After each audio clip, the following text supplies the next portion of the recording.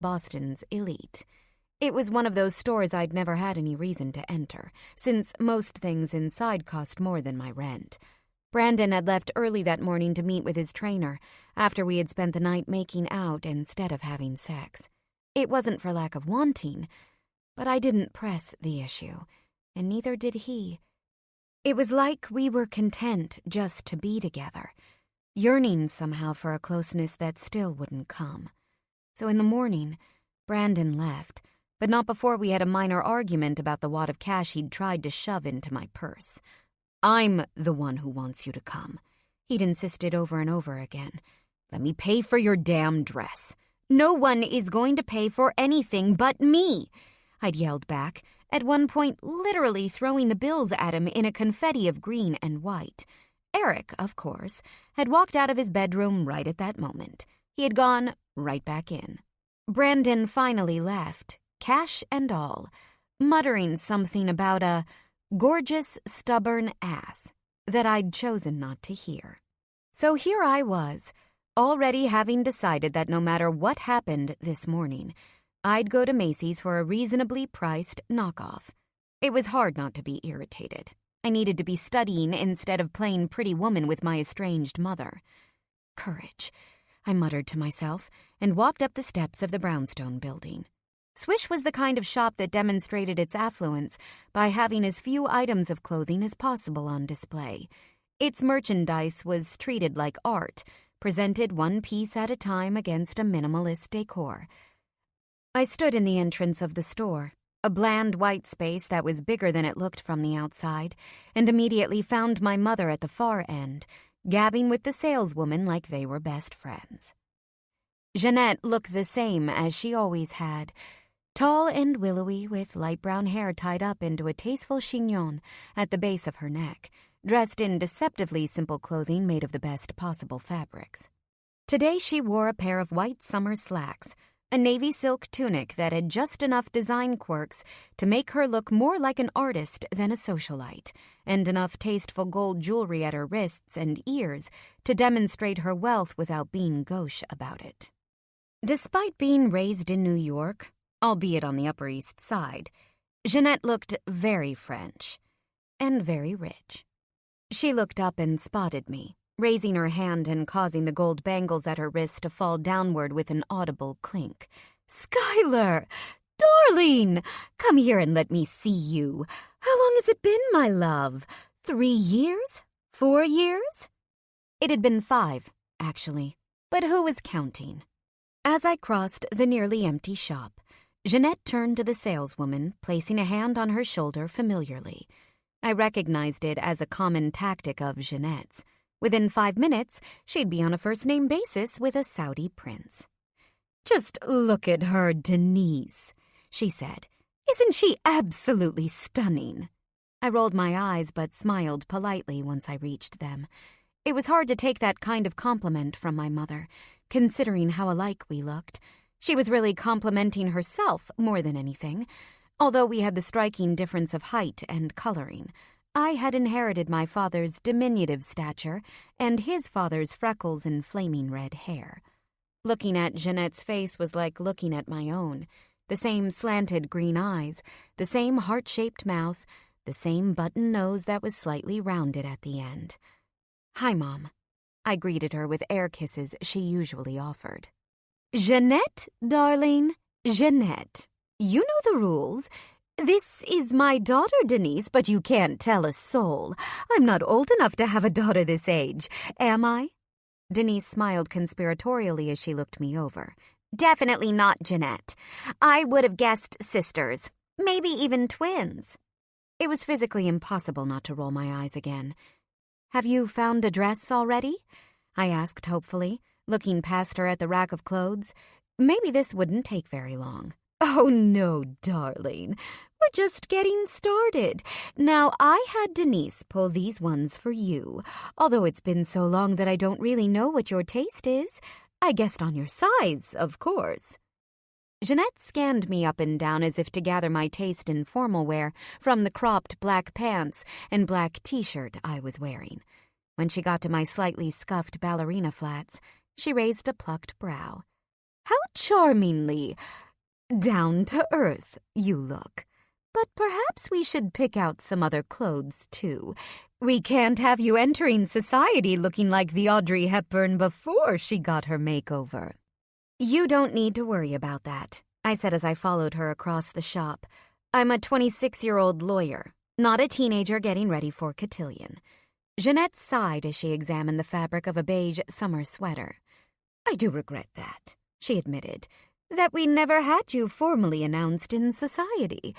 You would have made a lovely debutante." I remained quiet.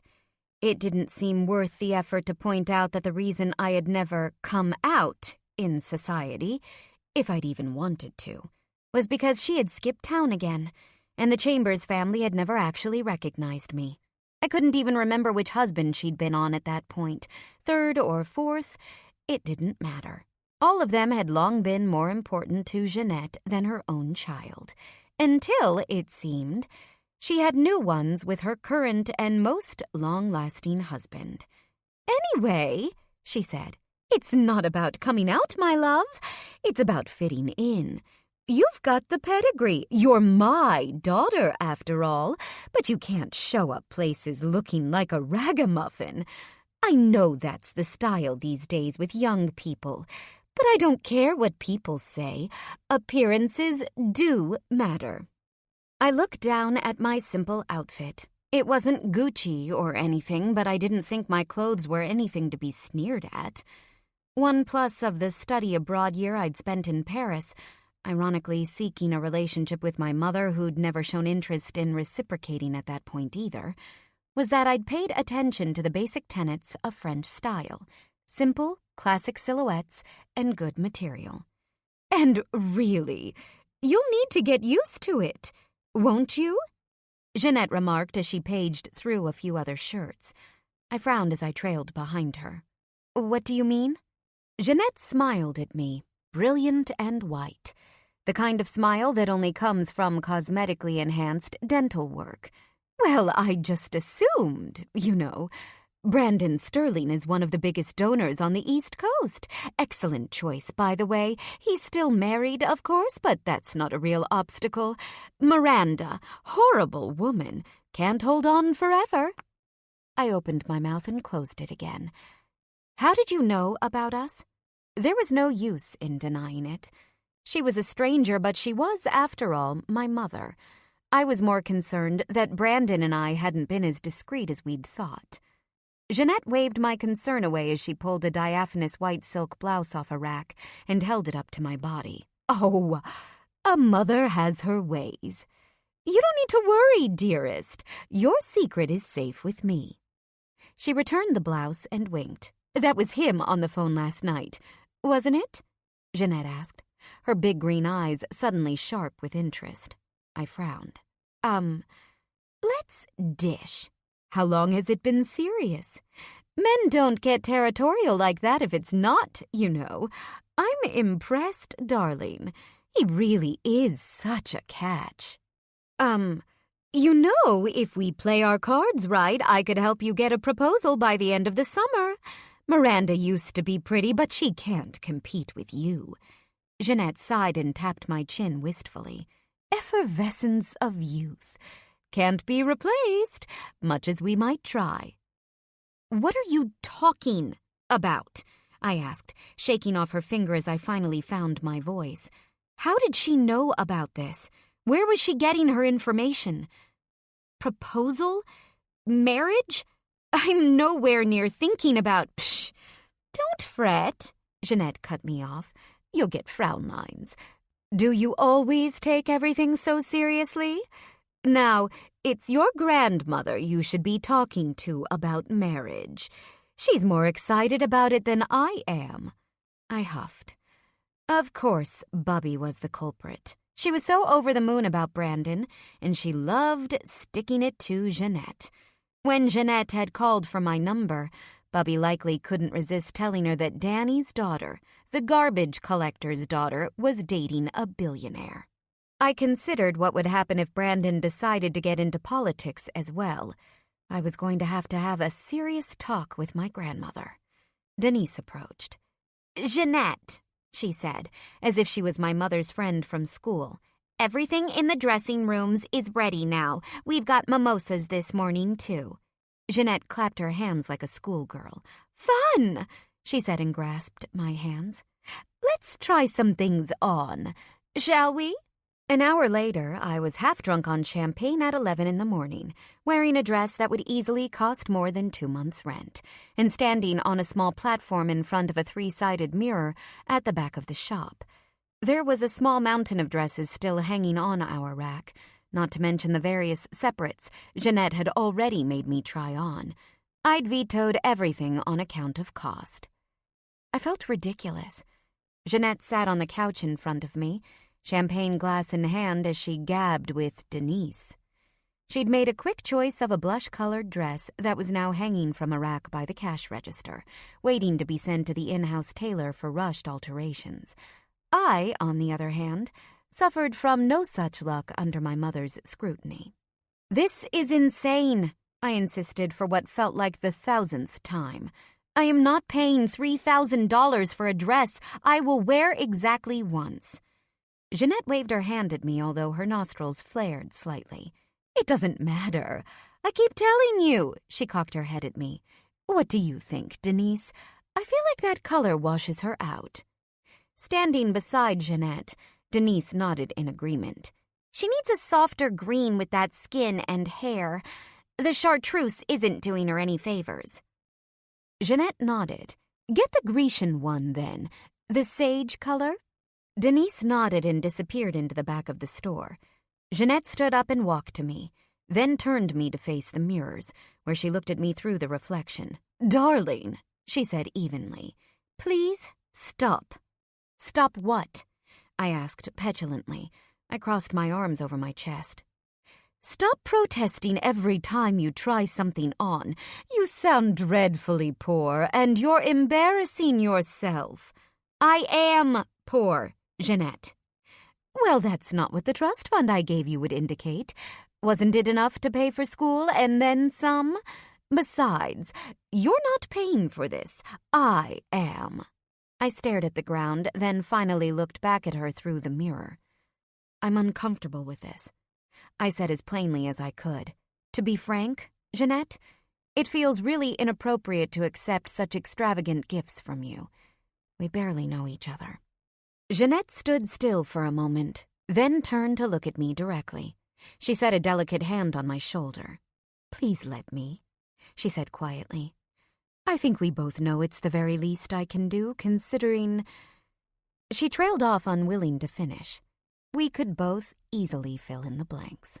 I'd seen that look before, the one where remorse for all the wrong things she'd done over the years seeped through her normally buoyant face. She had deployed it more than once over the years, usually in order to assuage a sudden burden of guilt.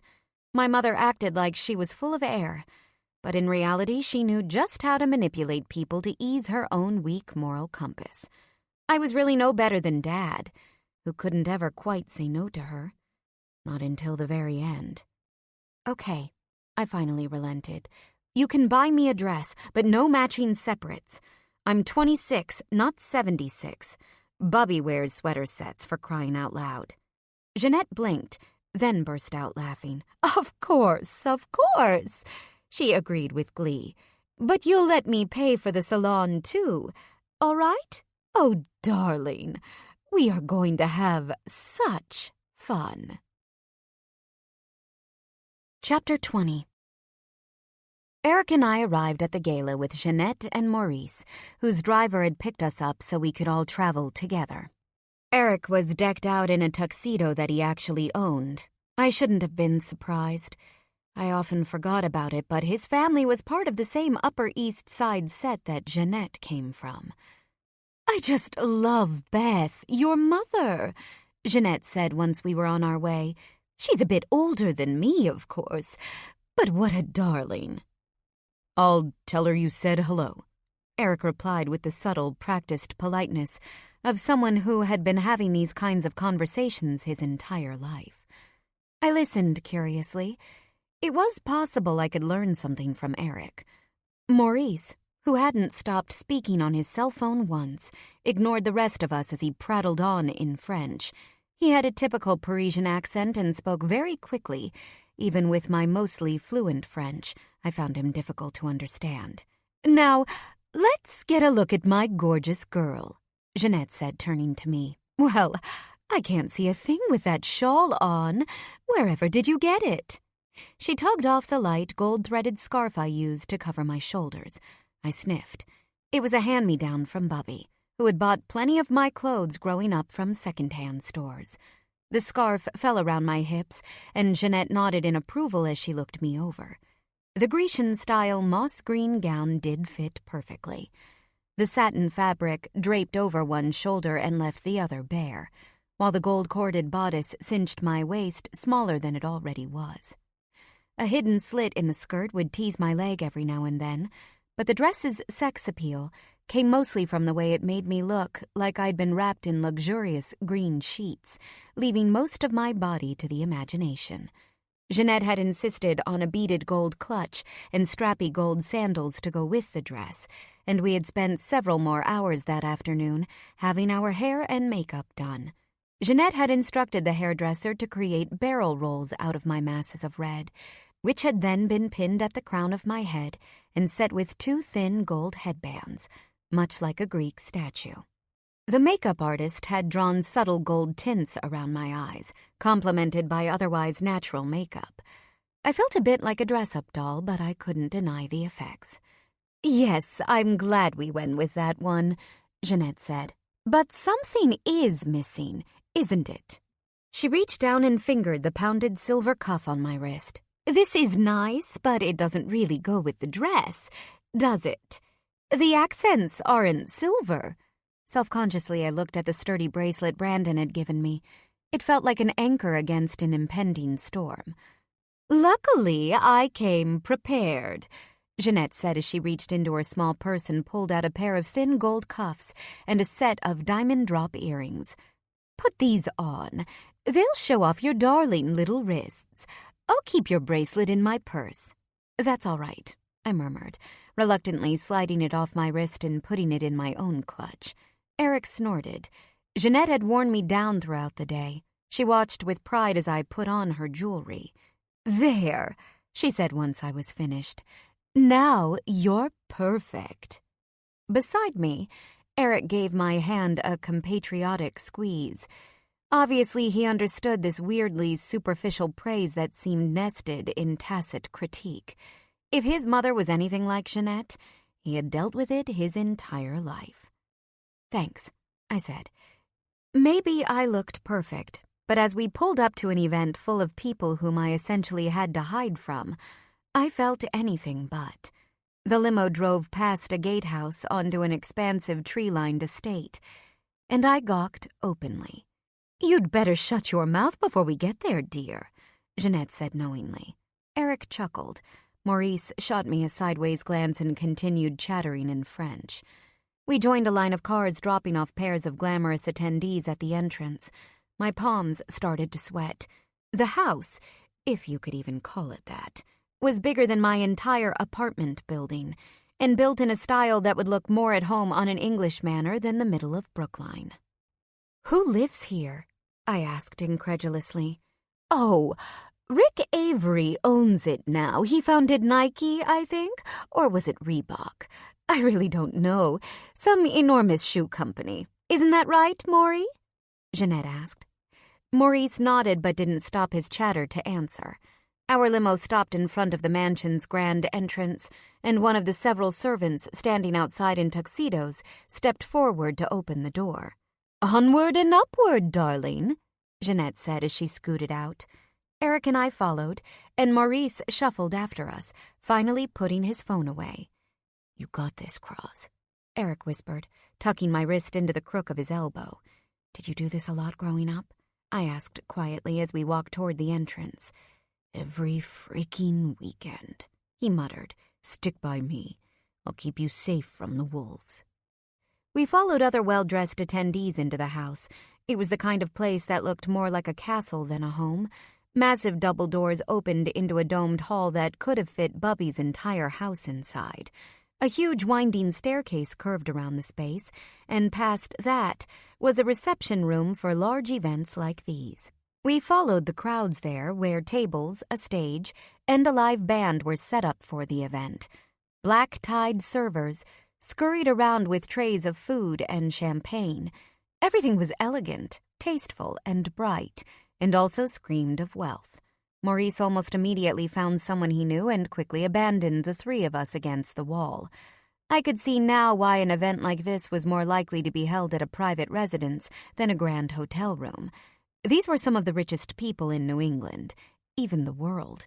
Their homes were nicer than any hotel, and no doubt potential backroom dealing would require privacy that wouldn't be found at the Ritz. "Are you all right?" Jeanette asked beside me. My fingers clutched Eric's sleeve and I stood, frozen.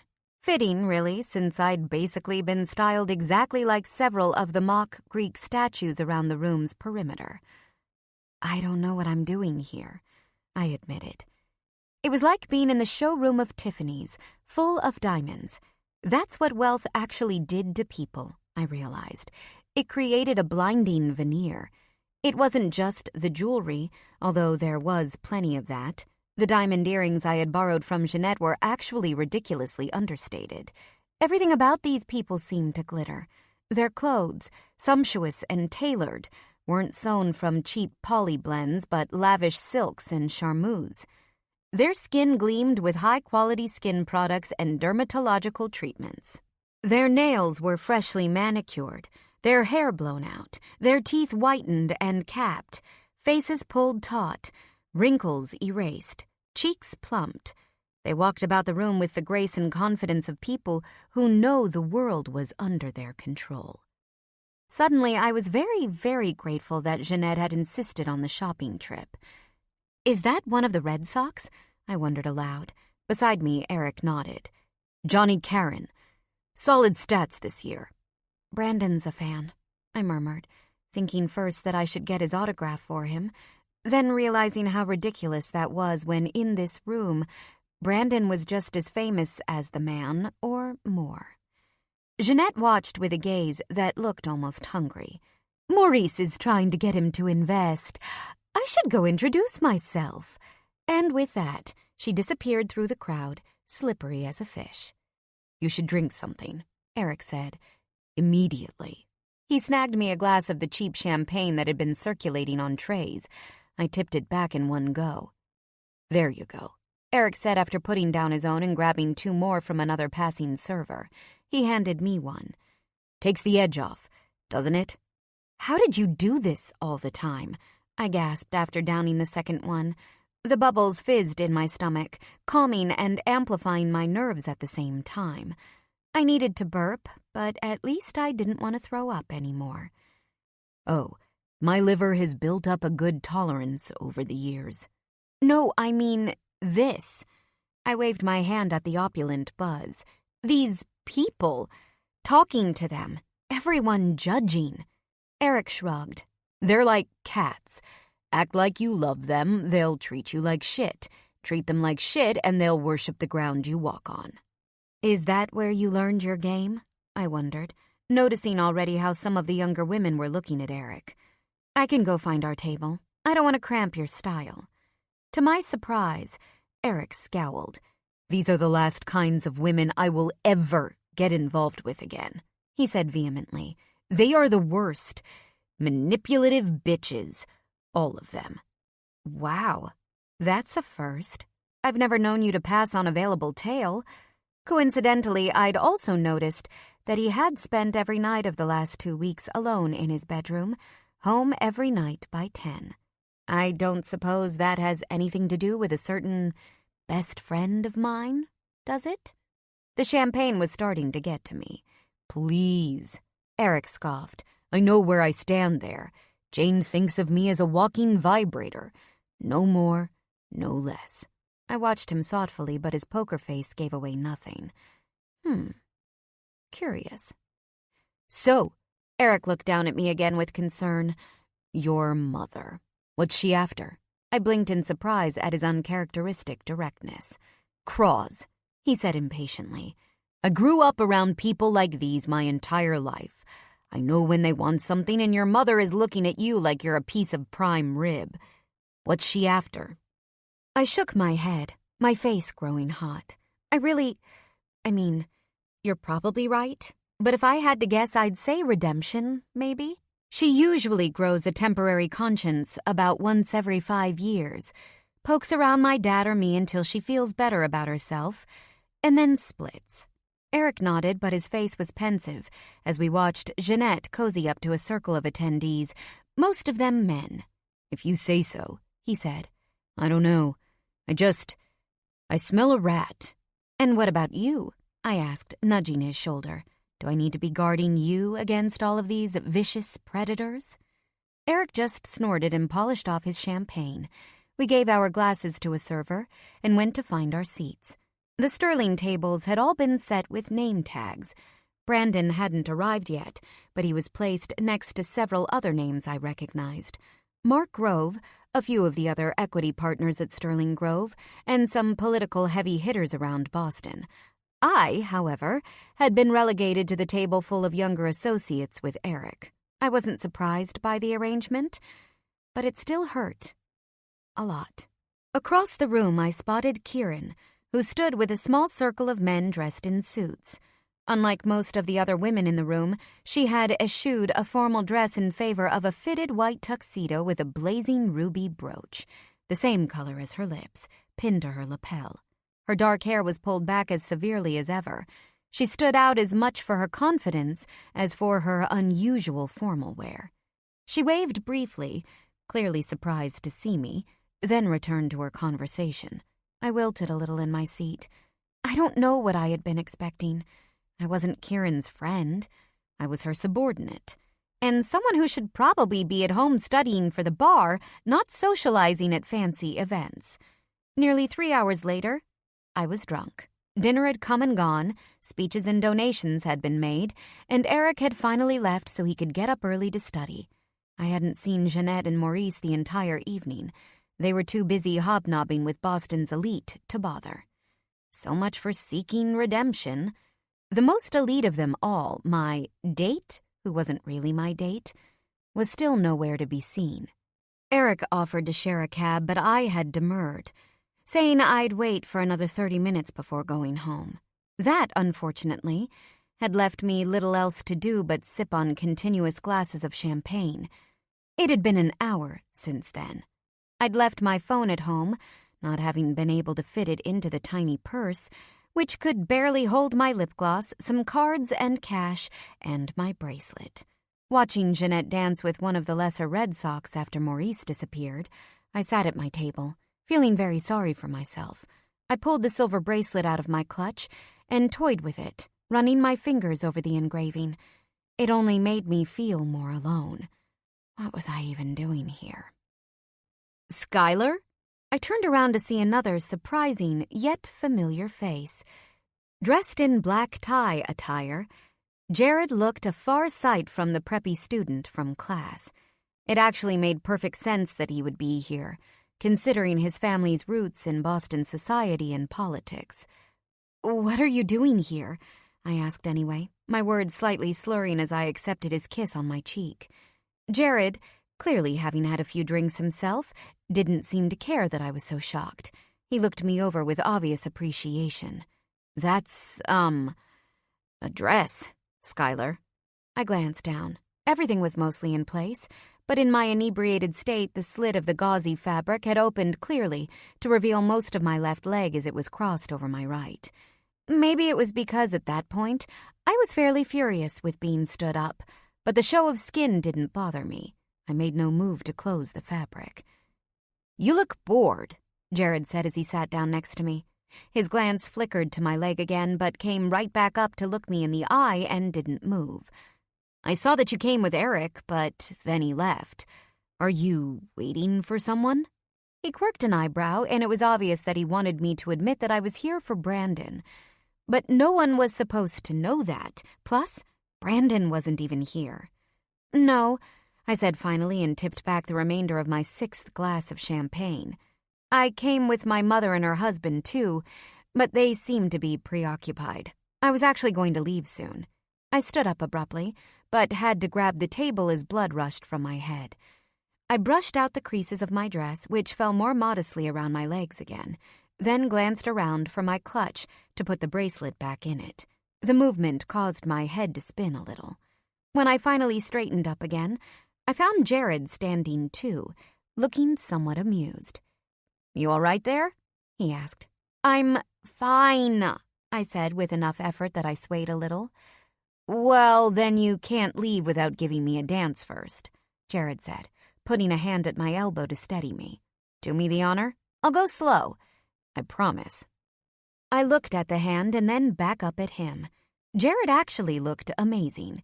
He wore a standard black tux and had brushed his light brown hair back, and the effect made him look a little like James Bond. He smirked at my obvious appraisal. "Only if it's really slow," I agreed. I set my clutch on the table and allowed him to lead me to the dance floor, which was starting to clear out. The more powerful people had adjourned for backroom dealing, and everyone else was wilting from the champagne. Jared pulled me securely, but not indecently, against him, settled a hand at my waist, and began to lead me around the floor in a tepid box step. He wasn't a terrible dancer, certainly better than me. "So, don't take this the wrong way," he said as he turned me under his arm, "but whoever decided to let you sit at that table by yourself was an idiot. You and Eric haven't—" "No," I said quickly. "Still just roommates. And your mom doesn't seem too interested in keeping you company because—" I rolled my eyes as he pulled me close again. Jared was taller than I realized, over 6 feet. Not as muscular as Brandon, but he still filled out his tuxedo. "We're not close," I said. It was sort of an accident that she was coming to this thing anyway. "So, Sterling stood you up, huh?" Now the elephant had been addressed. Great. I leaned back so I could smile at him, hoping to pivot away from the question. Do I stick out that much? "Well, yeah, but in a way that probably wouldn't be polite to talk about in public." Jared swung me around for another turn. I shrugged. In my drunken state, the compliment felt good. Better than being stood up, that was for sure. "So, why didn't you call me after our date last winter, Skylar?" Jared asked, changing the subject once again. I raised an eyebrow. "I don't remember you being this direct." He gave a good-natured wink. "I have nothing to lose." "So what happened?" I sighed.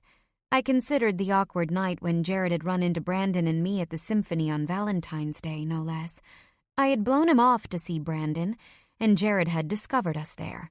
Not my finest moment. "I'm sorry about that," I said. "I got wrapped up in, you know."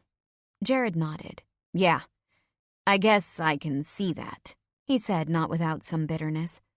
"The way my sisters talk about him, you'd think he was the second coming or the devil himself, depending on whether or not Miranda's around." His hand tightened at my waist as he pulled me just a bit closer, so that my breasts grazed the front of his chest. Still not enough to be indecent, but the subtle maneuver didn't escape me. "I'll say it again," he said into my ear. "He's an idiot for standing you up. If I got to be your escort tonight," he leaned back again with a look that was more sharp than gentle, "I'd never leave your side." We stared at each other for a moment, no longer moving with the music. Jared's brown eyes suddenly seemed more intense than I'd imagined him capable of. Safe, sweet Jared was gone. For the first time all evening, I didn't feel like abandoned trash. But I wasn't sure I liked this attention either. Jared smirked. Then he closed his eyes and leaned in. "Wait, what?" I leaned back a solid 6 inches away from his face. I was drunk, but I wasn't that drunk. Jared opened his eyes, now darkened with something I didn't like at all. "What are you doing?" I asked, trying and failing not to slur my speech. "That's an excellent question." At the sound of the familiar deep voice, I dropped Jared's hand and stepped away like he was made of fire. I whirled around, which made the room spin like a top. When it stopped, there was Brandon, standing in front of us, looking like every penny of his net worth. "Hi," I said weakly, and fell into his strong arms. Chapter 21. He looked incredible, as always. Brandon was dressed in an all-black tuxedo with a finely embroidered vest. The dark color only set off the natural glow of his skin and hair, which emanated health in a way that most of the glittering people in the room were trying to fake. The monochromatic ensemble gave him a rakish look when compared to someone like Jared, who immediately looked more like a prom attendee than an Ian Fleming character. "Hey," Jared stepped back with his hands up. "I didn't know, man. I'm sorry." "He didn't know? Yeah, right." Brandon darted a quick glare at him. "Aren't you George's kid? I'm surprised you would come here. This isn't really your side of the aisle." I glanced between them curiously. This wasn't technically a DNC event, but a lot of the attendees were there to unofficially discuss politics. Jared's family, however, was staunchly conservative.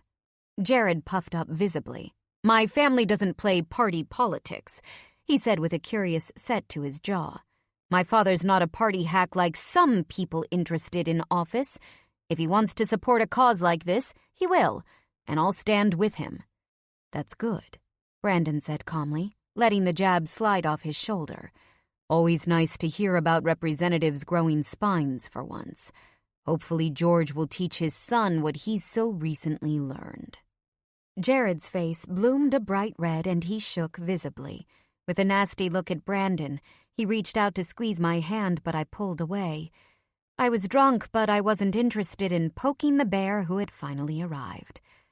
"I'll see you on Monday, Skylar," Jared said with another pointed look at Brandon. "I'm really enjoying the fact that we get to spend so much time together these days, and don't worry, I'll be right on time." Before I could reply, Jared slipped away between the tables.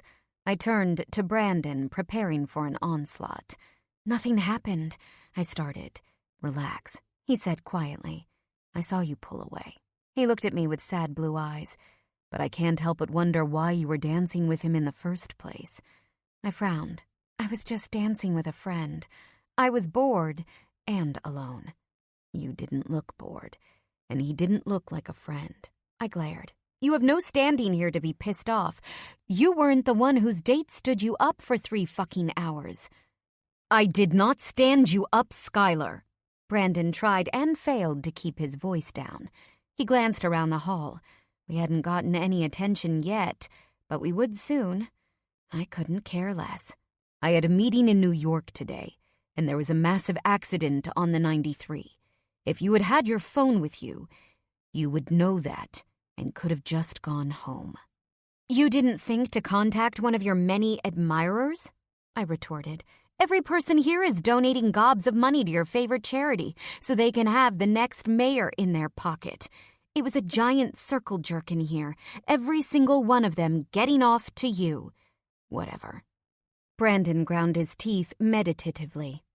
"Doesn't mean my girlfriend needs to get physical with every guy in the room, especially not a little prepubescent shit like him." "Girlfriend? That's rich." I crossed my arms over my chest. "We both know I'm closer to something else at the moment." The vein in Brandon's neck popped as he clenched his teeth. "Don't start, Skylar. You're drunk. You know I hate it when you talk about yourself like that." "If the shoe fits." The thing was, even though the words were intended to make him feel bad, they just made me feel even worse. I was realizing just how much I hated this arrangement. I hated being his dirty little secret. Brandon exhaled long and heavily through his teeth. Then, with sudden determination, he snatched my hand and dragged me out of the main hall, much to the interest of the attendees still around. Luckily, they seemed even more intoxicated than I was. "Where are we going?" I yelped, trying and failing to free my hand as I scooted unwillingly behind him down one of the long corridors leading off the hall, past several closed doors. I smacked him on the shoulder with my clutch. "Brandon, I'm not going to have sex with you here." He came to an abrupt stop in front of a large wood door. "Will you keep your voice down?" he hissed. "That's not what I'm doing." I snatched my hand back and cradled it against my chest, lest he make another grab for it. "Then what are we doing? I'm still really fucking mad at you." You're so fucking difficult, you know that? Brandon looked at me with a hard gaze that gradually softened. But I love you anyway. He leaned down and smacked a brief, intense kiss on my lips. I'm sorry, okay? And not for nothing, but you look insanely hot in that dress. Oh. I dropped my hand and swallowed. Thanks, I think. Brandon picked up my hand and kissed my palm gently. Come on, Red. There are some people I need to talk to, and I want you to see what this is all about. Then we can leave, and I'll show you just how sorry I really am for being late. Before I could say anything else, he set a broad palm against the door and pushed. As soon as we stepped into the room, the chatter comprised of predominantly male voices came to an immediate halt.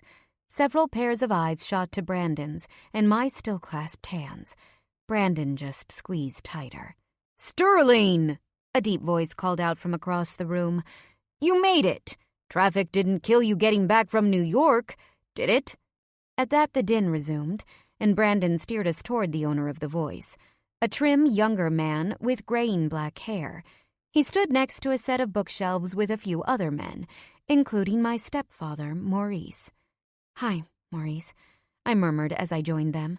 Maurice just gave a curt nod and glanced at the hand that Brandon still held. "Skylar," Brandon said, pulling my attention away.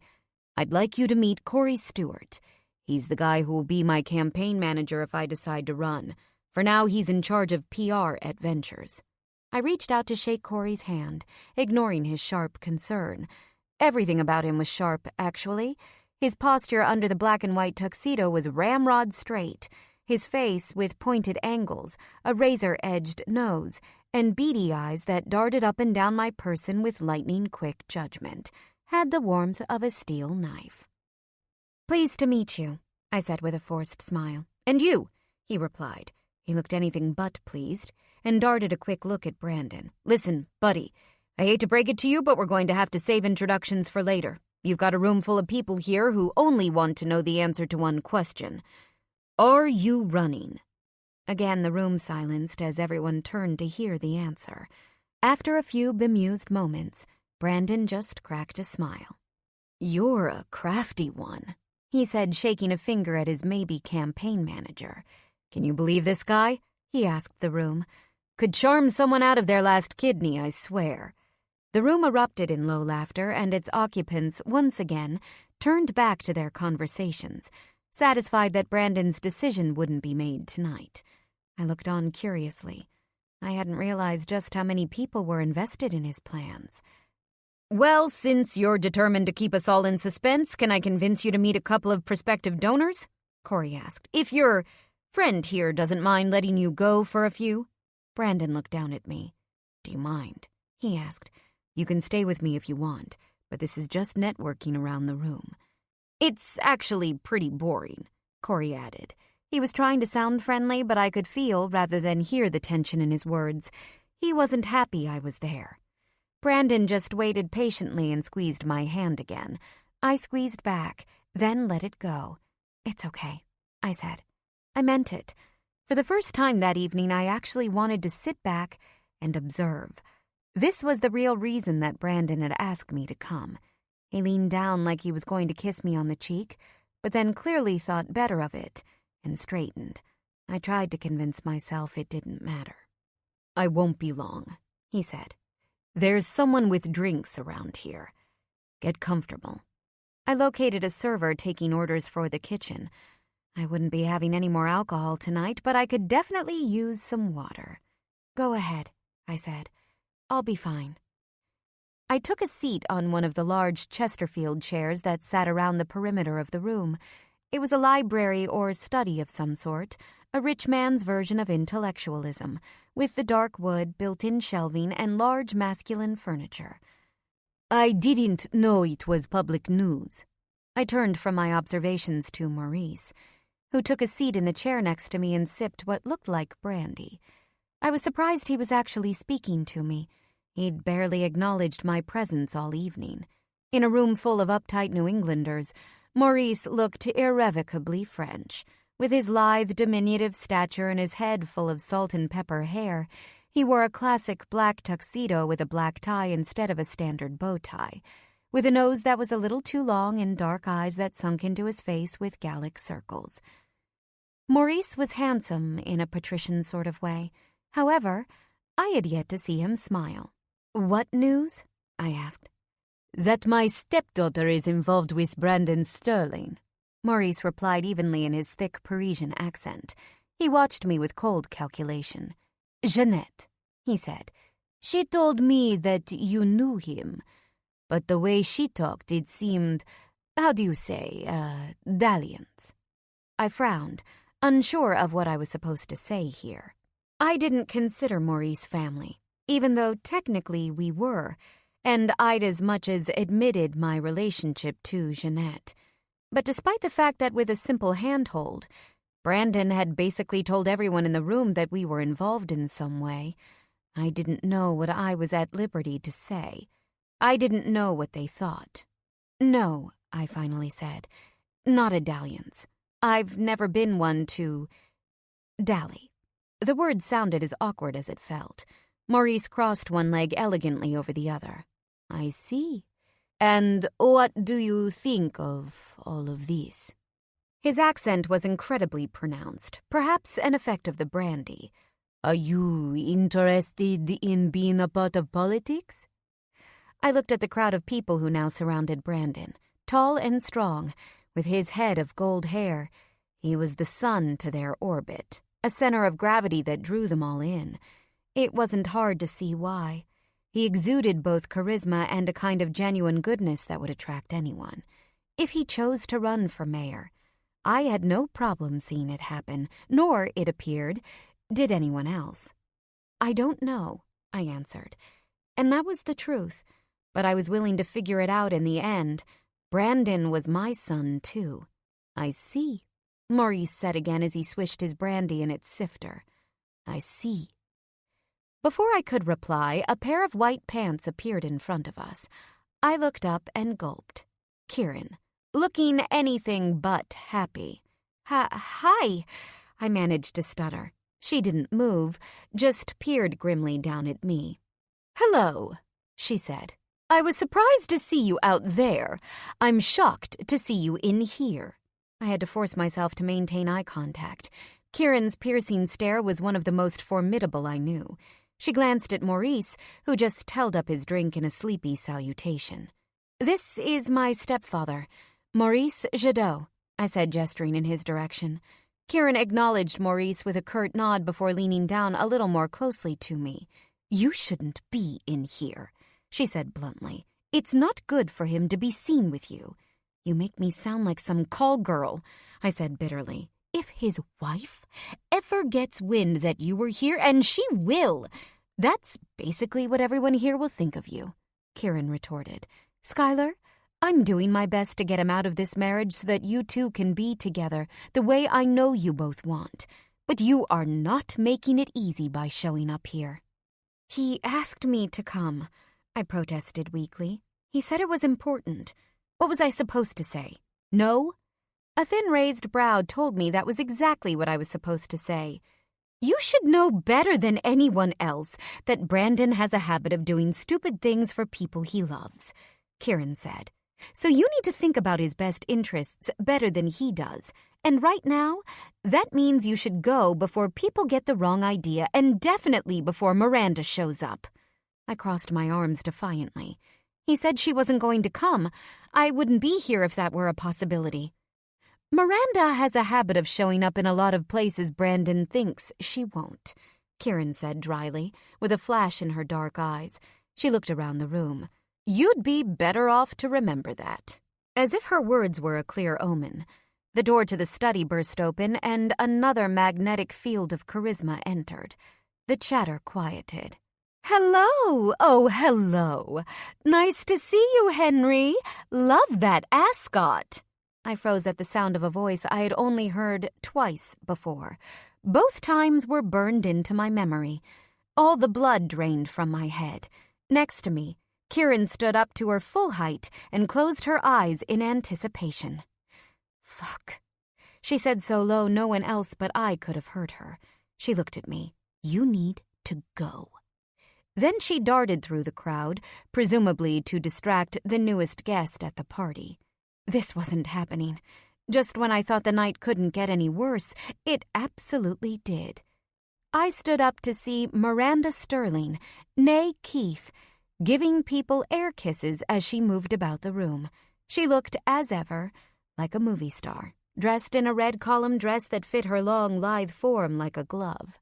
Her thick brown hair was pulled back at her neck to reveal a massive wreath of diamonds that paired with the ones at her ears.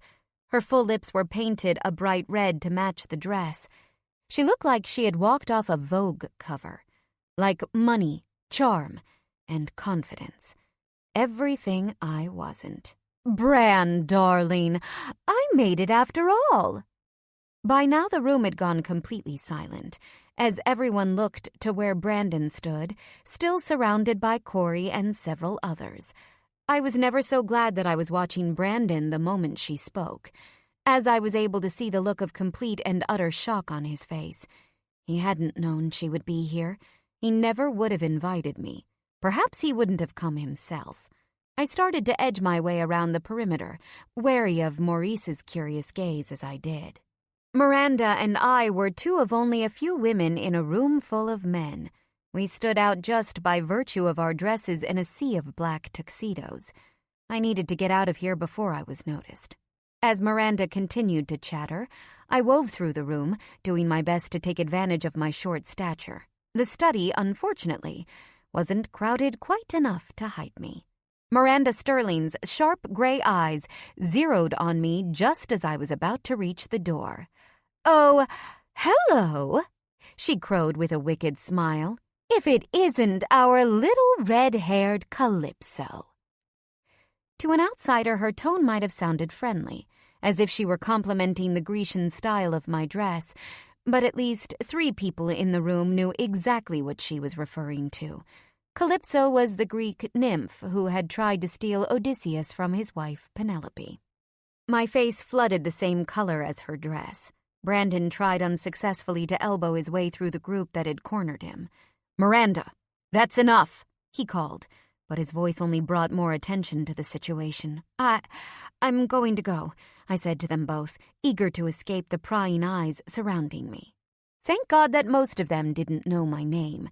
The confrontation between Miranda Sterling and her husband's anonymous, red-haired mistress was bad enough. "That's probably for the best," Miranda agreed with a critical nod. Her eyes flashed, hateful and bright. "No one here likes cheap goods." "Miranda!" I didn't stay to see Brandon's reaction. With my face turning hotter at Miranda's ugly words and the hum of the gathering picking up behind me, I stepped out of the room. As soon as the door closed, I picked up my skirts and ran. Chapter 22. By the time I reached my tiny apartment, the buzz of alcohol had completely worn off, but the heady feeling of the evening hadn't. I sent Brandon a quick text to let him know I was home and that I'd talk to him tomorrow. But after I pulled off the ridiculous dress, I took one glance at my small space and knew I couldn't stay there. I had 2 choices. I could roam the city at night by myself and have even more to drink, which probably wasn't the best idea, or I could take this adrenaline and use it productively. I grabbed my gym bag and chose the latter. It was well after midnight when I swam my last lap at my gym, which was thankfully open all night. Only die-hard gym rats were in the building. I was the only one in the 3-lane pool. All vestiges of alcohol had evaporated. I could see the evening for what it was, a medium-sized disaster, but not necessarily one I had to flip out about. There would definitely be fallout, but I intended to make sure that Brandon listened to Kieran from now on. I was done being humiliated by his ex-wife. I finished my last flip turn and soared through the water, making it halfway down the 25 meters before I surfaced for air. There was someone standing at the end of my lane, likely one of the gym staff sent to kick me out of the pool for the night. I swam quickly to the end, pushing myself until my muscles started to shake. I reached for the concrete edge with my final stroke and pulled myself up to catch my breath. I pushed my goggles over my swim cap, and it was then I got a look at the shiny black Oxfords in front of me. Definitely not the sneakers of your average gym attendant. I yanked my cap and goggles completely off and looked up. Brandon towered above me, broad shoulders still looking indecently handsome in the all-black shirt and embroidered vest. The top 2 buttons of his shirt were undone, and the black bow tie lay loose on either side of his collar. His jacket was gone, and his hands were shoved deep into his pockets. His hair was mussed, like he'd been running his hands through it too much, gold waves in haphazard pieces around his forehead. The wavering reflection of the pool water cast deep shadows under the strong lines of his cheekbones and jaw. He pulled his hands out of his pockets and crossed his arms. "Having a nice swim?" He squatted down so our faces were only a foot or so apart, close enough that I could see the slight perspiration on his forehead from standing in the humid pool room. His eyes glowed bright like tigers, despite their brilliant blue, but the faint lines over his brow told me he was tired. I bit my lip, treading water. It was all right. "How did you know I was here?" Brandon sighed, his features unreadable. "You didn't answer your phone after you texted me, so I went to your place. Eric told me where you went." I blanched. "You woke up Eric?" He couldn't have liked that. Brandon sighed and rocked back and forth on his heels. "I'm his boss. He was happy to accommodate." I pulled my damp hair out of its bun, happy to relieve the weight. It fell in thick ropes around my shoulders, causing water to trail over my skin. It was a far cry from my earlier, more glamorous look. My face was bare, wet, and likely had goggle marks around my eyes. My sport bikini wasn't the skimpiest of suits, but the rough intake of Brandon's breath told me it was alluring enough. He looked like he wanted to eat me. Good, I thought. Fair's fair. Finally, Brandon blew out a long sigh. "Why did you leave?" I cocked my head in disbelief. "Come on. Staying wasn't an option." "I got that. But why didn't you wait for me?" I pressed off the ledge with my feet, but kept my grip on the concrete, arms straight while the water swished around me. Without moving, I should have been cold, but Brandon's presence lit a fire inside me. I had some things to think about, and you were busy. I looked up. "I'm not at your beck and call, you know." Brandon exhaled heavily through his nostrils and rocked backward onto his heels again. "No one thinks that, Skylar." "It sure felt that way tonight," I said. "Sitting around waiting for you for 2 hours, put in a corner like inconvenient arm candy, then forced to flee when your wife busts in. You didn't need to run off like that. You knew I'd come back for you. Come on, Skylar." "I didn't run off," I corrected him, even though I literally did run. "I told you I was going, and then I told you I was home and I'd talk to you later." "Well, it's not like you have the best track record of following through on those kinds of promises." His words were almost as bitter as mine, and I flinched, thinking of when I'd left him, still in my bed, to run away to Brooklyn after I'd discovered his divorce papers. He had a point, but he also wasn't the one who had to accept all of this somewhat passively. I wasn't planning to leave him again, but it was still a lot to take, especially tonight. We stared at each other, bristling and irritated. Finally, eager to break the stare off, I pushed off the wall with my feet to float on my back. I stretched toward the opposite end of the pool, arching in a way that made my breasts peek toward the ceiling, then flipped backward until I popped up again through the water. When I surfaced, Brandon was watching intently, a different kind of fire in his ice blue eyes. Did he want to strangle me or eat me alive? It was hard to tell the difference. "I know what you're doing," he said finally, low and almost menacing. I continued to tread water, then flipped over again, slowing my movements even more. "Do you?" "Get out of there, will you?" Brandon reached a hand out, beckoning me to swim back. I just stared at it. "No," I said. "I'm not done with my workout." I rolled backward through the water once more, then resurfaced to find Brandon standing up. His face looked like murder, but the tenting in his pants spoke of something else. "Get out of the pool, Red," Brandon said, barely concealing his frustration. "Stop telling me what to do." "I'm not joking. Get out. No. Get out of the fucking pool, Skylar, Brandon shouted, his South Boston accent out in full force. He thrust both hands into his hair and yanked. Fuck! I just kept treading while sounds of the water lapping on the sides of the pool filled the space between us. Brandon stared at me, then dropped his hands. Fine, he said as he started to remove his vest. Have it your way. He unbuttoned his shirt and tossed them both on the lounge chair next to him. What are you doing? I asked as he started pulling off his shoes and socks, which then joined the clothes. What do you think? Brandon snapped as he unbuckled his belt. You won't come out, so I'm coming in. In your underwear? He pulled off his pants and threw them on top of his other things. He now stood in front of me in nothing but his boxer briefs, his perfectly sculpted body, including his sizable erection, on display for anyone to see. The reflected light glimmered over the broad lines of his shoulders and pectorals, the V-shaped muscles of his abdomen, the lean, long shapes of his thighs. Now he was the one who looked like a Greek statue. I bit my lip, willing the heat building in my core to calm down. Well, it's either that or nothing at all, Brandon said just before he jumped in with a splash. Tall as he was, he didn't need to tread water, but he still dipped underwater and surfaced like some kind of mythical sea god. The water glistened on his muscles as he tracked me like a shark. My legs somehow kept circling, but the rest of me stilled. I wasn't in the mood to be pounced on, as Brandon sometimes did. He often used sex as a Band-Aid, and right now I wasn't okay with that, even if the water droplets sliding over his pecs were getting me pretty hot and bothered. My instincts took over. Fight or flight. I dove underneath the blue lane barrier and swam to the corner of the pool. Before I could climb up the ladder, though, I found myself caged by two tanned, rock-hard arms. I don't think so.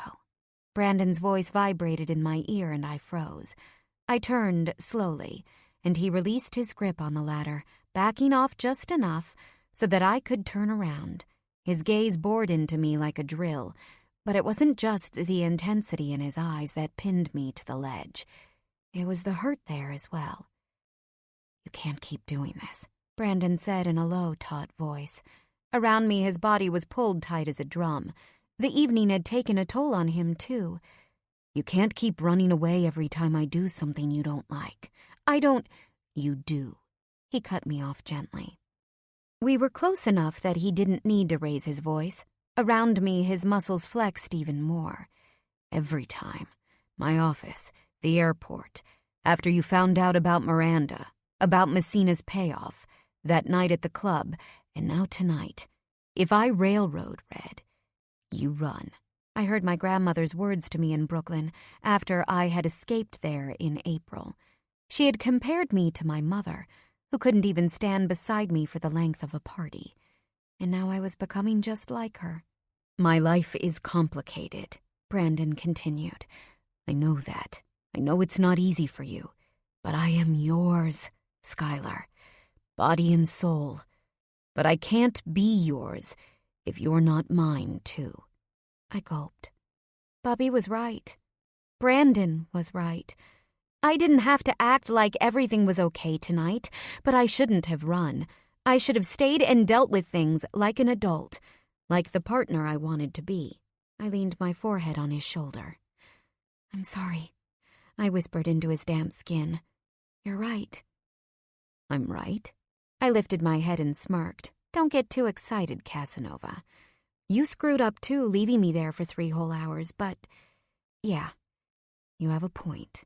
We can't rebuild our relationship if I'm running away.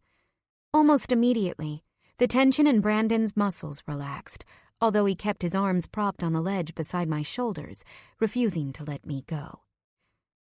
I'm glad you agree, he said as he leaned down to kiss me gently on the lips. The quick connection, which started out innocently, ignited the smoldering fire between us. My mouth opened hungrily, and when his tongue touched mine, my entire body shivered. Brandon pulled back, a different kind of spark in his impossibly blue eyes.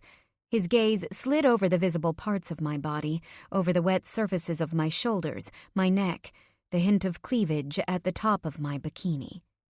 Slowly, he reached a finger and traced the edge of the spandex, following the border of the top along the strap, down across the sensitive skin of my upper breasts, and up the other strap, until his hand came up to cup me behind the neck. I couldn't move. I was like a startled deer, caught in his headlights. "In the mood to be teased, Red?" he asked as his finger played with the straps behind my back. "You in the mood for games?" He pressed his warm, hard body into me against the latter. Only the thin fabric of his underwear and my bikini separated us. I could feel him straining through it, even as the corded muscles at his neck also strained with the tension of holding back.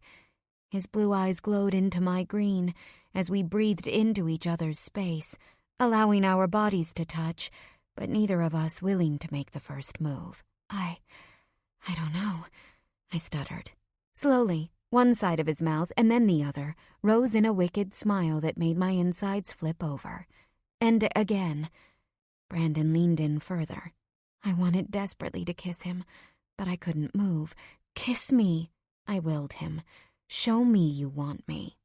To my disappointment, his hand fell from my neck into the water, fingertips drifting up and down the dip of my waist, the sensitive skin of my thighs toying with the elastic band of my bikini bottoms. "Spread your legs," he ordered. Breathlessly, I obeyed. His thumbs hooked the interior edge of my suit and slid up and down the elastic, finding slight contact with the center of me under the fabric. "You hate it when I tell you what to do." Brandon's voice became distractingly low as he dipped his mouth near my ear. "But you like it when I boss you around like this. Don't you, baby?" I couldn't deny it. It went against every urge I had for control. But maybe it was the desire to let go of that control that attracted me so much to Brandon. His ability to manipulate my pleasure seemed as important to him as his own. I didn't like it anywhere else in my life, but with him, it was freeing. His fingers tugged aside my suit so that I was fully exposed under the water, while his other hand spread my legs wider. "Hold this to the side," he said, guiding my hand down to keep the fabric out of his way. Together we watched through the ripples of water as his fingers found me. One slipped in and out of my heated center, followed by another, as his thumb found my clit and started to move in slow, teasing circles. If I hadn't been propped on his hand, I would have fallen underwater. "Brandon." My voice started to fade as my body instinctively melted toward him. I didn't just want his touch. I wanted his mouth. I wanted everything. The hand on my thigh gripped hard, while the other continued its work. Still only inches from his hard chest, my nipples pebbled through the thin material of my suit. Brandon leaned down to nip one briefly through the fabric, causing me to moan as his fingers picked up their pace. "That's it, baby. Does it feel good?" He leaned in again to growl in my ear. "Do you like it when I fuck you with my hand, right here where anyone could see you?" I whimpered into his neck, then bit hard enough that Brandon gasped. He shoved his steel length against my inner thigh. He wanted me just as badly as I wanted him. He thrusted more forcefully with his fingers, and his thumb found a more insistent rhythm on my clit, driving me further and further to the edge of my undoing. But just as my body was starting to approach its point of no return, he pulled his hand away and tugged my suit back into place. "What are you doing?" I gasped. "Not again." "No, I was just about to—" I didn't finish my sentence as large hands found my thighs, and with a splash, I was tossed up onto the ledge. Brandon pulled himself out of the pool, then practically dragged me off the floor toward the men's locker rooms. "Brandon, we can't—" "No, I can't," he barked as he whirled around. "Wait, that is." He yanked my entire body against his with a kiss that utterly and completely gutted me. An urgent attack with a relentless tongue and bruising lips. His hands grabbed my ass hard enough that I'd likely see finger-shaped bruises there in the morning, but the brutality only made me groan louder. Before I could stop him, Brandon bent down, grabbed me like I weighed nothing, and hoofed me in the direction of the locker rooms. My arms wrapped around his head in a death grip. I couldn't get close enough. Our mouths firmly attached. Brandon kicked open the door to the men's locker room and carried me into one of the shower stalls. Hot water sprayed over us in a warm embrace as we made short work of each other's clothes. My bikini landed on the floor with a wet splat right next to his soaking briefs. "Fuck," Brandon breathed as he stared at my naked body. "Fuck, you are so goddamn beautiful." His gaze fell down my stomach, my legs, resting a moment between them before coming back up to my eyes. "Come here," he growled as he hoisted me up again, pulling my legs back around his waist. He was warm. The man was always warm, and his desire was thick and hard against my stomach. "Oh, God!" I cried out as he slammed into me against the shower tiles, entering me hard and fast. My arms flailed, looking for something to stabilize me against his onslaught, seeking purchase in the muscles of his neck and the wet curls pasted onto his neck. "No, baby. That's me," Brandon snarled with a sharp nip at my neck, "and don't you forget it." He took my lips again, his tongue demanding as much as the rest of his body. We feasted on each other, as every thrust brought us each higher, closer to our mutual edge. "Use your hand, baby," Brandon breathed between ragged breaths. "I got you." His fingers dug into my ass, biceps bulging as he continued to pummel me under the shower spray. I somehow detached one hand from its death grip in his hair and slid it down between our bodies. Brandon moaned as he felt it reach its goal, the apex of my pleasure right next to our joining. "That's it, baby. Touch yourself. I want to feel you come. God, Skylar." He started to move faster, and my body responded in kind, all the nerves alight with each unforgiving thrust, each quick twitch of my fingertips. "Brandon," I moaned, losing my voice completely. I bit his shoulder and his cries echoed off the tiles. "Fuck, baby." Brandon's voice was hoarse, ragged, almost as if in pain. Fuck, you feel good." "I'm close," I whimpered, steadily losing my ability to hold on to him. "So close. Please." "It's okay, baby. I got you. Let it go." Brandon rammed me up against the wall 1, 2, 3 times more before I fell apart completely, hands falling to the side, limbs shaking in his strong grip. He closed his mouth over mine, cutting off my cries as he pulsed and found his own intense release. "Jesus," Brandon whispered as our bodies melted together. We were both gasping, completely out of breath, but before I could reply, the door into the showers opened and the high squeak of sneakers echoed across the rubber-tiled floors. Brandon and I stood like statues as the water ran over our still-joined bodies. The sneakers walked around the showers while the attendant whistled a tune under his breath. I bit into Brandon's shoulder, trying not to laugh until the footsteps retreated, and the clear creak of the locker room doors signaled the attendant's exit. We let go of our breaths in a barrage of laughter. Then Brandon released my thighs, slipping out of me with a grunt as my feet fell to the floor. The roar of the shower filled the space between us as he pressed his forehead to mine, hands slipping lovingly down the length of my body, dipping about my waist and back up my ribcage and breasts until they cupped my face. "It's only you," he promised with a sweet, slow kiss. "It's only ever been you." I pulled him closer, wanting the warm feeling to last forever. In my heart, I knew it wasn't true. We both had past lives that sometimes interfered with the present, real struggles and pains that still hadn't been dealt with properly. But I was determined to do it together, not alone. If we loved each other this much, everything just had to work out. The universe wouldn't be that cruel. Chapter 23. Brandon and I spent Sunday locked in his apartment, alternately working and distracting each other. There was no talk about Miranda, the gala, or his candidacy. We both seemed content to pretend none of them existed. I even managed to keep the guilt over my own secrets at bay, eager as I was to feel normal with Brandon again. On Monday morning, I surprised Eric by showing up in front of our apartment for the carpool to Andover. "Thought you might have gotten, different transportation," Eric said when he found me waiting in the building lobby with my messenger bag and a to-go cup of tea. I took a sip of my drink. Well, Brandon tried, but he knows better than to pick that fight with me. "I heard the party ended eventfully." I tapped my sandaled foot on the ground. "Who's talking?" Eric shrugged. "Oh, you know, the good old Sterling Grove rumor mill." He looked knowingly at me. "Is it true that you were making out with Jared on the dance floor and that Sterling punched him in the face?" "Great," I groaned. "Just great." This was exactly what I wanted to avoid.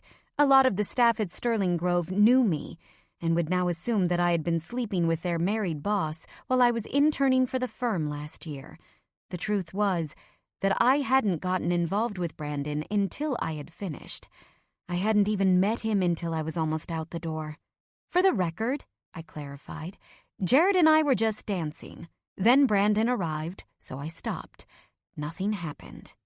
"So you weren't thrown out of one of the back rooms by his wife, either? Someone saw you booking it out of there." A flush rose over my shoulders and up my neck as I studied the cracked tiles of the lobby floor. Eric nodded sympathetically. "I see. Sorry." I looked up. "Well, it is what it is." "So does that mean that cat's out of the bag and he won't be sneaking into the apartment anymore?" Eric asked hopefully. "I'm assuming you stayed at his place through the weekend." I frowned. "I don't know. Maybe. We haven't really talked about it." "You should probably get on that, Cross." Before I could reply, Jared's BMW pulled up and we filed outside. Through the rearview mirror, Jared watched me get into the back seat with surprise. "Well, hi there," he said. "I'm shocked you were allowed out of your cage." "You're my ride," I replied evenly, "unless you'd like me to take the train." Jared shrugged, although he looked like he was tempted to tell me to leave. "I'm fine if you are." After he shut his door, Eric looked between us dubiously. "Nothing happened, huh?"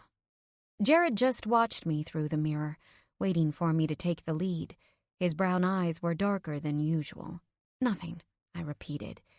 "Let's go." The class passed uneventfully, with me and Eric sitting relatively far from Jared, who pointedly took a seat at the opposite side of the classroom. The car ride back to Boston was equally uneventful. I sat in the back seat staring out the window, while Eric and Jared argued about the upcoming Red Sox-Yankees game.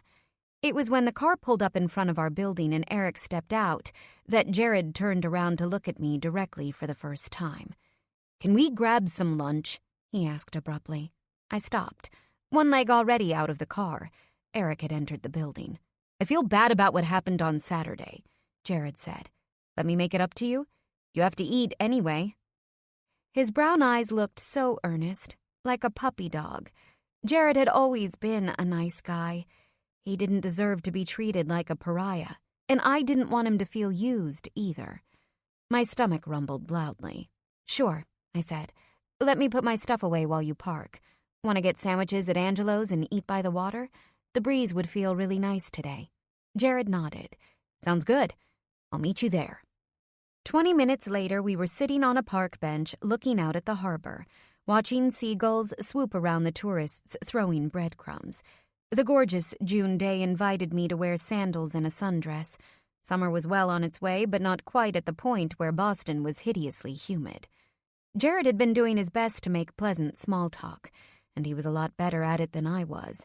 We'd covered all the basic topics: the weather, our class, the instructor's funny haircut.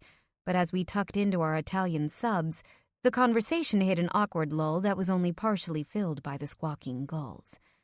"So, about the gala," Jared said finally. I swallowed my bite and gave a grim smile. "Yeah." "Everything okay there? I saw you run out." I flushed red. Yeah. It's fine now." "It really doesn't bother you he's married?" Jared asked before taking a large bite of his sandwich. I sighed. "They're separated and going through a divorce. like I said. Jared raised a light brown brow. That's not what Miranda says. They are, I insisted. I've seen the papers, and I work for his divorce attorney. Miranda's supposed to sign them in a few weeks. My stomach fell as I realized that almost certainly wasn't true anymore. And this was a conversation I was going to have to keep having every time someone brought up Brandon's marital status. I sounded like a pathetic cliché, like the other woman who was constantly trying to convince everyone that her married lover really did love her. Except Brandon did. I was sure of it, just as I was sure he was doing everything to extricate himself from a very difficult situation. But that knowledge didn't always make dealing with it much easier. Jared didn't say anything for a few more moments, just looked at me with something dangerously close to pity. I focused on the worn planks of the pier, hoping that I could pass off my watery eyes as the effect of the wind coming off the water. Look, it's really none of my business, Skylar, Jared said, but I care about you, and well, I think you deserve more than just to be on the sidelines. You're the kind of girl who should be shown off. He reached over carefully and took my hand in his. I stared down at our clasped hands with indifference. His compassion was nice, but something about the way he talked about me, like I was some sort of trophy, irked. I turned to say that to his face, but ended up turning into a kiss, likely meant for my cheek. His lips collided awkwardly with mine, and I froze. 3 things immediately went through my brain. 1, I felt absolutely nothing. 2, Jared was putting his arms around my waist to pull me closer. 3, this time he couldn't blame it on alcohol. I set my hands on his chest and pushed him away firmly. His arms fell, and he scooted several inches down the bench. Jared, I said, what are you doing? At the party, I just wrote it off as you being drunk, but this? I was trying to kiss you on the cheek, he said lamely. You shouldn't be trying to kiss me at all. I'm involved with someone, you know this. Someone who treats you like crap. I know loads of guys like him, Skylar. They use girls like you and throw them away. He doesn't care about you. I stood up, scooping my sandwich off the bench and putting it back into its plastic bag. I need to go. Skylar, wait. Jared followed me across the pier, leaving his food to be attacked by seagulls. He caught up with me as I turned down one of the cobbled streets leading back to the north end, where the crooked brick buildings blocked out the noise of the city.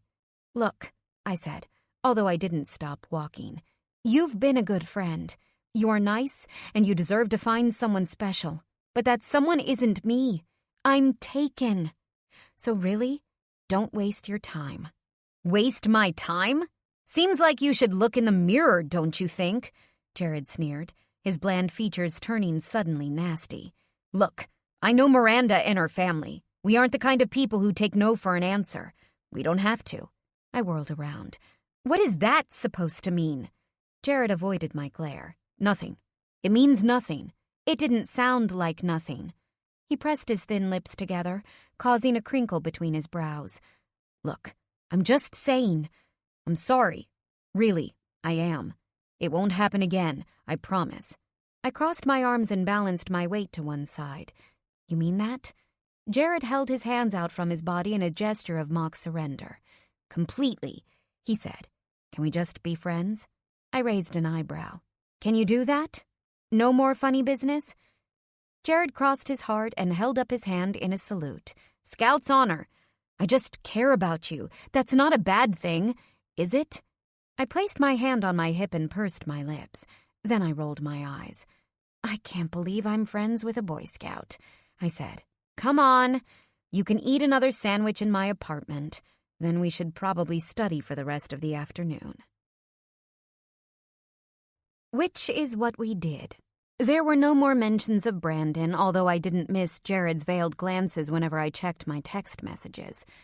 Around 6, Jared and Eric ducked out to pick up some pizza for dinner, while I picked up the refuse from our study session. My phone rang in the bedroom, and I shuffled in to pick it up. Hi, Bubby. Everything okay? I said, as I tucked the phone under my ear and went back out to continue cleaning up our scratch paper and leftover snacks. I tensed myself for her response. Ever since receiving her frantic phone call in March, telling me Dad was in the hospital after being severely beaten, There was a part of me that prepared for the worst. "Everything is fine, Bubala," she said. "Can't I call my granddaughter to check in?" I smiled as I tossed the scrap paper in our recycling bin. Of course you can. What's new? I listened at the kitchen table as she started rattling about the everyday minutiae of her and my dad's life in Brooklyn.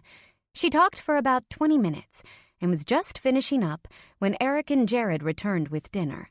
"And you, Skylar?" Bubby asked. "Are you feeling better?" I glanced behind me at Jared and Eric, who were taking seats back on the couch and setting out the pizza. Bubby and I hadn't had a direct conversation about the fact that I had been pregnant and had also chosen to end the pregnancy. I hadn't admitted it outright, and she hadn't come out and said she knew, but there had been some signs that she was in on the secret. "Yes," I said. "I'm fine now. Everything is back to normal. I'm feeling much better, thanks." Good, good. Just wanted to make sure." Bubby paused. "There is one thing, though." "Bubby, I can't really talk very long," I said as I stood up and stretched. I was hungry and the pizza smelled really good. "Is it urgent?" "I was just thinking about Katie." My dander flew up, and I sat right back down. The screech of the chair leg caused both Eric and Jared to jump in their seats. "Everything okay?" Jared mouthed at me. I nodded and flapped a hand at him to be quiet. "What's going on?" I asked Bubby. Nothing. I mean, not nothing, but nothing." "Bubby," I said, "today—" "Don't take that tone with me, young lady. I'll get to it when I'm good and ready." I sighed and propped my chin in my hand. There was nothing I could do but wait her out when she got like this. It's probably nothing, but I saw her the other day at the store. She was shopping, and let me tell you, Skylar, that woman knows nothing about nutrition. Nothing but junk food in her cart. What if she and my Danny get married? Is he supposed to survive off of potato chips and sugary soda?" "Bubby," I said again, rubbing a frustrated hand over my forehead. "Did you call me because you were concerned about Katie Corleone's grocery habits?" "Skylar, you have never been patient, and that is going to be your end." I just closed my eyes and waited. "As I was saying, I saw her at the store buying all of this junk, and then a man's voice called her name. He said, 'Katie, honey.' So of course I followed her to see who this man was. I was very careful not to be seen." I had no problem imagining my tiny grandmother creeping around the aisles of the Associated Supermarket, peeking through the towers of kosher pickles like a private eye. No doubt she fancied herself a regular Nancy Drew. "So she went up to this man, and he kissed her on the cheek, Bubala, and put a very friendly hand around her waist while they walked down the aisle. He even touched her on the tuchus." Her thick Brooklyn accent was becoming more pronounced, and she was peppering her speech with Yiddish, both sure signs of excitement. I frowned as Eric and Jared chatted amiably on the couch. "What did the guy look like, Bubby?" My heart sank in my chest as she described a short, portly man with a round belly and receding hairline. She hadn't gotten a good look at his face, but when she said that Katie had called him Vic, I knew exactly who it was. Proof positive that my dad's girlfriend was a close associate of Victor Messina, the thug who had almost cost my father his life just a few months before. "Shit," I muttered under my breath. My dad had stubbornly refused to listen to all suspicions I had about the woman, and I'd been putting off going down there and confronting her myself. "What?" Bubby asked. "What's the matter? I knew she was bad news. Your father, Skylar. He's been playing piano again still, and she always seems to make him so happy." "I know," I said regretfully. "I know, but, Bubby, she's no good. I'll come down this weekend and talk to Dad and Katie, but you can't say anything to spook her. Understand? I mean it." There was a silence on the other end of the line. Restraint wasn't Bubby's strong suit, especially when it came to her son. but at last she sighed. "All right," she said, "but only if you come this weekend and take care of it. You promise?" "I promise, Bubby," I said, and I hated that at this point, that was really all I could do. Chapter 24. On Friday, right after class, I found myself riding to New York in the back of Brandon's Mercedes, while his driver, David, chatted amiably in the front with an extra bodyguard that Brandon had hired for the night. Brandon had insisted on accompanying me to New York himself. After trying and failing throughout the week to convince me that going was a bad idea, he'd been just as stubborn about the fact that he was going too. I couldn't lie. I was sort of happy to see that he was willing to travel with me outside of his apartment. He hadn't heard from Miranda since last weekend, but that didn't mean he wouldn't. Kieran assured him she was expecting a call from Miranda's lawyers daily. Brooklyn, in other words, was a good distraction. The security Brandon had assigned to my family had helpfully supplied the fact that Katie had her hair done every Friday afternoon at a salon in East New York, which made my job easy. The only people who would be in a salon would be other women, a potentially safer environment than trying to confront her somewhere else. Brandon wanted to go in with me, but I convinced him that he would only attract attention just by being a tall, handsome, obviously wealthy man standing in a room full of money-hungry women. We spent most of the drive down working peacefully together. Brandon participated in several conference calls, while I sat in the opposite corner studying, trying, and failing, to ignore the way his fingers massaged my feet propped in his lap. I was dreading the task I was on my way to do, but the car ride down was the most normal I had felt with Brandon in months. We pulled up in front of Connie's Cuts, just after 5 when Katie's appointment supposedly began. "Are you sure I can't go in?" Brandon asked again as I opened the door. I turned to him. "Yes. Like I said, you'll only call more attention to yourself. If she's a pawn for Messina, it's better that she doesn't know you're in the picture. Besides, maybe I can handle this woman to woman." Brandon watched me regretfully, then finally nodded. He leaned in and threaded a big hand around the nape of my neck. "Come here," he said, and he pulled me close for a quick but very thorough kiss. "I'm right here if you need me, and Andy is going to stand just outside the shop. Be careful." "I'll be fine," I murmured. Then I kissed him again and stepped out of the car. The shop door jangled with a bell when I entered, causing the 5 women inside to swivel quickly at my presence.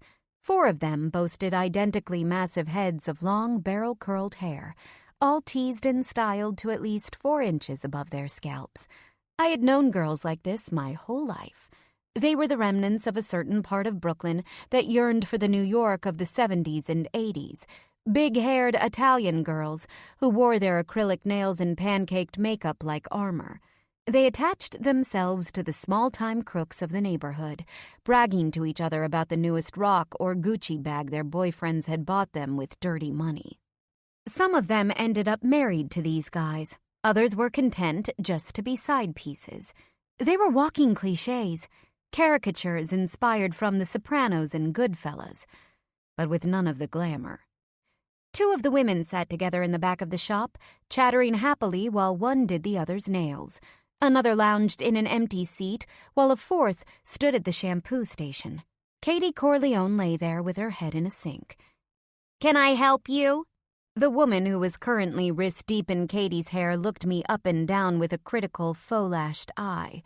Her ashy, bottle-blonde hair was partially piled on the crown of her head, the rest flowing down her back in a cascade of dry ringlets. Like the rest of the women there, she wore a revealing, ostentatious outfit, leopard print skinny jeans, a black tank top that revealed more of her red bra than it concealed, and sky-high gold heels that couldn't possibly be comfortable to wear all day in a salon. I had to force myself not to follow her gaze.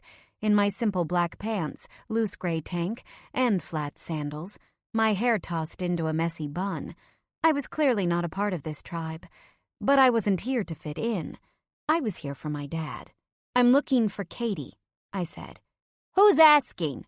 said the woman with a quick glance down at her client. Steeling myself, I stepped further inside. Skylar Crosby. I'm Danny's daughter." Katie pulled herself up to look at me, her wet hair falling onto her plastic-covered shoulders with a splat. "Hi, Skylar," she greeted me with enthusiasm that obviously masked both surprise and irritation. "Girls, this is Danny's daughter. Ain't she gorgeous?" She sighed with a terrifically fake smile. "She's so lucky she can pull off that natural look."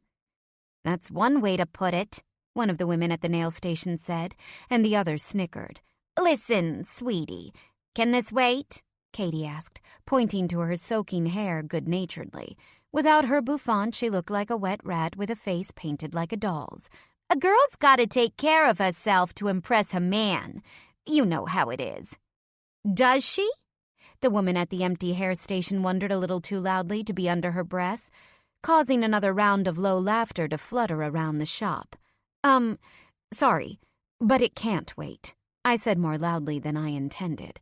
I forced myself to walk all the way to the back of the shop, ignoring the stare stabbing my back as I came to stand next to Katie. "This won't take long," I said. "I just came to tell you to leave my dad alone." The hum of the shop stopped completely, and Katie's pleasantness evaporated. "Excuse me?" she asked in a way that clearly wasn't a question. "Just who do you think you are?" "His daughter," I said, puffing up my chest, even though I stood close to 6 inches shorter than the hairdresser next to me. "And why is it you don't want your dad to be happy?" Katie asked with a nasty grin. "I don't think he'll want me to leave him alone, honey. Danny likes me too much." The other women in the shop cackled and whistled. My stomach turned at the memory of my dad all over this ridiculous woman. "Look, my grandmother saw you with Victor," I said, putting my cards on the table. "You're not really interested in my dad. He's a garbage collector who can't even play in his band anymore because Victor messed him up so much. He's 20 years older than you, has no money, and lives with his ma. You've obviously been sent by Victor to get him into trouble again, and I'm asking you, if you have any decency, to stop. Please stop." I took a deep breath. All of the women stared at me. Their plump lips dropped to the floor.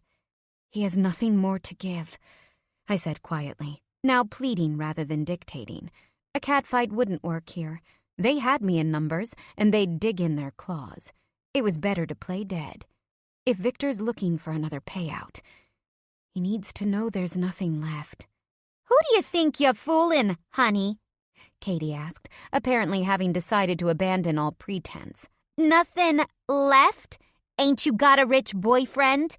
Victor knows there's a lot more there. And if he don't get it, well, let's just say your dad and grandmother might not have a place to live pretty soon." She turned to her friends. "It's a shame, really. It's a nice house, just a few blocks from here." I fought the sick feeling that was growing in my stomach. "You can tell him that's not an option anymore," I said. "That connection is gone. And if he feels okay with tossing an old lady and her maimed son out onto the street, then he's going straight to hell." Katie shrugged. "Ain't you a fancy lawyer now?" she asked, her smile laced with daggers. "That's what Danny's always saying. He can't stop bragging about his daughter and her fancy Harvard degree." She glanced at her friends, who were looking at me with arched, heavily plucked brows.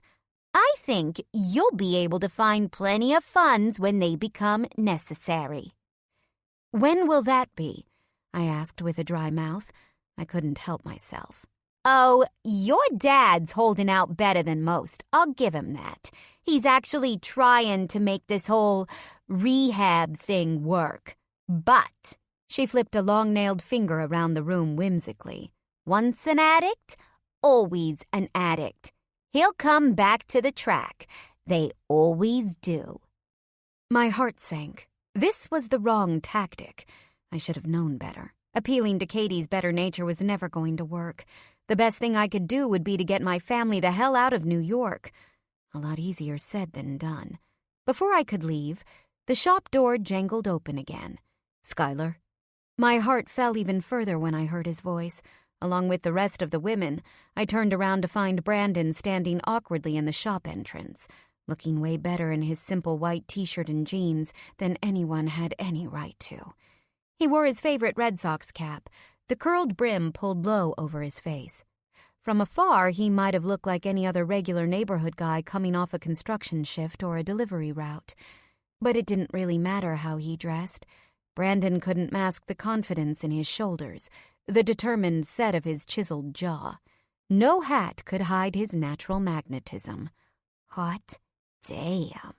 Someone breathed behind me. I knew without looking that all these women were practically panting. Skylar, Brandon said again as his blue eyes zeroed in on me. Everything okay? I closed my eyes. Shit. It's fine, I said in a voice that sounded anything but. We should go. Who's your friend, sweetie? Katie asked behind me, saccharine sweet. She raised a hand. I'm Katie.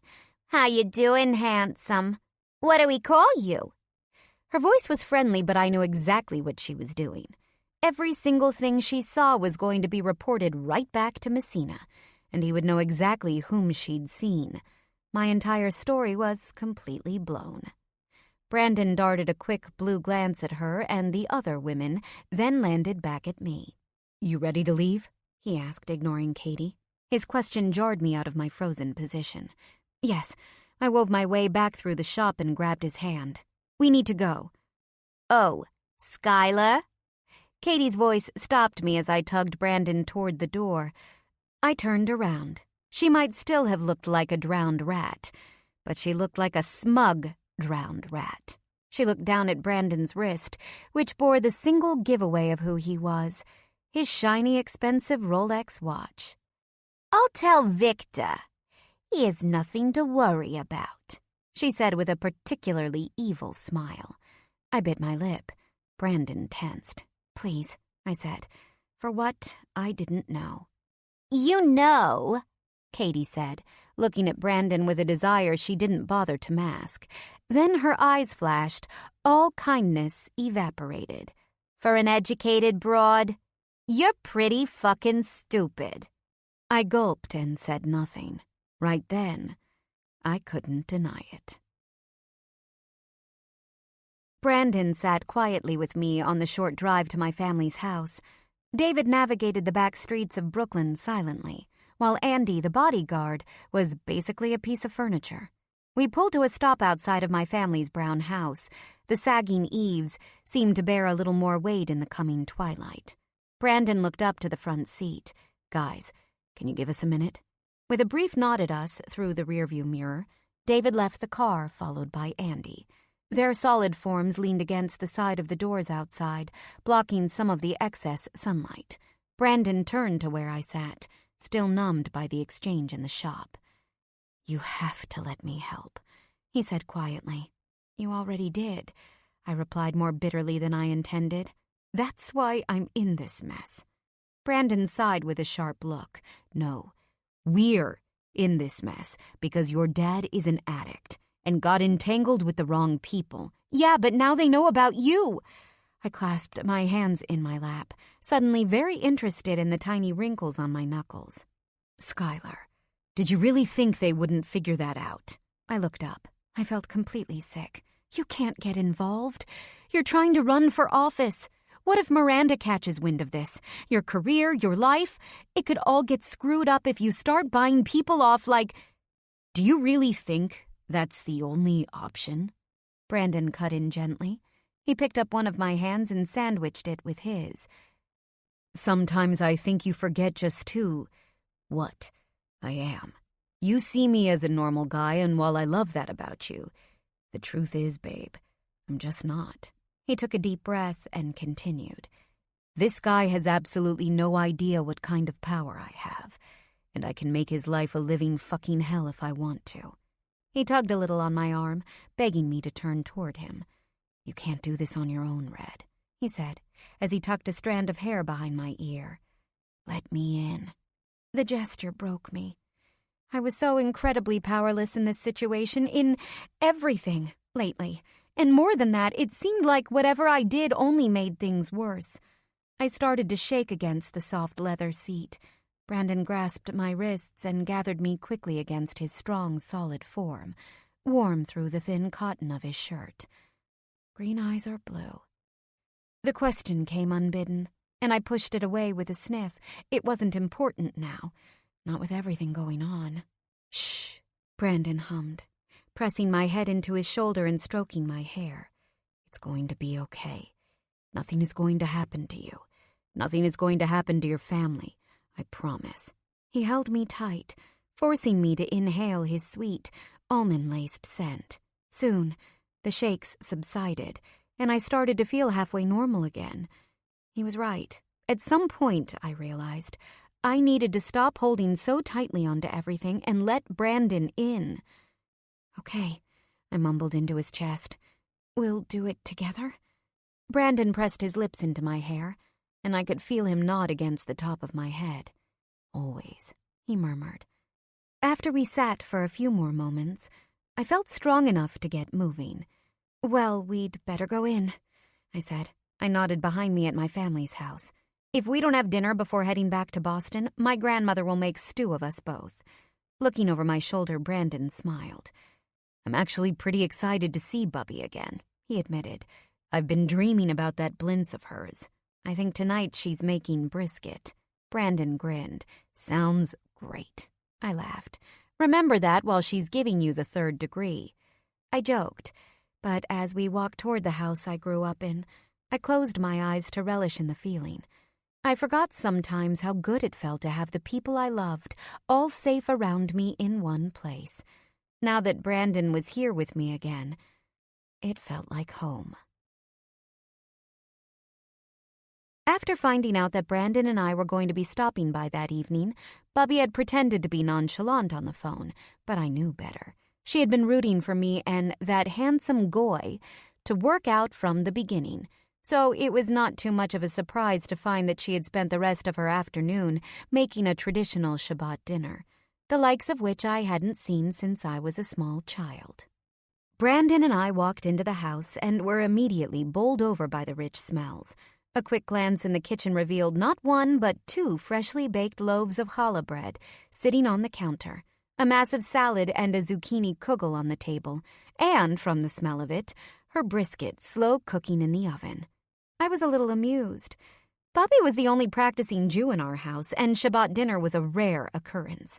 Dad only attended temple when Bubby guilted him into it every few years, and considering the fact that my mother wasn't even Jewish at all, I only really considered myself part of that tribe by association. This was definitely a meal designed to impress our guest. "Are you going to sing Kabbalat Shabbat for us?" I joked as we entered the kitchen. Bubby, who was lost in concentration as she checked whatever sauce she was making over the stove, jumped. She turned around with a hand held to her heart, then pointed her wooden spoon at me. "I ought to. You little minx, you. If I could do it without your father falling asleep, I would.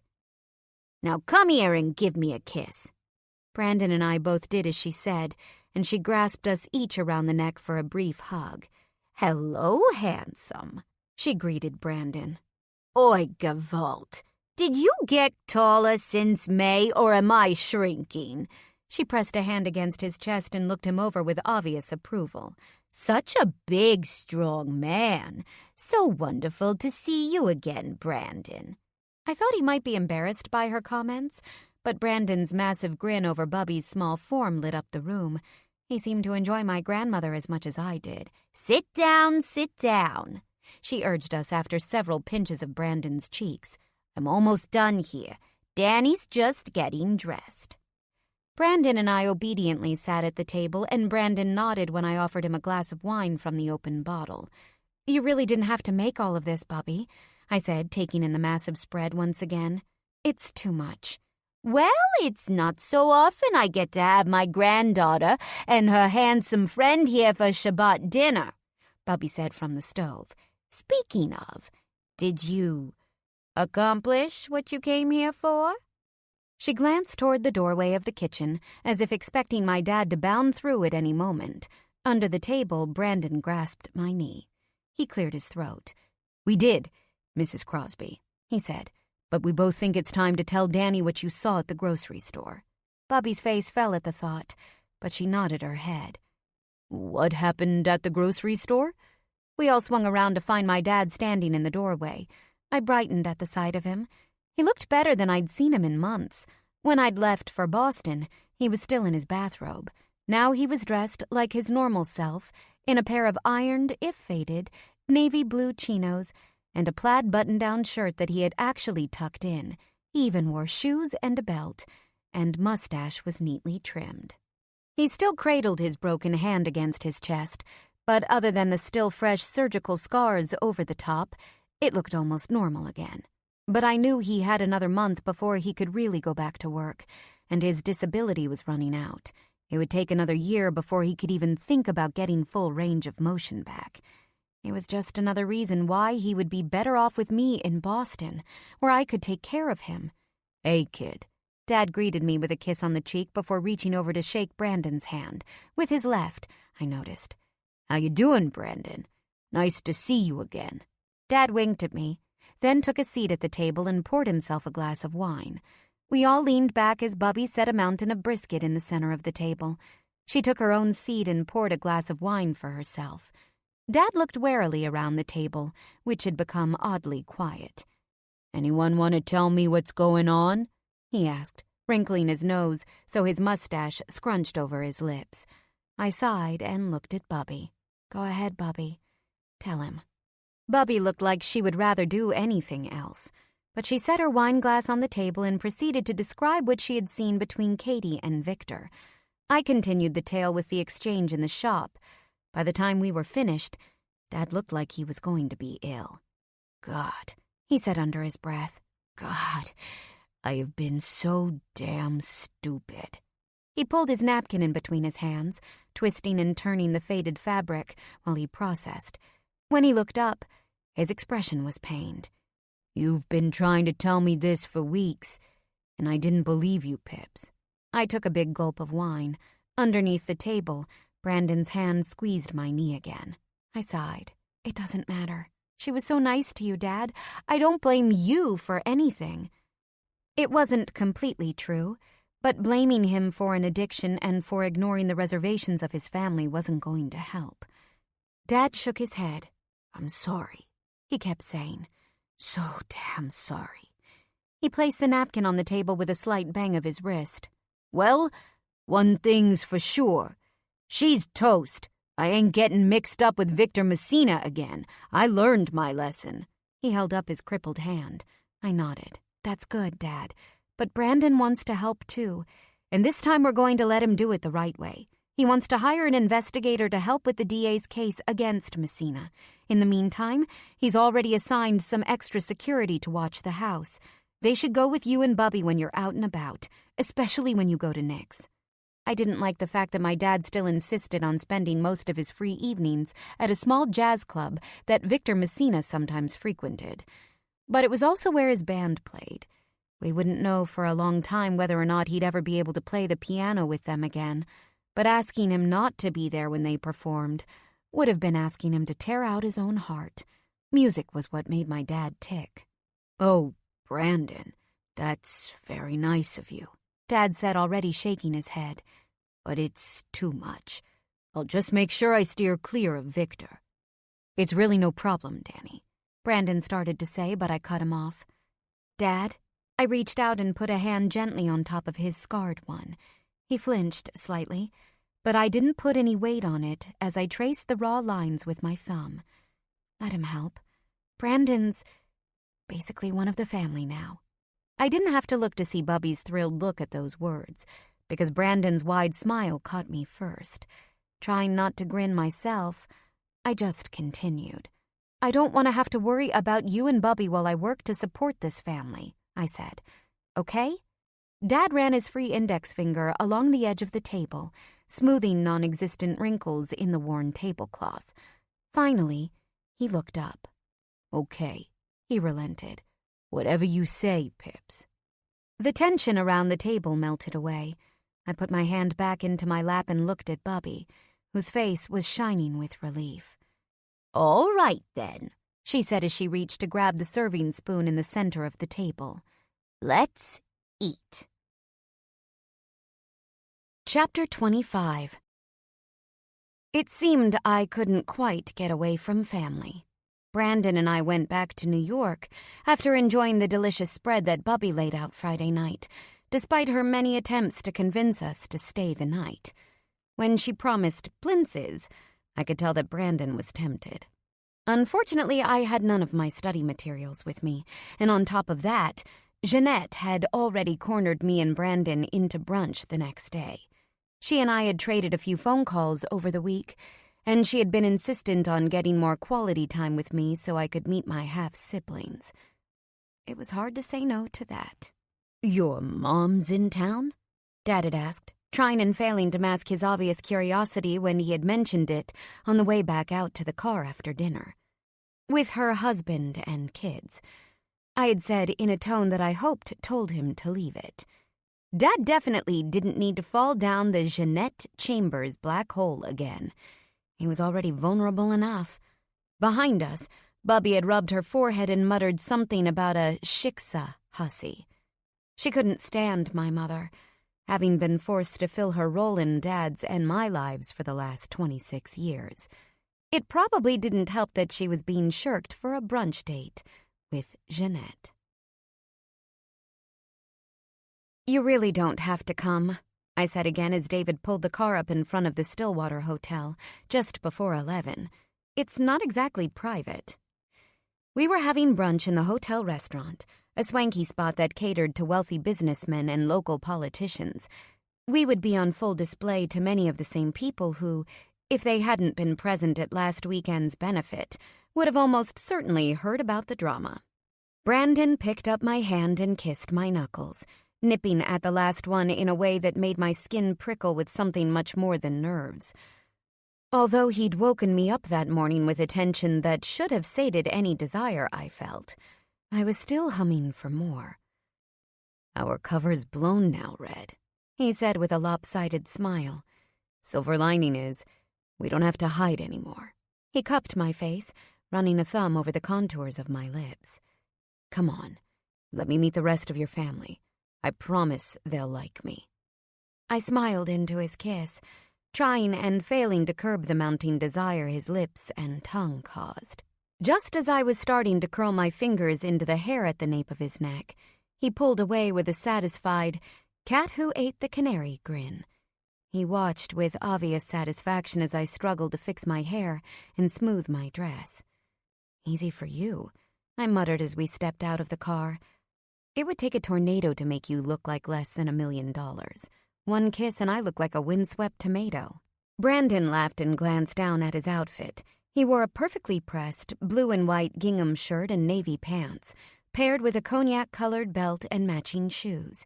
His wavy blonde hair was combed back, and his bright blue eyes matched the color of the sky. He looked picture-perfect for a Saturday brunch. I looked reasonably nice in my gray sundress and brown sandals, but I couldn't light a candle to him. He wrapped a long arm around my waist and pulled me close for another kiss. "I'm nothing compared to you, Red." We were led to a table in the middle of the crowded restaurant, where Jeanette, Maurice, and 2 children sat. Of course, Jeanette had requested the most visible spot in the restaurant. She was always one who basked in the attention of others. "Brandon!" she cried as she hopped out of her seat. Tasteful as ever, she wore a light floral skirt and green silk shirt that brought out the color of our eyes. Her light brown hair tied at the nape of her neck, pearl and diamond earrings swung from her ears, matching the necklace she wore and the sparkling tennis bracelet at her wrist. Maurice wore tailored slacks and a button-down white shirt, and the children, from what I could see, both wore equally prim outfits. They were the perfect picture of an upper-class French family. Jeanette leaned in to accept a kiss on the cheek from Brandon, who then reached across the table to shake Maurice's hand before sitting down. I accepted French-style double-cheek kisses from both Jeanette and Maurice with some surprise. This was the friendliest Maurice had ever been to me. The 2 children at the table, a boy and girl who weren't older than 10, watched all of us. "So good of you both to join us," Jeanette said as we all took our seats. "Ma petite puce." Ça c'est votre sœur? She introduced me to the children. Skylar, this is Annabelle and Kristoff. Despite the endearments their mother used to address them, neither child responded to her, choosing instead to watch me with open curiosity. You may have to brush up on your French a bit, darling, Jeanette said to me. They're still learning English. My English is very good, maman. A small voice with a very thick Parisian accent piped up from across the table. The older child, the girl, looked pointedly at her mother with clear green eyes she'd inherited from Jeanette, just like me. And Kristoff can understand everything, even if he still cannot say very much. Beside her, the little boy, whose fringe of brown hair topped a pair of wide brown eyes, nodded broadly as he sipped from a plastic cup with a straw. Jeanette cleared her throat and took a sip of her drink, which looked like a mimosa. They go to a very good school. A waiter came by to take our orders and deliver drinks. I hoped that another round of mimosas and food would calm everyone's nerves. So, what are you doing in town? Brandon asked Maurice after the waiter had left. Boston seems a little outside of your scope at BNP. He had taken my hand again under the table and held it securely on his lap. Maurice is here to help the new BNP Boston office negotiate an expansion. They are trying to land Rick Avery's portfolio, Jeanette said before Maurice could respond. She looked coquettishly at Brandon. Of course, I'm sure he wouldn't mind a meeting with the CEO of Sterling Ventures as well. Tais-toi, Jeanette. Maurice cut her off sharply. Pay no mind to my wife, he said more jocularly to Brandon with an extremely Gallic roll of his eyes. She often speaks without thinking. His French pretensions aside, I was starting to get a good handle on Maurice. Despite his glamour and cool, nonplussed appearance, he was just like so many other chauvinist men I'd encountered in the finance sector, who treated women like accessories. He had barely spoken to me, his actual stepdaughter, at all since arriving in Boston, and only then to inquire about Brandon. Beside him, Jeanette just took another long sip from her drink. For the first time in a long time, I felt sorry for her. Are you here long? I asked Maurice, mostly to deflect the criticism from my mother. Maurice looked at me as if he had just noticed I was sitting at the table and gave another supremely French shrug. It depends. These things take time. I cannot say for sure. He looked back at Brandon with a smile. Enough to enjoy everything this wonderful city has to offer. At least a few more weeks, Jeanette added eagerly. We will probably go down to New York for a spell, so the children can meet my family, of course, but mostly we want to enjoy Boston. I ground my teeth. Aside from their obvious pandering to Brandon, this was a sore subject.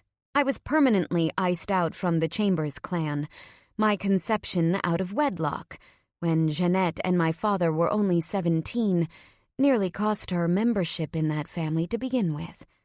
The only part of that life I had ever seen was the small trust fund that Jeanette had set up. Mostly, I think, to avoid any problems with child support payments and to keep my family quiet about me. The dirty little secret. We were just in New York yesterday. Brandon volunteered with a worried glance my way. My discomfort must have been written all over my face. Down visiting Skylar's dad. Her grandmother made this amazing dinner for us. Jeanette looked up, her cup poised in midair. Oh? She asked with a pretense of casualness that failed miserably. And how is Danny? I clenched the stem of my champagne glass tighter than necessary. He's fine. Jeanette blinked, her big green eyes that mirrored mine blank and innocent. And is Sarah still cooking those enormous meals? She always did make enough to feed an army, I swear. Whenever I stayed in that house, I always gained at least 10 pounds. She chortled at Maurice, who only watched with his typically bored expression. I just sipped my mimosa. I wasn't really interested in hearing her jokes about the family she'd toyed with over and over again. Brandon cleared his throat, pulling the table's attention. "Do you have any plans other than staying in the city?" he asked. "Poor Annabelle and Kristoff can't find the inside of a hotel room that interesting." The kids' faces perked noticeably when he mentioned their names. Annabelle already looked half in love with Brandon, and Kristoff was staring at him like he was a superhero. Brandon flashed them a toothy grin, and they both collapsed in giggles. Maurice shot a stern look at his children, who immediately straightened up and quieted down. They were clearly well-trained. I couldn't help but wonder by what means. "The children have a nanny to keep them occupied during the day," Jeanette clarified with a short smile. "But we were considering taking some excursions up the coast. Maine, perhaps. Kennebunkport, isn't that where the Bushes have a place? Brandon, have you ever been there?" Brandon nodded. "I have, although only once or twice. When I go to the coast, I usually spend my time at the Cape. I have a house there, actually." Jeanette's eyes gleamed. "Oh, Cape Cod! Yes, we were considering that as well. It would also be terrific fun to show the children where their ancestors came from." She winked at me as she continued. "My father's family emigrated on the Mayflower, you see. My mother's were mostly Dutch, of course. Cousins of the Stuyvesants, actually. But my father's people actually came originally from Massachusetts." She spread her slender hands over the table and peered around the room proudly, as if the crowded space of the hotel represented the cold rock where the Pilgrims originally landed. Beside her, Maurice continued to look bored, and both Annabelle and Kristoff were frowning in confusion. "Well, you're welcome to come for a visit," Brandon offered cordially, as he leaned back to make room for the server, who had just arrived with another round of drinks. I jerked my head at him. "What?" He caught my look and winked. "I may not have it much longer, so we might as well put it to good use," he continued before taking a sip of his coffee. "It would be a good time for Skylar and the kids to get to know each other." "Oh, that would be wonderful!" Jeanette exclaimed. "Children, wouldn't that just be wonderful?" She leaned over to touch Annabelle's shoulder. The girl just looked at the hand, but then looked back at Brandon, eyes shining. "Oh, please, Papa," she addressed Maurice almost formally. "May we go?" Kristoff, who had yet to say anything, also turned to his father with pleading eyes. Maurice, for his part, no longer looked bored but extremely interested as he surveyed Brandon. His sharp eyes flickered back and forth between us, as if gauging our connection. Then he gave another Gallic shrug and sat back in his chair. "If it is not too much of an imposition," he said as he picked up his espresso cup. The kids practically jumped out of their seats in excitement. Jeanette continued to jabber about the possibilities for the trip, while Maurice and I stared at each other with mirrored looks of shock. Somehow, before our eggs had even arrived, my estranged mother, her family, my married boyfriend, and I were all scheduled to go to Cape Cod for the upcoming 4th of July weekend. "Are you okay?" Brandon asked later when we were on our way back to the North End. I had insisted on going back to my apartment. I had too much to do, and I wasn't interested in spending the day in the icy penthouse. Surprisingly, Brandon didn't fight me on it, and actually asked if he could come with me. It seemed he really did hate that apartment as much as he said, or, I also suspected, he could feel the fissures the last few days had caused, and was trying to compensate. Beside him, I shrugged while I watched Boston passing through the tinted windows. Does it matter now? Brandon reached for my hand. I should have asked first. "I'm sorry." I sighed but let him toy with my fingers. "It's fine, I guess. It will be nice to get to know Annabelle and Kristoff. Maybe I can convince Jeanette and Maurice to let me take them somewhere, just them and me. They seem to be on a pretty tight leash." Brandon nodded. "I bet they'd like that." "I still can't believe you invited them over to your house," I teased. "My weirdo mother and her robot husband." "I just want to help," Brandon said. He still held my hand as he massaged his thumbs around the bones. "They're your family, and they want to know you." His blue eyes were wide. "Not everyone is as lucky as you, Red." I watched him for a moment, letting his words sink in. Brandon gleamed so brightly among most people. It was easy to forget the dark circumstances he came from. His mother, who had died of a drug overdose when he was just a teenager, had neglected him so much that he had been in and out of group homes for most of his childhood. His father, an abusive man, had been in jail multiple times and was currently serving a 20-year sentence. The only real family that Brandon had were the Petersons, and despite Susan's attempts to be close, Ray wasn't exactly a big ball of warmth. "You're right," I said. "It's a nice idea. It will be fun." "We'll make a long weekend of it," Brandon said.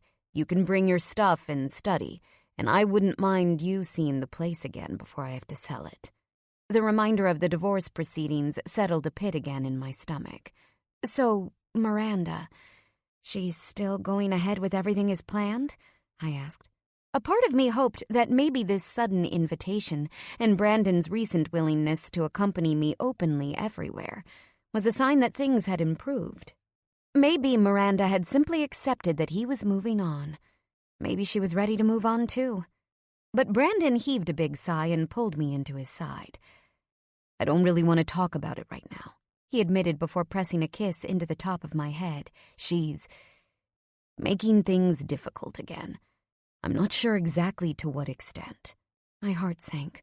I knew it was too good to be true. I curled my fingers around the crisp cotton of his shirt and inhaled his fresh, warm scent. "I'm sorry," I said. "I'm making things more difficult for you." He pulled back so he could look directly at me. His blue eyes were fathomless. Even in the dimmed lighting in the car, my clenched stomach eased a little. "Don't be," he said. "I'm not." As he pressed a soft kiss to my lips, I conceded. I could be stressed. I could be fearful. But I couldn't be sorry now.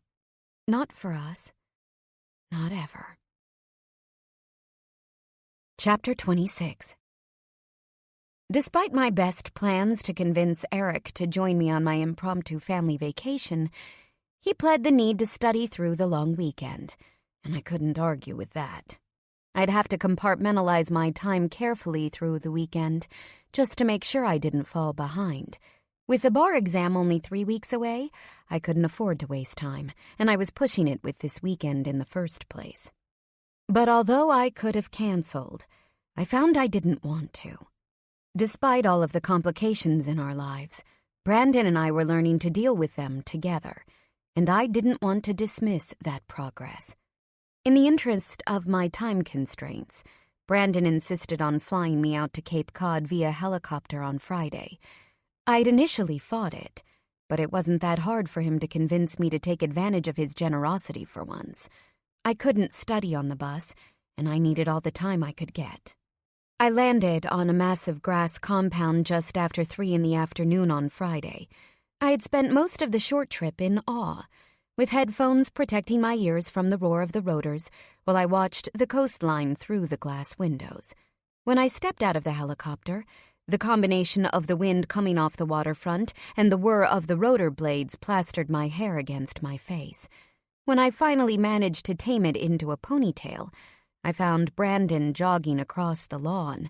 The wind pressed the fabric of his t-shirt and jeans against his torso in a way that left little to the imagination. His tanned skin healthy against the white of his shirt. Even with the vivid green of the grass, the bright blue of the sky, and the glow of the sunlight, his smile still outshone everything. "Hey!" I was picked up off the ground and swung around several times. I wrapped my arms around Brandon's neck and laughed. "Welcome to the Cape," he yelled over the rotors with another grin and a hearty kiss. He set me down and accepted the bags from the pilot in exchange for what was likely a sizable tip. "Thanks, Tony." The pilot nodded. "Anytime, Mr. Sterling.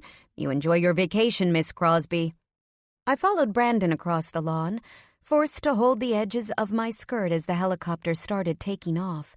It wasn't until it was well on its way that I was able to let go of the fabric and look around the property as we walked. Brandon's house stood on several acres of land that created a luxurious solitude in the crowded northeast. The property included a bluff overlooking a small bay and was mostly scattered with trees around the big green lawn. It eventually dipped down to a beach of white sand and a rocky edge. Brandon informed me, though I couldn't see it from where we walked. The house itself was large but not enormous, and of typical Cape Cod style. A simple square shape covered with weathered gray shingles and white shutters and trim. It boasted a wraparound porch and a deck that extended a good 30 feet onto the lawn. There was a kidney-shaped pool behind the deck, along with basketball and tennis courts beyond that. Brandon led me up the deck chairs and through French doors that opened into a spacious living room. Everything was bright and airy, with high white-beamed ceilings and a rustic open floor plan. A living room situated around a large stone fireplace opened directly into a chef's kitchen, next to which was a farmhouse table that could seat at least 12. Like all of the spaces Brandon inhabited, it was big, but unlike his penthouse rental and the opulent mansion on the Commons, this house actually felt lived in. Although the kitchen was luxurious, the appliances were likely 15 or 20 years old. The furniture, mostly leather sofas and weathered wood pieces, looked well used. Brandon dropped my bags inside the French doors and pulled me to his body. He had been in Washington, D.C. all week on business and had flown directly here. We hadn't been able to see each other since Sunday. There had been chats and texts, of course, but things felt tenuous again. I wondered if we would ever get rid of that feeling completely. Blue eyes or green? Shut up, I thought to myself. I missed you this week, Brandon murmured as he wrapped me up in his kiss. I smiled against his lips and bit down on the bottom one lightly. Me too, I said. Thanks for the helicopter ride, by the way. That was ridiculously fun. Brandon winked. Anytime. I don't want to wait for you any longer than I have to. I closed my eyes, luxuriating in his familiar almond-laced scent. Maybe I'd regret not spending the holiday weekend holed up with my study guide, but I was thrilled to be here right now. Come on, Red, Brandon said. Let me give you a tour. My hand clasped firmly in his. Brandon took me around the rest of the house. Aside from the great room, the bottom floor also included a TV lounge and an office that was clearly Brandon's domain, plastered with Red Sox paraphernalia and a bunch of Star Wars collectibles. The desk was covered with a mess of papers and 2 open laptop computers. I glanced around with a smile. This was a side of Brandon I loved so much. The hometown boy, the Red Sox fan, the closeted dork who couldn't quite manage to pick up his workspace. The tour continued upstairs, through a hallway lined with 3 guest bedrooms, all with ensuite bathrooms, and stopped at the master suite at the end. A pair of double doors opened into a room that included a white, king-sized bed against a wall that faced an atrium-style window looking over the bay. A glass door opened to a smaller private deck and a set of sun-bleached Adirondack chairs. I turned back to Brandon, who stood in the doorway of the room, watching me as I checked everything out. I grinned. This place is amazing, I said. His face exploded with a grin. I'm glad you like it, he admitted. It's kind of my favorite place on the planet. I found myself looking for signs of Miranda. After all, they owned this house together. I walked up to the atrium window and pressed my fingertips against the glass panes while I looked at the water. Had they had good memories here together? They must have. I couldn't imagine being unhappy in a place like this. As if he could read my thoughts, Brandon came up behind me and wrapped his long arms around my waist, leaning down to set his jaw on my shoulder. Don't think about her, he said. How do you always know? I wondered. I can see it all over your face, Red. I sighed and tried to turn in his arms, but he held me still, forcing me to continue looking at the view. I sighed. It's her place too, isn't it? Brandon finally loosened his grip so I could turn around, but he kept me pressed against his hard chest. It's mostly mine, he said. She never liked it here. I frowned, remembering some comment she had made so long ago about seeing her family at the Cape. She didn't? Brandon shook his head. Her family owns a place near Provincetown. She doesn't like how isolated this place is, so most of the time she wanted to stay over there. So why are you giving it to her in the divorce agreement? I asked. You were going to give her all of your property. Brandon shrugged and rubbed my back meditatively. A lot has changed since then. 6 months ago, the most important thing to me was keeping my companies intact. But now I'll probably have to divest anyway. Not to mention, I watched curiously as he trailed off. Not to mention what? He cocked his head shyly. It made me want to tackle him onto the bed, except I wanted to know the end of his sentence. Not to mention that now I have more important things to fight for, he said with a hopeful gaze. Maybe there are things worth keeping if they are important to you too. To us. Oh. We gazed at each other, letting the gravity of his words, those other things, sink in. I looked around at the room. So the decor, then. Brandon gave me a lopsided smile.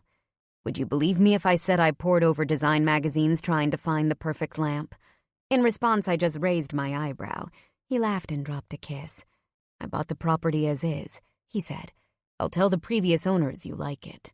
With yet another brief kiss, he released me from his embrace and took my hand again. You hungry? He asked. As he spoke, my stomach let out a loud growl. He laughed again, and it filled the room with even more light. Come on, Brandon said. Let's feed you, and then I can show you the grounds. We spent the next few hours exploring the property, while Brandon pointed out all of his favorite spots.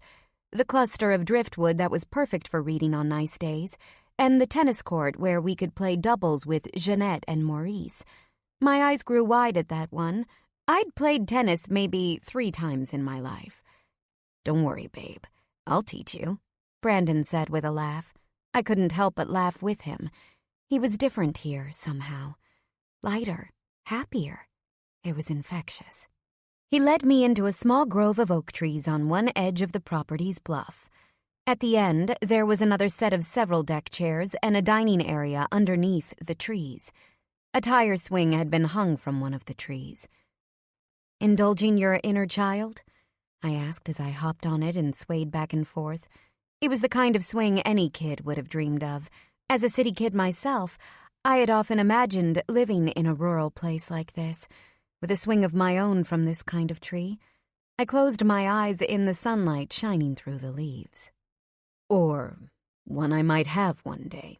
My stomach dropped with his words. The slight squeak of the swing's chain filled the sudden silence. I think about it with you. Brandon came to stand in front of me, letting the swing come to a stop against his thighs. He held the chains that anchored the tire in each of his hands. Do you ever think about it with me? I gulped. He was watching me very carefully, and I prayed the sudden guilt that had bloomed in my belly wasn't written all over my face, or at least that Brandon wouldn't be able to read it as clearly as he could normally. I forced myself to inhale and exhale. Brandon cocked his head. Too much? He asked. He shook his head with a bitter laugh and rubbed his chin. Of course it's too much. We just got back together a few weeks ago. He gave a sardonic smile. Too much is my middle name, isn't it? The disappointment and obvious sadness on his face broke my heart. No, I said forcefully. I slid off the swing and pulled him close to me by his shirt, standing on my tiptoes so I could wrap my arms around his head. I think about it too, I said, hoping our faces were close enough that he wouldn't be able to see all of my conflicting emotions. I think about it all the time. Yeah? Brandon looked out meditatively over the blue water. A few seagulls cried out in the distance. Sometimes I think it's crazy. What would I know about being a dad? I have absolutely nothing in the way of model. My father's still in jail for one of his many crimes, and Ray, well, you've met him. He bit his lip and my heart practically cracked in half. Hey, I picked up his hand and brought it to my lips. You don't need models. Look at you. You are one of the kindest, most generous people I've ever met. Brandon, You'd be a wonderful father. I know it." Even as I said the words, my heart physically throbbed. He would be a wonderful father one day, and in another life, he might have been on his way by now. Blue eyes are green. Now was the time to tell him. We were alone. There was nowhere to run, no one to interrupt us. "Brandon, I need to tell you something," I said, feeling sick even as I said the words. Brandon looked down at me, eyes gray-blue and broody, but maybe not surprised. "What's that?" "Do it, you coward," my conscience screamed at me, sounding irritatingly like Jane. I opened my mouth, but when I caught his wide blue gaze, nothing came out. I choked. "Last May," I tried again. Brandon's brows quirked in confusion. "Yeah?" I shut my mouth and opened it again. I was miserable without you. I just realized, Brandon, I just love you so much." "Chicken!" No, I was going to do this. I had to. But before I could speak again, Brandon swept me off the ground and sat us down in a surprisingly smooth motion, pulled me on top of his lap so that my knees straddled his hips. His hands settled on my waist, thumbs stroking lightly over the thin fabric of my cotton dress. "Are you trying to fix me again, Skylar?" he asked in a low voice, echoing the same question he had said just after the first time he'd brought me to meet Ray. I'd given him praise then, too. The question had led to our frantic first coupling in the stairwell of the MIT Electrical Engineering building, a forceful condemnation of any suggestion of charity. In his own way, Brandon was even worse than I was at taking compliments or gifts. This time, however, I wasn't afraid to say how much I felt for him. I could at least be honest about that. I cupped his face gently, gazing into the blue eyes that were subtly riddled with a life of pain that Brandon worked so hard to overcome. "Aren't you trying to fix me too?" I asked softly, running my thumbs over his cheekbones. "Aren't we trying to fix each other?" Brandon gazed, blue eyes unblinking, his jaw set tight. He took a deep breath, then exhaled slightly. His hands rose up my back, and he pulled me in for a kiss that started slowly, then quickly grew into something much more passionate. "Yes," he said hoarsely as he tried to get closer. "Yes, we are." He kissed me again, with lips that quickly turned primal. It was so easy to lose myself in the tongue that wrapped around mine and made me forget where I was. His hand slipped around the back of my head, tangled in my hair while the other drifted over the rise and fall of my breasts, through the cotton. Brandon's fingers whispered over the fabric, plucked at the buttons until one by one they fell open, baring my breasts in the late afternoon sun. He looked down to where he palmed both my breasts lightly. "You are so incredibly beautiful," he pronounced while his thumbs drifted over my nipples. Although his touch had me aching for more, I still looked around, aware of the fact that the only protection we had from prying eyes was our relative isolation and the scattering of trees. "Relax, baby," Brandon said, reading my mind again, as was his uncanny talent. "This property is 10 acres. There's no one around." He pulled his shirt over his head and tossed it onto the ground, then drew me back so we were skin to skin in the cool grass. I burrowed in the cocoon of his chest, the warm muscles against my skin, the familiar smattering of hair soft against my face. I kissed the divot between his pectorals, and he shuddered. He rolled me onto my back, and his mouth trailed down the side of my neck, nipping and biting while he twisted his tongue with some mystery of sweet torment. Eventually, he returned to my breasts and pulled one taut curve between his teeth, causing a ripple of tension to vibrate through me. "Brandon," I moaned. My hands threaded into his hair to keep him close. One of his hands drifted lower, pushing up the hem of my skirt to find the flesh beneath. He was so big, blocking out the rest of the world, keeping me safe. "Skylar," he murmured against my breast before switching to the other side. His fingers found the edge of my panties and pulled them off. Please, I whimpered against his ear before I seized the edge of it between my teeth and bit lightly. Brandon hissed, then unbuckled his own pants. When the heavy weight of him was freed in the damp warmth between my thighs, we both gasped at the sudden contact. Brandon took my mouth, sucking voraciously on my lower lip as he adjusted his hips until, he found entry. Fuck, he swore as he sank into me, slowly, surely. I gripped his shoulders as my body adjusted to his girth, but sighed into his warm skin. Nothing felt better than him. Nothing felt better than this. Tell me what you need, he croaked as he pressed me further into the grass. Tell me what you want. From my vantage point, I had the full, sun-drenched view of his impressive physique. I ran my hand over him and rotated my hips, taking him deeper and causing him to hiss again. I just need you, I said as I slipped one hand between my legs. Brandon's eyes zeroed in on the moment, dilated sapphires as he watched my fingers find my clit and move in tandem with his hips. Our bodies had reunited before, but this was different. It was slower, less frenzied. No forceful joining in his bed, no frenzied coupling in a public bathroom, no withholding, no games.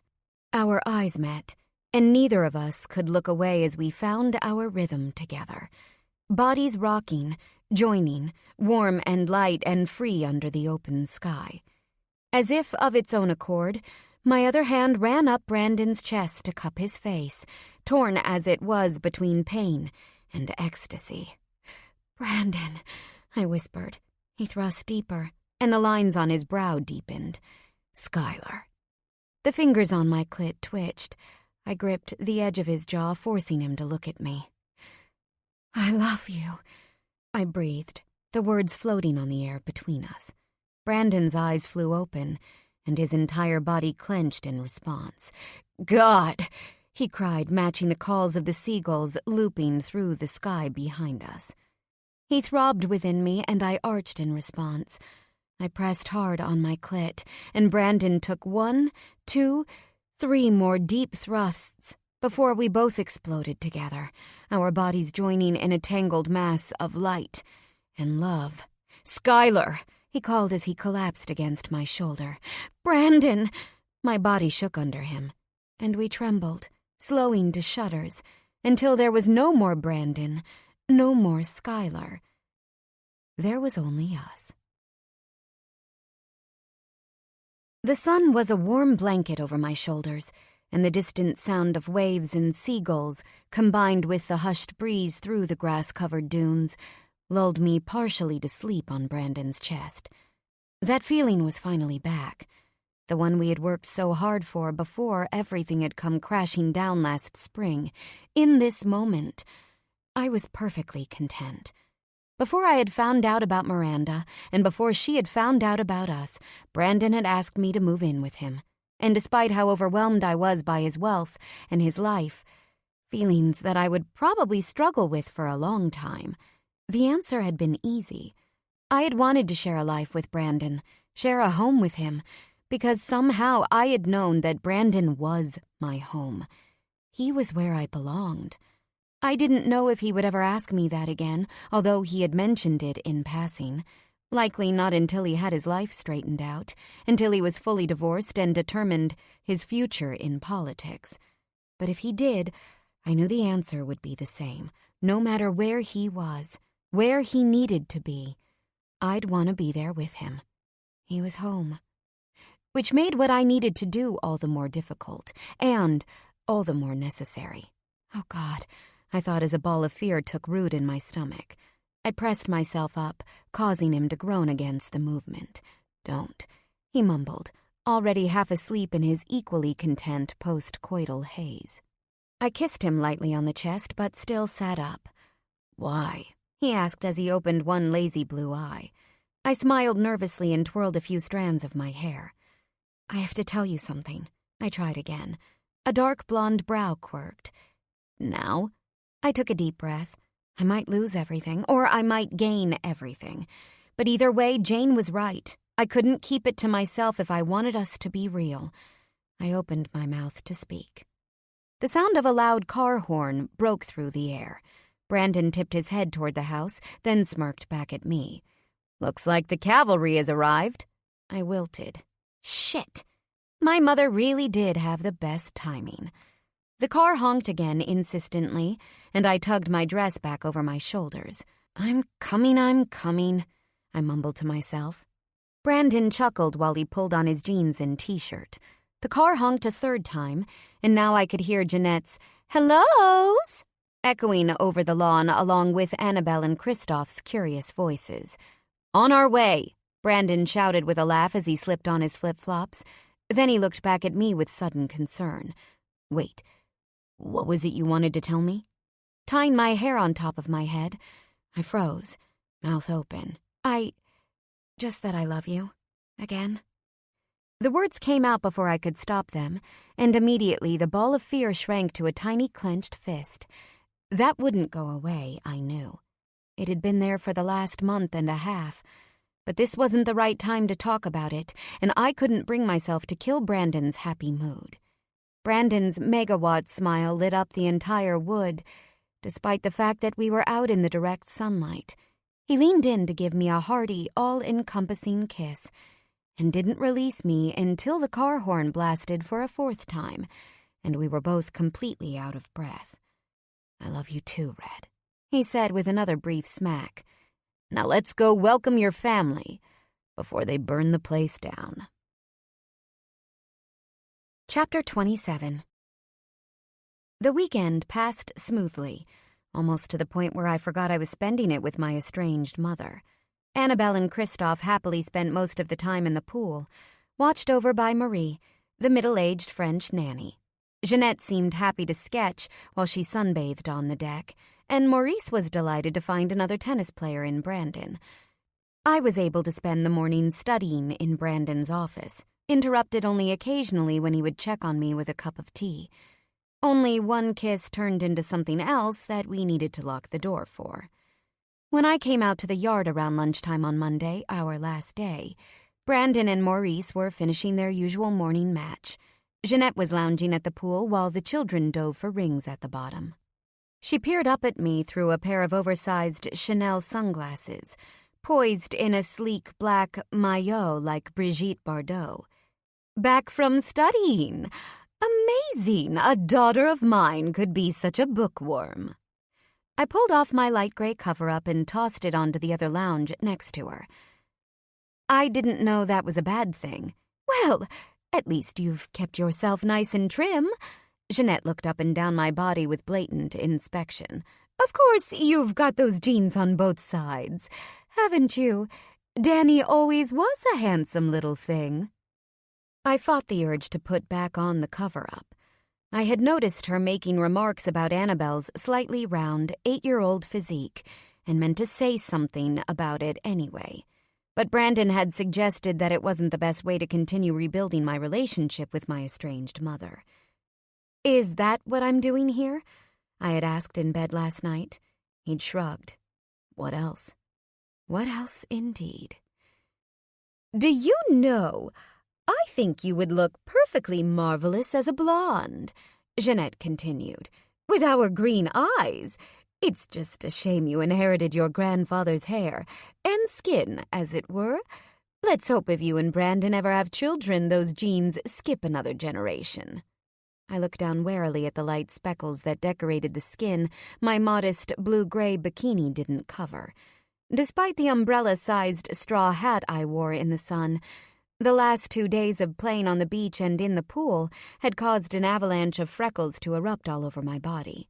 Normally I wasn't too conscious of them, but Jeanette's frank appraisal made me more aware than usual of my Irish complexion. "You know there are procedures that can remove freckles, darling," Jeanette said, pushing her sunglasses onto her forehead to examine more closely some of the spots on my thighs. "I'm sure we could find a top-notch dermatologist in Boston to take care of them for you. I'd pay, of course." "Don't you remove a single spot, Jeanette," Brandon interrupted. "She's perfect as is." He loped up the deck and scooped me to his side for a sweaty kiss. Jeanette watched us with keen interest, then slid her glasses back over her porcelain nose. "Who won?" I asked, as I stepped away from Brandon, more just to benefit from the view than because I didn't want to touch him. His white tennis shirt and hairline were both damp from the game, and the shirt stuck to his lean muscles. "I tried to let Maurice have it in the end, but he forced me to take it. Straight sets." He looked back at Maurice. "You all right back there, Maury?" I had to stifle a laugh at the familiar nickname, which seemed more appropriate for a used car salesman than a suave French businessman. Maurice approached, looking considerably worse for wear. His normally immovable gray hair stood up in a few places, and his tanned face was bright red under the sweat that also soaked through his blue shirt. He grimaced. It was a good match. Clearly Maurice didn't like losing. I didn't blame him, but I could have told him 2 days ago that Brandon, one of the most competitive people I knew, not to mention a natural athlete, never lost. I had learned that the hard way more than once. Brandon hopped from foot to foot, swinging his racket toward a phantom ball. "It was a good match," he repeated. "What do you say, Red? You up next?" I shook my head, holding my hands out as if to block him. "Oh, no. I learned my lesson yesterday." "I could teach you to be better. I'm a very effective instructor." Brandon waggled his brows at me prominently, in a way that made me giggle. Brandon, Annabelle called from the pool. will you come swimming with us now? S'il vous plaît? Every afternoon after his tennis match with their dad, Brandon had demonstrated to Annabelle and Kristoff his excellent impressions of various sea creatures. This generally led to countless games of Jaws that basically consisted of us chasing the kids around the pool while they giggled uncontrollably. Maurice and Jeanette often disappeared around this time. Maurice to work in their guest room, Jeanette to the expensive Pilates studio in a nearby town. I didn't mind when they left, although I did wonder sometimes what kept them so long to get ready for their daily errands. Sometimes they hovered upstairs for hours before they left. Brandon guessed they were probably getting it on and teased me for thinking too much about it. Today would be even better. It was Marie's afternoon off, and I had volunteered to take the kids beachcombing in Chatham before the firework display that night. Unfortunately, Brandon also had to spend the afternoon working. I didn't mind too much, though. I was eager to get some time with the kids by myself. But first things first. Brandon pulled off his shirt, his perspiring cut torso gleaming in the sun. Behind him, Jeanette snuck a peek over the rims of her glasses. I hid a smile. She was only 6 or 7 years older than him, and I couldn't really blame her for looking. He was quite a sight. Papa, vous aussi? Kristoff's small voice piped up behind his sister. They were both hanging onto a life-sized alligator-shaped floaty that Brandon had bought for them yesterday in the village. The creature had already been used as a whale, a boat, a spaceship, and a subway train. Maurice looked at his children as if he had just realized they were there, then curtly shook his head. Kristoff's face fell, but his quick recovery indicated that he hadn't expected his father to join them in the first place. "Well, I'm coming in," Brandon yelled, and to the children's giggling surprise, he launched cannonball style into the center of the pool. The massive splash sprayed me, Maurice, and Jeanette. Jeanette shrieked and Maurice rolled his eyes. I laughed. Me too. I jumped in to chase the kids with Brandon. "Comme pisser dans un violon," Maurice muttered to himself as he brushed the stray drops of water off his tennis kit. He zipped his racket forcefully into its case, then strode into the house, mumbling more grumpy French idioms under his breath. Jeanette stood up. "I think I'll get ready for the afternoon, too," she said as she put on her caftan. "I've got a spinning class in the village at 2. She pushed her sunglasses on top of her head to look at me, where I was carrying Kristoff on my back. "Are you really going to be okay with them for the entire afternoon? I can tell Marie to come back, you know, if you need a break." I rolled my eyes. I wished I could be surprised that Jeanette found it strange to want to spend time with her children. But my life had taught me otherwise. "We'll be great," I yelled before I tossed Kristoff off my back to send him flying in the pool with a squeal. "Enjoy your class. We'll meet you in the village for dinner." Jeanette glanced at all of us with a dubious expression, then shrugged. "As you wish. Ciao, darlings. Listen to your sister and be good." The kids ignored her, too focused on Brandon's stalking underwater form to answer. Jeanette left, equally unperturbed.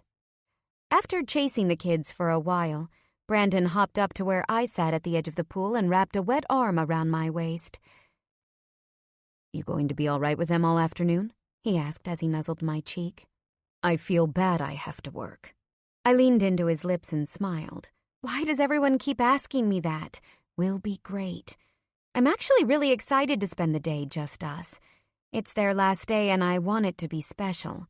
While my time with Jeanette and Maurice had been mostly lukewarm and cordial, the last 2 days had allowed me to truly bond with my siblings.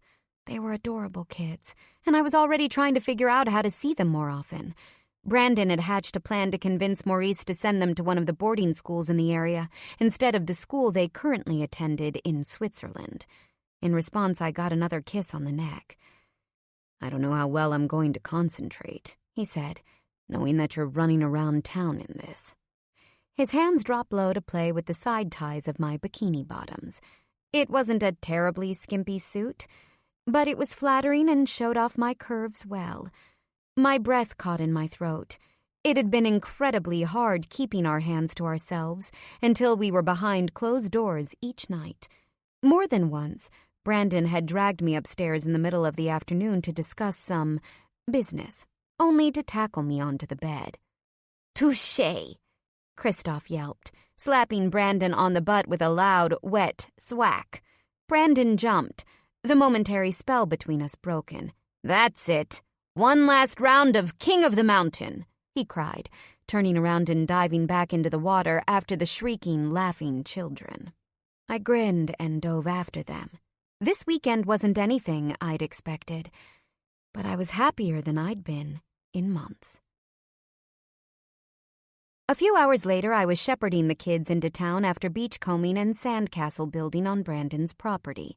Chatham was packed for the holiday, but luckily most of the tourists were at some of the other neighboring towns to view the larger fireworks displays. This was apparently the first year that Lighthouse Beach would have a display, so while the beach was already starting to fill with onlookers, it wouldn't have nearly the crowds that would be at Orleans or Hyannis. My phone buzzed in my purse, and I pulled it out to find Brandon calling. "Hey," I said. Kristoff and Annabelle stopped at the window of a closed toy store, giving me a moment to chat. "Hey, beautiful." Brandon's voice was tense and frustrated. I frowned at my reflection in the shop window. "What's wrong?" He sighed loudly enough that I could hear him, even on the busy street. "We're kind of wrapped up in some things here.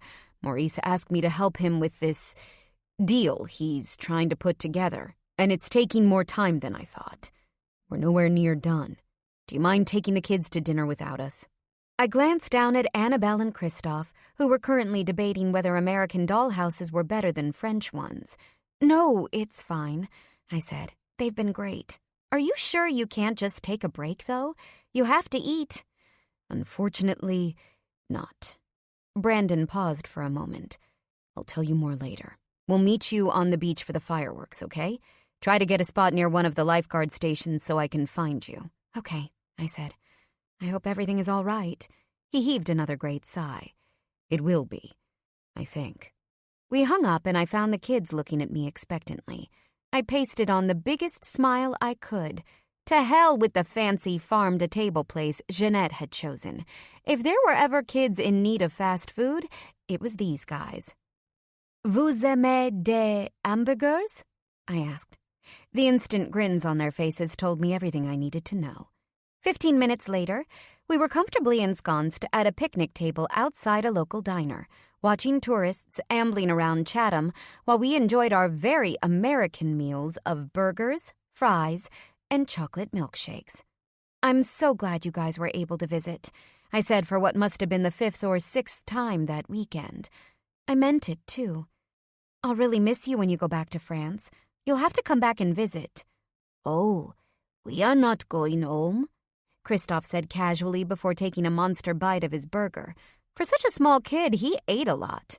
"Not until Papa can get us back our house." I frowned, French fry in mid-air. "What's wrong with your house?" "Well, it's not ours right now. The big men came to take our furniture," Kristoff continued before taking a long pull on his milkshake. "Idiot!" Annabelle hissed next to him. "On ne doit rien dire." "You keep forgetting that I can understand you," I remarked calmly, causing Annabelle's face to turn bright red. "What is it you're not supposed to tell me?" Kristoff stared at his sister, then shrugged. "C'est notre sœur." "She is our sister," he reminded Annabelle. Annabelle sighed. "Donc." "We had to move. Papa thinks I don't know that he is in trouble, but I do. How do you say, le conduit? For the air?" She looked at me for help. "The vent?" I guessed. She nodded, satisfied. "Oui, the vent in his office. It connected to my room at home. I could hear a lot that he didn't know." She looked at me with sudden terror. "You will not tell?" I placed a hand over her small one and tried to look reassuring. Sisters don't tell on their sisters. Annabelle's small shoulders relaxed, and she smiled. "Bon," she said. "So what did you hear?" I asked before I took another bite of my burger. An uneasy look crossed her face. "I don't like to listen to him fight with Mama. But I know she was very angry with him about something he did. She said that if he did not get our money back, she would find a way to do it without him. The men came to take our things the next week, and Papa says we are here to try to fix it." She looked up, her large brown eyes full of questions. "Do you know what he needs to fix, Skylar?" Both of the children's faces zeroed in on me, unblinking. Clearly they were both extremely concerned with their father's situation, what little they knew of it. I gulped. No," I said, although now I was certainly curious. Maybe this was what was keeping Brandon. When Kristoff looked like he might cry, I gave him my best "don't worry" smile. I set my burger down and reached across the table for both of their hands. "I'm sure we'll figure it out," I said. It was all I could say. Both the kids nodded and went back to their meals. Their normal chatter returned as we started speculating about what kinds of designs the fireworks would have. After dinner, we went to the beach and laid out a blanket. We had bought some cupcakes from a shop in town, and the kids were happy to lay with me, telling stories about France while we waited for the fireworks to begin. "I wish you came to our house in France," Kristoff said. "When you lived there too, I mean." I squeezed his shoulder. He was a small boy for his age, but solid. "It's probably better this way," I said. "When I lived in Paris, you were only a baby. You wouldn't have remembered me." "I would remember," Kristoff said. "Me too," Annabelle echoed, and they both burrowed closer to my sides as we watched the sky above us change colors in the twilight. Just as the sky turned dark and the crowd was starting to hum with anticipation of the main event, Brandon, Maurice, and Jeanette appeared, bearing flashlights. "Finally!" Jeanette cried as we scrambled up. "I thought we'd never find you. Skylar, darling, you really should check your cell phone more often." Maurice and Jeanette sat in the front of the blanket, with Annabelle and Kristoff on either side of them. Maurice made no move to touch either of his children, but I noticed Kristoff sidling closer and closer to his father until their knees touched. Only then did the boy sit still. Brandon landed on the blanket beside me with a huff, just as the fireworks began over the water. Even in the din, I didn't miss the way he kept glaring at Maurice and Jeanette. "Everything okay?" I asked, nudging his shoulder. "I thought you would be here earlier." I pressed my nose into the crook of his neck and inhaled. His scent was so calming. Brandon reached a hand to briefly clasp my face to him, then pressed an absent kiss on my cheek before releasing me. I'll tell you about it later. He murmured into my ear after another sharp look at Maurice. But it's safe to say that Maurice and Jeanette aren't just here on a typical business trip. I frowned, then dropped my face into a more neutral position when Jeanette peeked over her shoulder to smile at me. I got some vibes like that from the kids at dinner, I muttered while giving her a forced smile. Why? What happened today? Brandon just shook his head and pulled me closer. Later, he said again. I'll tell you later. We continued to watch the fireworks, but the familiar knot of stress in my stomach constricted again. Would I ever be able to bring anything else to Brandon's life besides family drama? The arm around my shoulder tightened, as if Brandon could feel the tension. Hey, he said into my ear, don't worry about it. It's nothing we can't handle, okay? I could see the fireworks reflected in his eyes, which searched mine for reassurance. He didn't want me to worry or to bolt, most likely. Okay, I said, and moved further into the nook of his shoulder. I only wished my gut felt the same way. Chapter 28. We left at 5:30 the next morning on a plane that Brandon had opted to charter so that we could both work and talk on the way back to Boston. Maurice and Jeanette weren't joining us, having decided to go to Martha's Vineyard for the rest of the week to visit some friends from New York. Brandon looked visibly relieved at their decision. We had all been exhausted after the fireworks, and he'd refused to tell me anything while the Jadots were possibly within earshot. Once we were on the plane en route to Boston, he finally told me why they had missed dinner the night before. They kept me cornered in my office until close to 10, giving me the hard sell on why Ventures should sell out to BNP. He rubbed a tired hand over his face. They had contracts and everything. It made no sense, especially with the two of them there. I mean, he has to know I'm in no position right now to be making those kinds of deals. It's basically an open secret now that I'm thinking of selling off. It wasn't easy for Brandon to admit that out loud, but it was looking more and more like full divestiture from his companies would be the price of both his divorce and his entry into politics. Do you think he was trying to get in on the ground floor? I wondered. Capture some of Venture's best investments before anyone else does? Brandon shrugged. Maybe. But I would have expected a lot more subtlety about it. You know, I think he's really in some deep shit at BNP. I've never had someone and his wife sell me together on a deal before, and definitely not for 3 hours. Christ, I was a prisoner in my own house. He gave me a crooked smile and kicked his feet up on the chair facing him. One hand dropped to my thigh and squeezed lightly. I frowned, considering. Well, according to the kids, they had to move out of their house in Paris. I don't think they are going back anytime soon. Brandon's brows raised, causing his forehead to wrinkle slightly. Jesus. No wonder they seemed so desperate. Shit. Think about all that time they were alone in my office. He pulled open his laptop. I'll get Margie on it. Brandon, I said, interrupting his typing. He looked up, big eyes full of concentration but also compassion. What, Red? You don't have to do this, I said. I knew he wouldn't stop, but I needed him to know anyway. Whatever is going on with them, you don't need to rescue Jeanette and Maurice. They're... It's not like Bubby and Dad, okay? They're not our responsibility. Oh, I know, Brandon said grimly. I've seen them with you, and their own kids. His eyes flashed at the mention of Annabelle and Christoph. The truth of what was really happening hit me. That once again, Jeanette had duped me into believing that she had something to offer besides her true colors. Her sudden appearance and generosity after nearly 10 years of sporadic, at best, communication should have been more suspect. If they were truly in financial dire straits, then the lavish gifts of the piano and clothing were even more manipulative than I'd thought. I wasn't the target. Brandon was.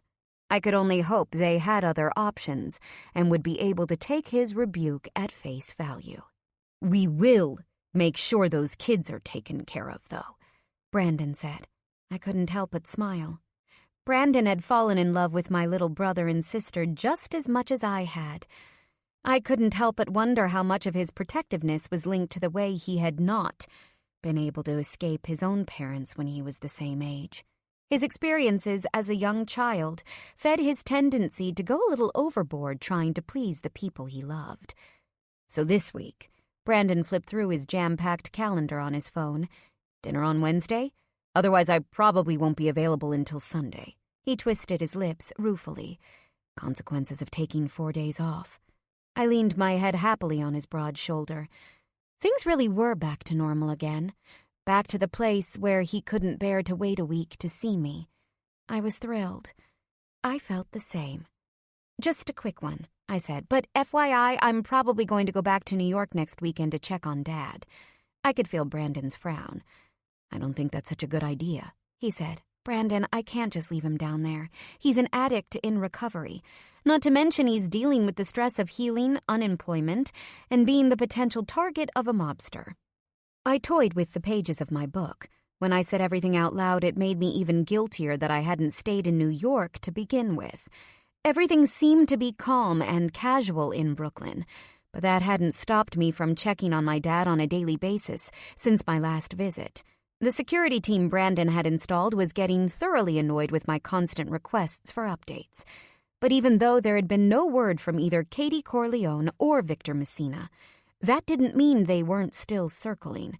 It just meant they were planning their next move. I still think we should keep trying to convince them to relocate, Brandon said as he picked up my fidgeting hand and started to massage my fingers. The calming effect was instantaneous. I sighed. I keep trying. But they are both so crazy stubborn. How many more times does Danny have to be messed with before he realizes he needs to get out of Brooklyn? Brandon asked irritably, his Boston accent seeping through. Is your family so attached to New York that they are willing to risk their safety? Is your dad's life worth a band he can't play in or your grandmother's card games? I didn't answer. These were questions I had asked several times, and every time had them swatted away like flies. I was asking them both to give up their lives, they'd said. Hadn't they lost enough? Was it right to let Messina kick them out of their home? I'll keep working on it, was all I could say. But in the meantime, I'm not going to abandon my family. If they won't come to me, I need to keep going to them. I pressed a kiss to Brandon's jawline. He'd shaved for the first time all weekend this morning, and his skin was smooth and soft. And don't forget, I still have the bar exam in less than 3 weeks. I think a weekend away from you might be a good thing. You're too much of a distraction. I'm a distraction, am I? He looked down with a devilish grin, then slyly picked the book off my lap and tossed it onto the chair across from me. I followed the book, then watched as he unbuckled my seatbelt as well. I couldn't stifle my smile, but I tried to give him my best. I told you so, look. You're not really fighting that reputation right now, I said, as his hand slipped inside my shirt and floated over my breasts, causing my nipples to stand erect through the loose fabric.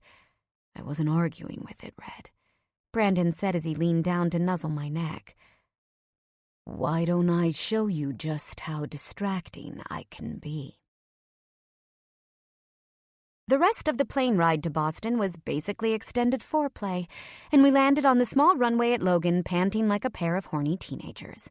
Instead of going our separate ways, Brandon ended up taking me home in the back of his Mercedes and walking me up to my apartment, which took about twice as long as it should have because we kept stopping on the stairs to make out.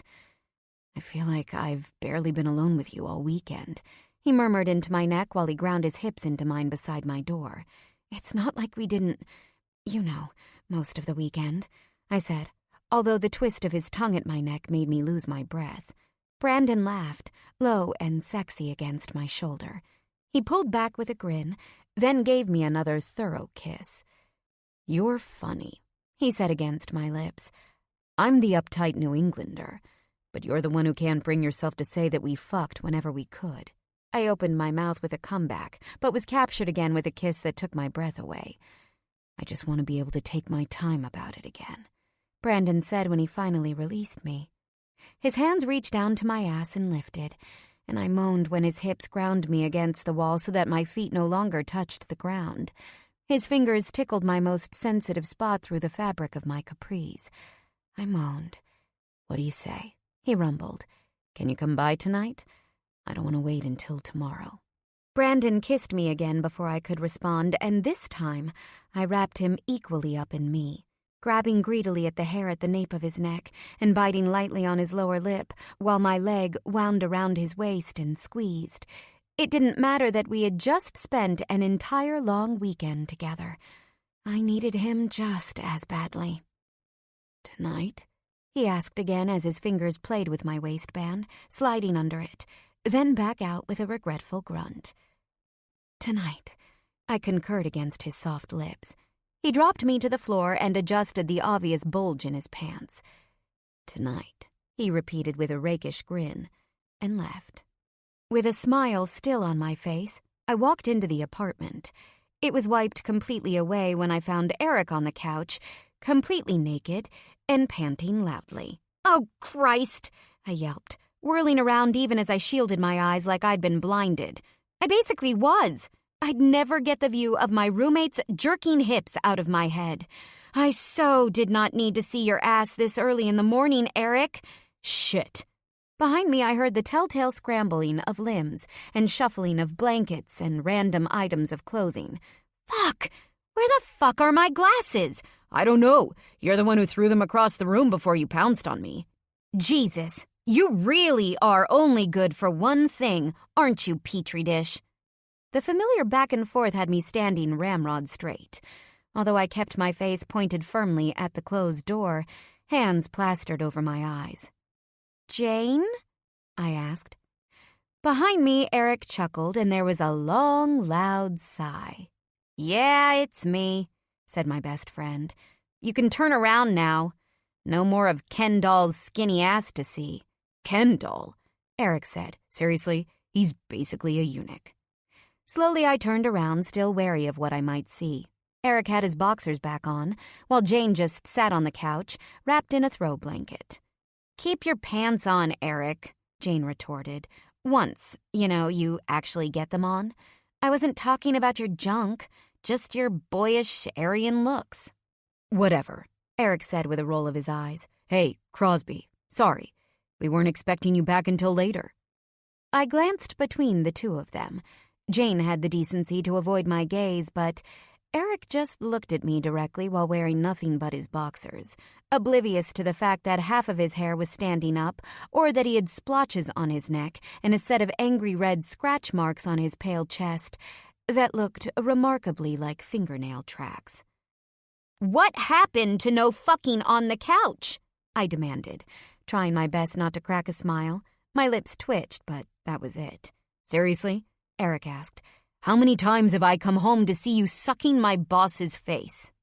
I shrugged. "Clothes on, my friend. Clothes on." There were no bare asses anywhere near that couch.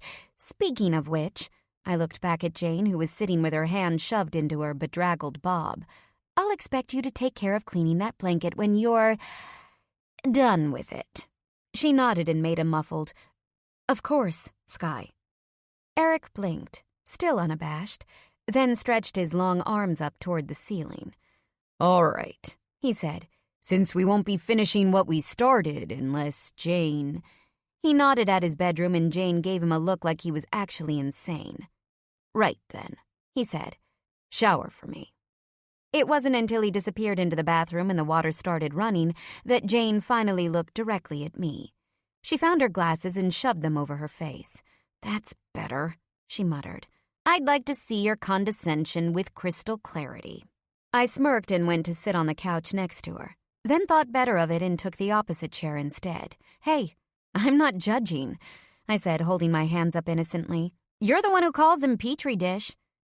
Jane leaned back into the couch and pulled the blanket up her bare form to cover her shoulders completely, so that now all I saw of her was a rumpled head with glasses. Yeah. Maybe not so much that anymore." I raised a brow. "So, are you guys dating?" She shot me a wide look. No. It's still just fucking, Sky. That's it." "Isn't flying in for the weekend from Chicago 3 weeks before the bar exam a little bit more than just fucking?" I asked. "And since you're still here, presumably skipping a day of prep class, does Eric know it's just fucking?" "Oh, like he'd want more," Jane said. not quite able to hide the bitterness in her voice. "I know the score, and he does too. You think I don't know where that thing goes when I'm not around? Trust me, I'm making him double bag it." I glanced back at the bathroom, where steam was starting to filter out through the bottom of the door. "I don't know about that," I said. "I happen to know that Eric doesn't bring women home. And unless he's sneaking in quickies at the grocery store, I don't think he's meeting them anywhere else either. All I've seen him do for the last month is eat, sleep, and study." "Well, then it's only a matter of time. He's not going to commit to a skinny Korean girl with weird hair who lives 1,000 miles away." Jane bit her lip while she stared down at the folds of the blanket. "Janie, since when do you talk about yourself like you're nothing?" I reached over the coffee table and gave my friend a pat on the knee. "You're the shit, and you know it." The shower stopped. Jane tensed. "It's just sex," she repeated, this time louder and with more surety than before. She popped an arm out of the blanket and held it wrapped around her lean form. "I'm going to shower and get dressed, and then you and I are going to a late lunch after your class, before my flight tonight. No walking dildos allowed." She looked to the still-closed bathroom door. "You got that, Mr. Clean?" she called. The door opened, and Eric walked out in nothing but a towel wrapped around his hips, his long muscles somehow more on display despite the fact that his boxers had actually covered less of him. "Loud and clear," he said with a grim look, and disappeared into his room. Jane followed his form, then closed her eyes tight when the door slammed shut with a loud bang. Then, with a heavy sigh, she stood up. "It's just sex," she said like a mantra as she walked to the bathroom. Just sex. Chapter 29. I passed. I knew it. There was just no other way that test could have gone. When I walked out of the convention center on a sunny Friday morning in late July, I felt like one of the people in Plato's Allegory of the Cave, blinded by the bright summer sun after spending so long in the dark. Except my dark cave was prep classes and the last 2 days of testing. I squinted in the late afternoon sun triumphantly. I wouldn't find out the official results of my exam for 8 more weeks, but I knew I had done well. And now a weight had been lifted from my shoulders, the last step toward becoming a licensed attorney, ready to start my real life in the real world. "Time for a motherfucking drink," Eric pronounced as he followed me out of the Boston Convention Center, where we had just spent the last 2 days in one of the enormous rooms with the other hundreds of new law grads in the Boston area. Eric looked more than a little worse for wear. His t-shirt was rumpled, and his hair on one side was sticking out on the side, like he'd spent the last 6 hours pulling at it while he wrote the second day's series of essay responses on Massachusetts state law. His eyes drooped with dark circles, and despite the summer weather, he looked even paler than normal. I probably looked just as terrible. Like most of the test takers, I was exhausted and had foregone things like makeup or jewelry. I'd dressed comfortably, in layers of jeans and a hoodie to withstand the air-conditioned rooms. Outside, however, in the sticky late July heat, I quickly stripped down to my white tank top and pulled my messy hair into a loose braid, eager to get the sweaty strands off my neck. "That guy with the cell phone during the third essay," Eric said. "I wanted to kill him. If I fail, I'm suing his ass. I swear it." Several other classmates from our Andover and Harvard classes were also filtering out of the building. Most had the same bleary, dazed expressions that come from 2 straight days of testing. "Woohoo! Time to get messed up!" Shouts of relief started to pepper the air as more and more people emerged. If there was ever a day to let loose, this was it. Most of us were taking 2 weeks off for the vacation we hadn't gotten after graduating from law school in May. It was fairly typical for most firms to negotiate their associates' start dates a few weeks after the exam. No one needed a burned-out associate when they expected us to hit the ground running. For my part, I was thrilled to have some time off. While the dramas of the spring hadn't completely disappeared, they were all basically in a holding pattern. The security team in Brooklyn confirmed that my dad was continuing with his rehabilitation and therapy regimen without any more interference from Victor Messina or Katie Corleone. Miranda had, predictably, continued to delay divorce proceedings, but had not caused any additional headaches once Brandon and I had started seeing each other more openly. Maurice and Jeanette had remained in New York, presumably with her family, since the 4th, and although Maurice continued to pester Brandon with occasional phone calls and sometimes even messengered proposals, there was no more than a few distant suggestions that we socialize with them until they returned to Boston in August. The gifts had stopped. Jeanette was as silent as she had ever been. The official word from BNP was that Maurice was working at the New York office for the time being. Margie, Brandon's assistant, couldn't get any other information about why he was there. It could have been any number of things. A deal gone bad. Some kind of scheme the company was trying to hide. Maurice was a large enough figure that any malfeasance could cause a scandal that would affect stock prices. My best bet was that he was being given a shot at a mea culpa. He didn't talk to me much about it, but I knew that the DNC was also pressuring Brandon to make a decision about a mayoral run. The election wasn't until the following year, but they likely wanted to start fundraising. The local papers continued to speculate about his interest in politics, and a few PACs had already been started for him. I didn't miss the clench of his jaw whenever he saw a new headline. What I didn't know was what he was going to do. I wondered if he was waiting for me to make that decision first. Like a herd of escaped livestock, close to 50 of us overtook the nearest bar, aptly named the Drunk Monk, as we'd all felt like secluded monks with our study guides for the last month. Eric and I sat at the bar with Steve Kramer, one of our classmates, and quickly ordered several plates of bar grub along with drinks. The boys opting for a pitcher of PBR, while I took my preferred drink of whiskey and soda.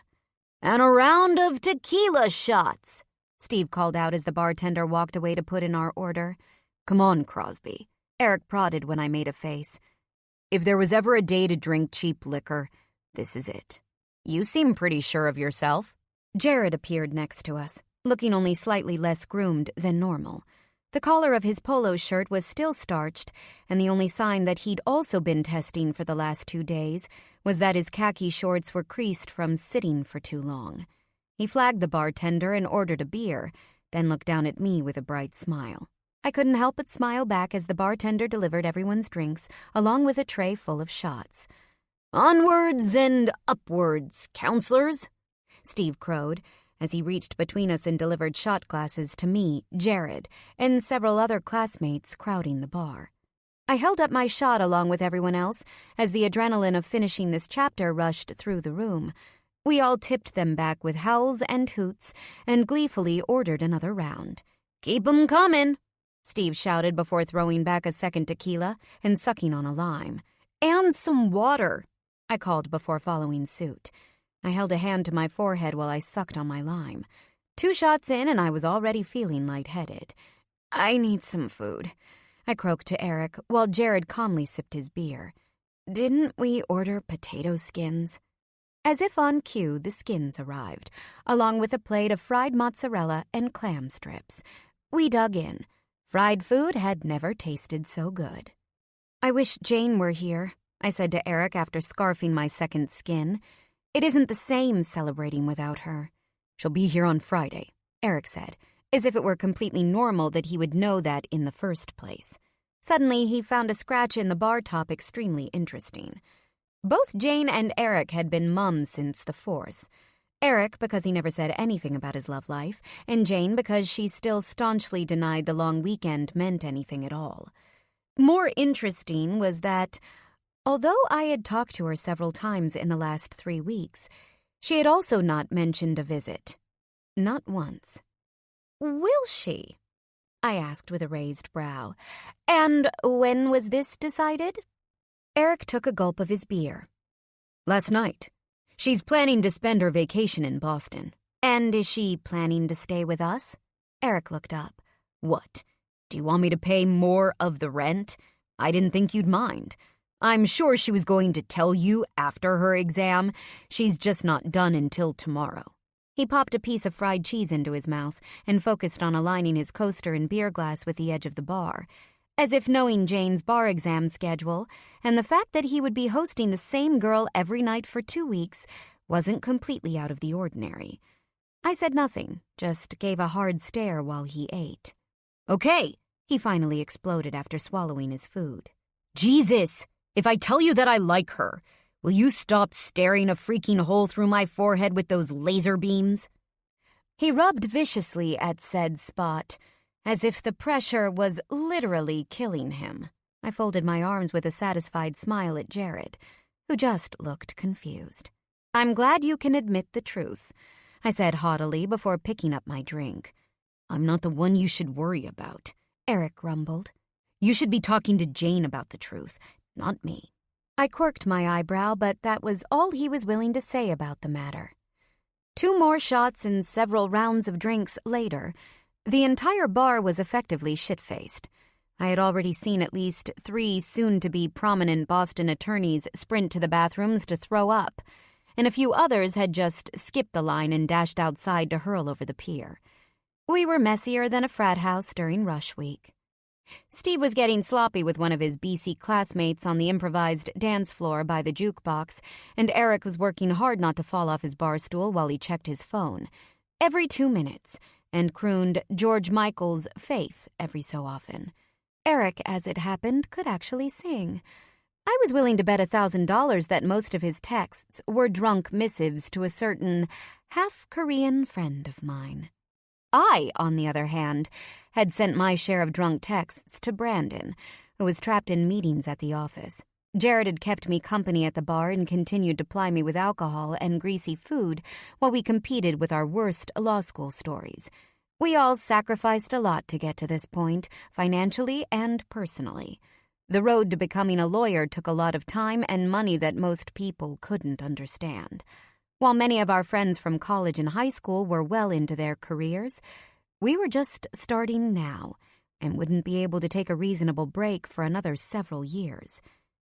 You have no idea what I've given up for this, I pronounced to Jared for the 5th time, sweeping my arms like great wings. I smacked the shoulder of a dancing classmate. Sorry, girl.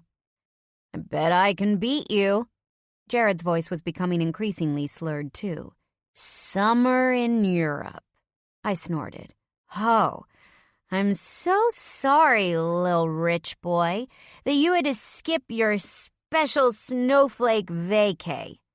I held a thumb out, preparing to count. Thanksgiving 3 years in a row, my grandmother's 75th birthday, helping my dad through rehab, missed every one of them. Jared frowned at the last one. Shit. I didn't know about your dad, Skylar. Everything okay? I tipped back the last of my 4th whiskey soda. It will be. He's got some issues. I turned to the bartender and signaled for another round, barely managing to keep myself on my bar stool. So, summer vacation? That's all you got for me, precious? Jared grinned and pushed his floppy brown hair off his forehead. Okay, no. I got a few more. My best friend's wedding. In Tahiti. I shook my head so hard I almost fell off my stool. Still a rich boy problem, but yeah, that had to hurt. But I got you again. I held out a second finger. Spending time with my long-lost brother and sister this summer. Spending time with my aging grandmother. She's got rheumatoid arthritis, you know. Missing my sister's birthday party in New York, I shot back. Missing every party all summer long, Jared countered. All the money I could have been making to pay for my dad's rehab. All that gas money driving back and forth from Andover every day. A baby. The words fell between us like a stone, tumbling out of my mouth in a spectacular word vomit before I could stop them. I stared at the ground as if I could actually see the bomb I'd just dropped. The blood drained from my head, and I swayed on my seat. Did I really say that? No, I didn't. I couldn't have. You were pregnant? Jared asked, all signs of friendly competition replaced with sharp curiosity. Fuck. No, I said, trying and failing to stifle the flush racing up my neck and cheeks. No. I was just trying to one-up you. I get kind of competitive like that sometimes. I gave him a sheepish, probably useless smile. Jared was too busy calculating the months to notice. Was it sterlings? He tapped his chin, trying to process the news. Does he know? I shook my head furiously, terror rising in my belly. Fuck. Jared, it was a joke, I insisted, shifting around in my stool to try to catch his bleary yet searching brown eyes. Do not look away. Do not look away. Look into my eyes. I was never pregnant. Did those words sound as vacant as they felt? I couldn't tell. Jared stared at me for a few more seconds, then gave a half-hearted shrug. All right, he said. I hope not. That's a heck of a joke to make, Skylar. What's a heck of a joke? I turned to find Brandon elbowing his way through the crowd, standing out in his tailored suit among a crowd full of drunken, casually dressed exam takers. Nothing, I said as I accepted his hearty kiss. Just a dumb joke. I pushed my glasses up my nose and shook my head infinitesimally at Jared, while Brandon sat on the stool behind me. He scooted forward to straddle my seat and ordered himself an IPA. If Jared didn't think the joke was funny, Brandon definitely wouldn't like it. And considering how well Brandon could read my face, he would probably know it wasn't a joke at all. Jared pressed his mouth shut and took a long drink of his beer while Brandon looked him over. Okay then, Brandon said. Looks like I'm a few behind you, babe. He pulled my frozen form against his chest. His familiar almond scent reminded me just how little I'd been able to see him in the last weeks. You smell good, he murmured into my ear as he brushed my braid over one shoulder to kiss me on the neck, just under my earlobe. Like jasmine and tequila, is it? Not usually your drink, but I'll take it. Jared watched us with hooded eyes, then started studying the rim of his beer glass. I didn't know why he hadn't disappeared yet, considering what had happened at the gala. This wasn't going to be anything but awkward. Brandon paid for his drink. The arm wrapped around my waist tightened. I recognized it as the territorial move it was. So, Jared, right? Brandon said over my shoulder. You think you passed? Jared cleared his throat. Yeah, I think so. It's a tough test, as you know, but our class was a good one. Plus, Skylar's a great study partner. The forearm around my midsection flexed, but Brandon's smile didn't waver. He glanced down at me and pressed a kiss to my forehead. I bet she is, he said. After all, my Skylar's wicked smart. His accent was out in full, making Skylar sound like Skyla and smart sound like smart. It was either an indication of his raised anxiety or a play to intimidate Jared. Considering that Jared was a rich kid from the suburbs who would be very familiar with the class tensions in Boston, I was guessing the latter. Thanks, I said, finally finding my voice again. She's also sitting right here, so you guys can stop talking about her like she's not. Brandon squeezed my waist again while Jared looked mildly contrite. So, do you have any plans for the break, Jared? Brandon asked, affecting a kinder voice. I'm assuming your grandfather is giving you one, right? I tried to elbow him, but only hit the bar. The contact sent an arrow of pain up my arm. I winced and grasped my elbow. Brandon immediately cupped the spot with his hand and started to massage, like he had been planning to do that the entire time. I would have brushed him off, but it felt really, really good. Damn it. Jared took a sip of his beer and cleared his throat as he took in Brandon's familiarity with my body. Yeah, he said. 2 weeks off like everyone else. I'm heading to St. Bart's with friends to blow off some steam. What about you, Skylar? He looked at me as if Brandon wasn't there. I shrugged. Not much. I'll probably go down to visit my family in New York. Take it easy for a bit. Actually, I had a surprise planned. Brandon said quietly enough that I wasn't sure that Jared could even hear him. He set an envelope down in front of me. I picked it up. This wasn't grandstanding anymore. Brandon had come prepared with a gift. I twisted around to find an adorable puppy dog expression on Brandon's face. He looked hopeful, yet tentative. I couldn't blame him for being nervous. I didn't have the best track record of accepting his gifts. But things were different now. We had a different level of trust, and I had finally started to let my issues about that sort of thing go. "What is it?" I asked as I examined the envelope. "What did you do?" "Open it," he said, blue eyes sparkling with anticipation. Inside the envelope were several pamphlets of various locations in South France, and a slip bearing a confirmation for a flight bound to Toulouse. "You got me a trip to France?" I stared at the papers with wide eyes, not quite believing what I saw. "Really?"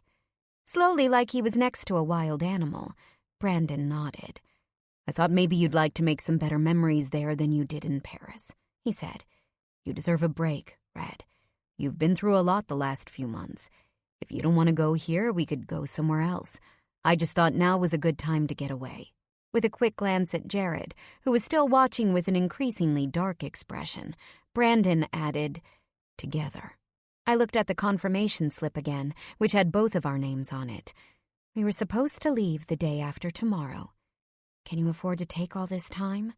I asked quietly. "It's not like you don't have your own stuff to deal with right now." Brandon just pressed another chaste kiss on my cheek that promised more than it showed. "The truth?" he asked. I nodded. "I might have booked our flight the second you agreed to come to dinner that night." He gave a sheepish smile. "I might have been planning this for a while." Slowly, unbidden, an ear-splitting grin spread across my face until it felt like my cheeks were going to crack in half. Suddenly I was so excited. I was practically vibrating in my seat. "Toulouse?" I asked again, my voice hitching up another octave. "Really?" 2 weeks in Toulouse, in the summer, alone with Brandon. I literally could not think of anything better. "For a night," Brandon said, now with a megawatt grin that mirrored my own. "Then we would go down to Marseille. Mark agreed to loan us his villa on the water." "Okay, except that. That was definitely better." "What do you say, Red?" Brandon asked, picking up one of my hands and bringing it to his lips. "Will you go to France with me?" The question was so formal and out of character for Brandon, such an obvious attempt not to go overboard, despite the extravagance of the gift, that my heart squeezed and my response came freely. "Yes!" I sprang out of my seat, threw my arms around his neck, and peppered his laughing face with kisses. "Yes, yes, yes, yes!" Brandon laughed as he held me off the ground, causing a few of my classmates to turn around and smile at us. "Well," I said with a grin to Jared as I was set back down. He looked like he was going to be sick. "I guess I'm going to France for my vacation." Jared immediately pasted a polite smile on his face. "That sounds great," he said. Then he looked over my shoulder and waved at someone. "Excuse me, just going to say hi to some people." Brandon watched him go with a satisfied expression that was far too similar to a lion who had just kicked out the weaker member of the pride. I elbowed him in the gut. "You could wipe that smug expression off your face, Sterling. It was never a contest." "I know, Red," Brandon said. "That guy couldn't handle you anyway." His expression dropped to a frown as he considered something. "But I'm glad you're not going to be studying together anymore. I don't like the way he looks at you." "How's that?" Brandon looked at me with a positively predatory gleam.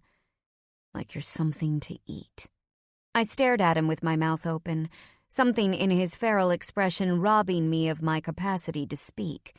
Brandon revealed a few white teeth with a half smile, then slipped an arm around my waist and pulled me against his tall, hard form. "Are you ready to celebrate alone yet?" he asked with a quick nip to my earlobe. I shuddered as his hand slid down to cup my ass and squeeze gently. I stepped out of his embrace, concerned I might combust right there in the bar in front of all of my future colleagues if I let Brandon keep touching me like that. He just smiled again, bared his teeth like a lion on the hunt. I was his prey, and I couldn't be happier about it. Chapter 30. I woke up the next morning with wide rays of sunlight streaming through my bedroom window. It was the one time of day where the light managed to slip between the brick buildings my window faced, and they landed directly on my eyes. The other side of my bed was rumpled and empty. Brandon was nowhere to be seen. I rolled to my back and stared up at the ceiling. The rest of the night had been a blur after Brandon had taken me home and we had continued celebrating my vacation well into the night.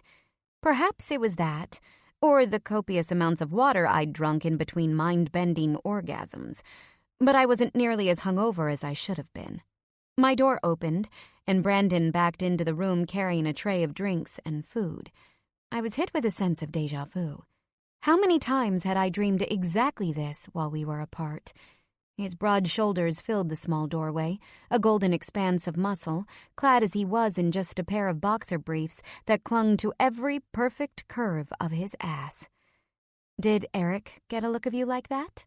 I asked as I sat up, not bothering to hold my sheet against my naked body. With Brandon, I had no shame. I'm pretty sure seeing his boss in his underwear would qualify as awkward and uncomfortable. He didn't. But I'm too damn hungry to care anyway.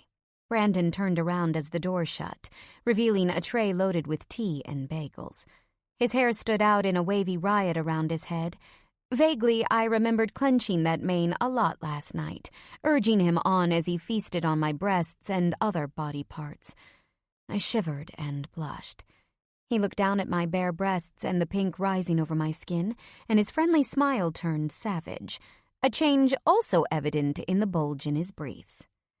On second thought, breakfast can wait. Brandon set the tray on my side table before he crawled over the bed and completely covered me. "Good morning," he murmured as he caged me against the bedding, positioning his long body over mine.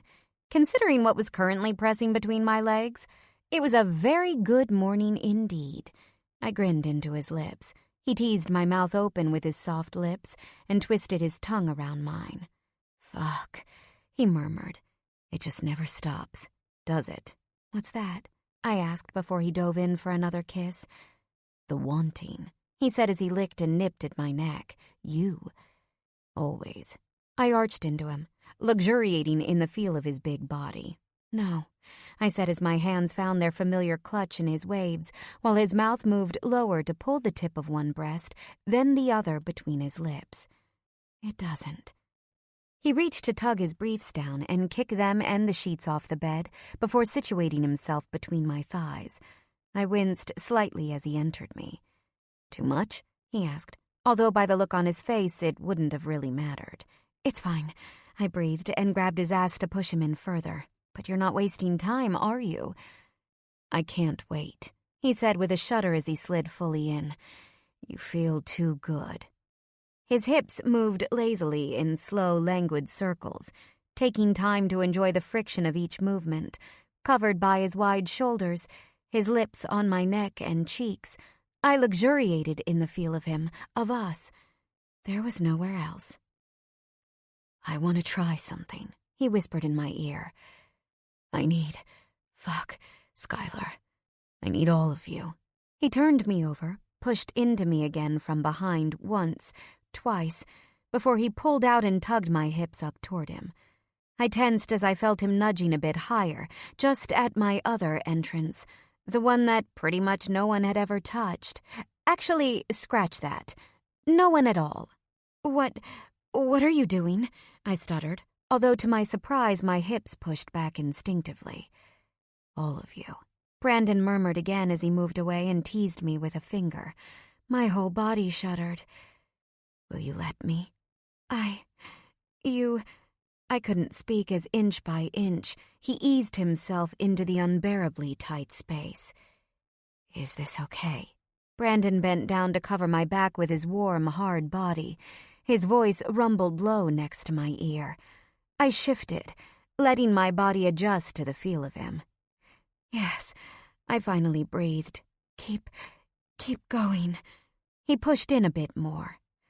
"Fuck," he breathed. "Jesus Christ, you're tight here." Brandon, please." I could barely get out any coherent words. I was just so full. Somehow Brandon managed to reach into the drawer of my nightstand and pull out the small bottle of lubricant I kept there. I heard the sound of the bottle being opened and a quick squirt of the cold gel before he pulled out slightly to apply it to where our bodies met.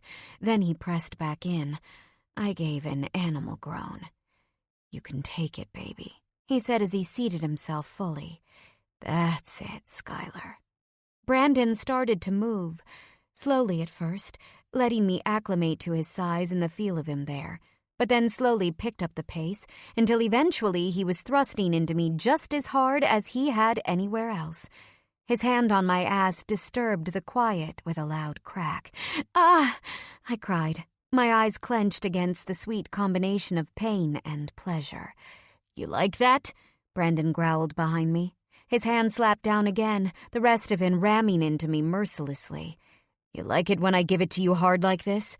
When I fuck this gorgeous ass, baby? Please." There were no words. I literally had no words anymore, and his were going to undo me. My hand fell limp beneath me. My whole body was starting to feel limp. Brandon leveraged my hips up slightly higher, then reached down with one hand on my clit. I moaned against the feel of his mouth on my neck, the carved muscles warm against my back.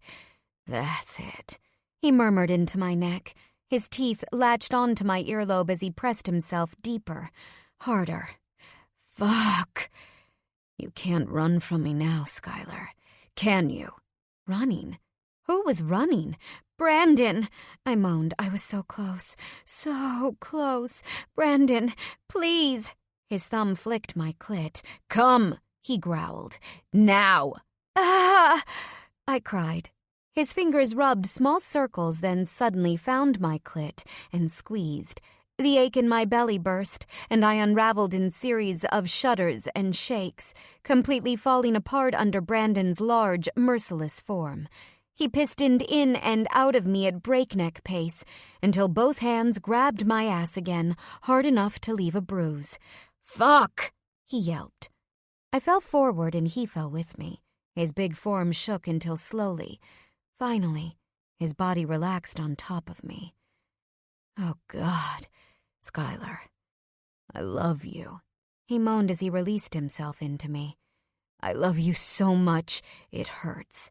I welcomed his mouth on my neck, welcomed his body on mine, welcomed his essence into every pore of me, into this place where nothing else existed but two of us. My head was a fog. The fact that Brandon had just done something to me that no one, not Patrick, my ex, not anyone, had ever done just was starting to register. He could have every part of me, and he did. Love didn't even begin to cover it.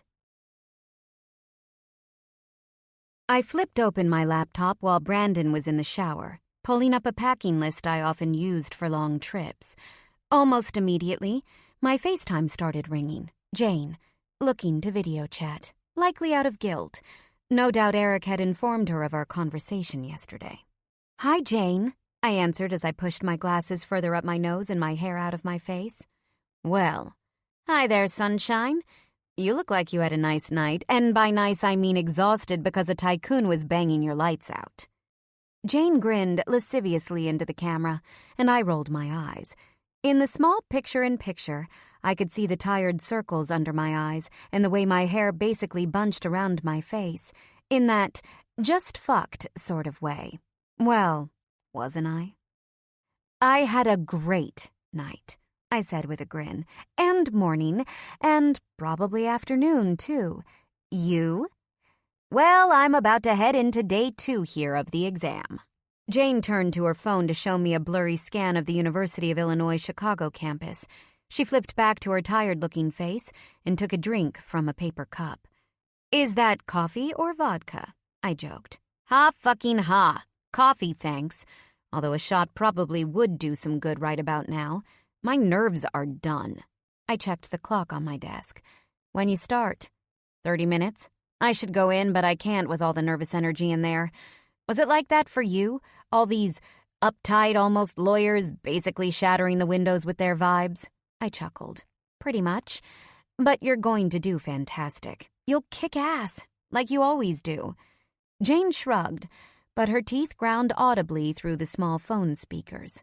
I tell you, I'm going to need a month to recuperate after all of this. 2 weeks won't do it. Well, I'm sure Eric can help you out with that, I said with a sly smile. He seems very eager to help you unwind, starting Friday, apparently. Jane bit her lip and cast one eye downward. Are you mad I didn't tell you? I shrugged. Maybe I was a little disappointed that Jane hadn't confided in me immediately, but she was entitled to her personal life as much as anyone else. Nah, I said. I just hope you guys are being careful. Oh, don't you worry about that. I make the boy double bag it. I meant with your heart, Janie, I said with a roll of my eyes. And I hope for Eric's sake you're joking. Jane didn't quite look into the camera, just covered her mouth with a smile she was obviously trying to hide. Maybe she and Eric weren't willing to admit it, but it was clear that whatever was going on between them was more than just screwing around.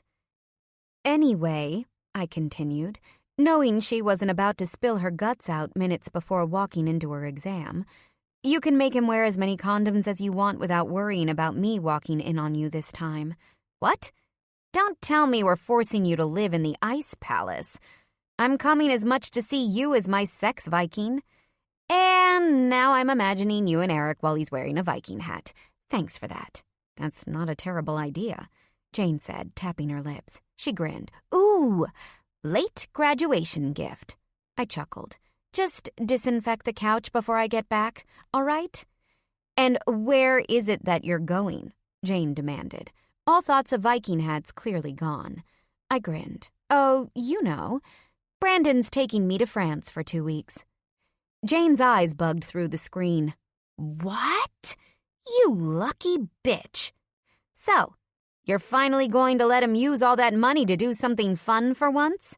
I blinked sheepishly. It's not like that. I know, Sky. Jane waved away my concerns. I just mean, I'm glad you're finally letting him spoil you a bit. It's about time. That man is so damn crazy about you, and you deserve to be loved like that. I'm happy for you, friend. I couldn't help but grin a little at her words. Thanks, Janie. I'm pretty happy, too. Things were still so complicated, and we hadn't even come close to sorting out all the issues in both of our family lives, but that was the truth. And today, nothing seemed like it could get in the way of that. So, are you going to tell him? You know, now that the pressure is off? Through the wall, the water turned off in the bathroom. I glanced back at the computer and shook my head vehemently. All the bliss of our conversation now evaporated. Not the time right now, Jane, but Sky. You said that not the time, Jane. She frowned into the screen, worrying her lips together before she finally sighed. Fine, she said. I'll say no more. Just do it. Soon. You promise? I just blinked, then nodded my head. She was right. I knew. But I didn't want to ruin what was finally finding its rhythm again. It had taken this long for Brandon and I to rebuild what we once had. It was too precious. My bedroom door swung open, and Brandon came back in wearing nothing but a towel, water droplets dewing over his shoulders and chest, his mop of wet hair curling more than usual around his ears. Thanks for the towel, man, he called back to Eric, whom I could see clearly through the doorway, focused completely on his coffee, thin shoulders hunched over like he wanted to disappear. Brandon kicked the door shut, then flopped next to me on the bed, which poked his lean form into the frame. Oh, hey, Jane, he said. Shit! Jane's voice exploded as her head shook so hard her glasses came loose. For Christ's sake, warn a girl, Casanova! You could put someone's eyes out with those abs. Brandon tipped his head back and laughed. The movement caused his already defined muscles to bunch into tight ridges. It really wasn't fair. The man was 3 years from 40 and looked like he had been photoshopped. On the screen, Jane's eyes turned wistful. She waved a hand in front of the camera. Will you get him out of there? I don't need that in my head while I'm testing. Otherwise, all I'm going to see is A, Brandon's abs, B, Brandon's pecs, or C, Brandon's biceps. Thanks a lot, Sterling. If I failed today, it's because of you. I'm moving. Good luck, Jane. Brandon went to where he'd stashed his stuff on top of my dresser. I see that dreamy look on your face, Sky. Jane teased, causing Brandon to leer back at me as he pulled on a pair of clean briefs. The heat in his gaze caused me to blush all over again. Right, Jane said. I think that's my cue to go. She quirked a smile and tipped her head. I'm glad you're happy, chick. And Brandon? She called out. Yeah, Jane? Brandon replied as he pulled on a pair of shorts. Take care of my girl in France. Don't forget, Don Juan. You mess with her, it's your balls on a platter courtesy of moi. Popping back into the frame, Brandon rolled his eyes and grinned. Loud and clear, Jane, he said before leaning down to grab a t-shirt from his overnight bag. Good luck, friend, I told her. I'll see you when we get back. You better, chick. Love you, Sky. Love you too, Janie. So much. Chapter 31. Our flight was at 10 the next morning, so I spent the rest of the day packing and making sure I was leaving everything settled at home. I was a bit worried about leaving, but Bubby assured me Dad was attending his therapy like clockwork and that Katie Corleone was still nowhere to be seen. He'd even continued his tinkering on the piano, and the doctors thought he would be able to go back to work in another month. Brandon had requested additional security to watch the house while we were gone. There wasn't much more we could do. He can barely play Twinkle, Twinkle, Little Star, Bubby recounted Dad's progress, but his fingers are on the keys, and that's the important thing. I wholeheartedly agreed. Brandon had told me to pack for a variety of activities, so when David pulled the car up in front of my building at 8 a.m., I was standing next to my biggest suitcase that carried supplies for every possibility I could think of in South France, from lounging on the beach to hiking through the Pyrenees. Brandon stepped out of the car to help me and looked at the suitcase with an amused expression. You know, he said as he kissed me on the cheek, I didn't peg you for the kind of girl who would pack her entire wardrobe for a short trip. It's 2 whole weeks, I countered as David hefted the suitcase into the trunk. And you wouldn't tell me our plans. Brandon grinned. That's because we have no plans, Red. It's part of the charm. Exactly, I said. I need to be prepared for anything. You do realize that if we didn't have something, we could just buy it? I scowled. No, you could just buy it. I come prepared. Brandon rolled his eyes and with a hand on my back escorted me into the car. I forgot. I'm traveling with Ebenezer Scrooge. I smacked him on the shoulder and he laughed. I resent that, I said. Just because I don't like to spend unnecessary money on myself doesn't mean I'm not generous with others. I know. Take it easy. Brandon gathered me in and pressed a kiss on my lips before I could continue my protestations. Now let's get going. Plane's waiting. I was in for another surprise when the car pulled up at the small private airfield next to Logan International, the same airfield where I had left Brandon on our first official date, where he had tried to fly me to France once before. The memory of that night was seared into my memory. Dinner in Paris had been a lovely idea, but it was also misplaced, far too ostentatious for a first date, and had only pushed me away. I found him watching me, looking slightly nervous. I thought we had tickets, I said. Why are we here? Brandon grinned sheepishly. Did you really think I want to fly commercial? This is so much easier. We'll be there in 6 hours instead of 10. Plus, I can try my luck with the Mile High Club. He waggled his eyebrows in a way that made him look like a horny puppy. I burst out laughing in spite of myself, and Brandon joined me. His excitement was contagious. Come on, Red, he said as David opened his door. Let's see if I can get you on a plane this time without slapping me. Ha fucking ha, I retorted, but allowed him to help me out of the car. A flash from outside the gates of the small airport pulled my attention to the road. A cluster of photographers was there, all of their lenses pointed directly at us. Mr. Sterling! Brandon! They called. Where are you going? Who is your friend? I glanced up at Brandon and found him looking at the photographers with a hard scowl. Who are they? I asked as he guided me into the airport, which thankfully had tinted windows. I wondered if they were installed partly because of the wealthy, sometimes famous people who used private airfields like this. In the plush lobby, the agents took our bags and passports. Brandon grimaced and his broad shoulders tensed. Paparazzi. They've been starting to follow me a bit the last few weeks, since there has been more speculation in the papers about whether or not I'm going to run.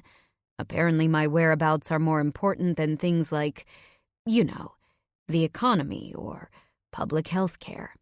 His voice dripped with sarcasm. It was clear he wasn't happy with being surveilled this way, and I couldn't blame him. I hated it when we suspected that a PI was following us around. Now we had to deal with the press, too? Have you decided? I asked, unable to help myself. I hadn't pressured him much about the decision. In the last few weeks of studying for the bar exam, I honestly hadn't had time to think about it, and he hadn't mentioned it at all. But obviously it was an issue that needed to be discussed, and soon. Brandon shook his head, the small lines at his eyes crinkling as he frowned. Not yet. He turned an awkward smile at me, although Corey has been riding my ass about it. I masked a scowl at the mention of Corey, Brandon's would-be campaign manager.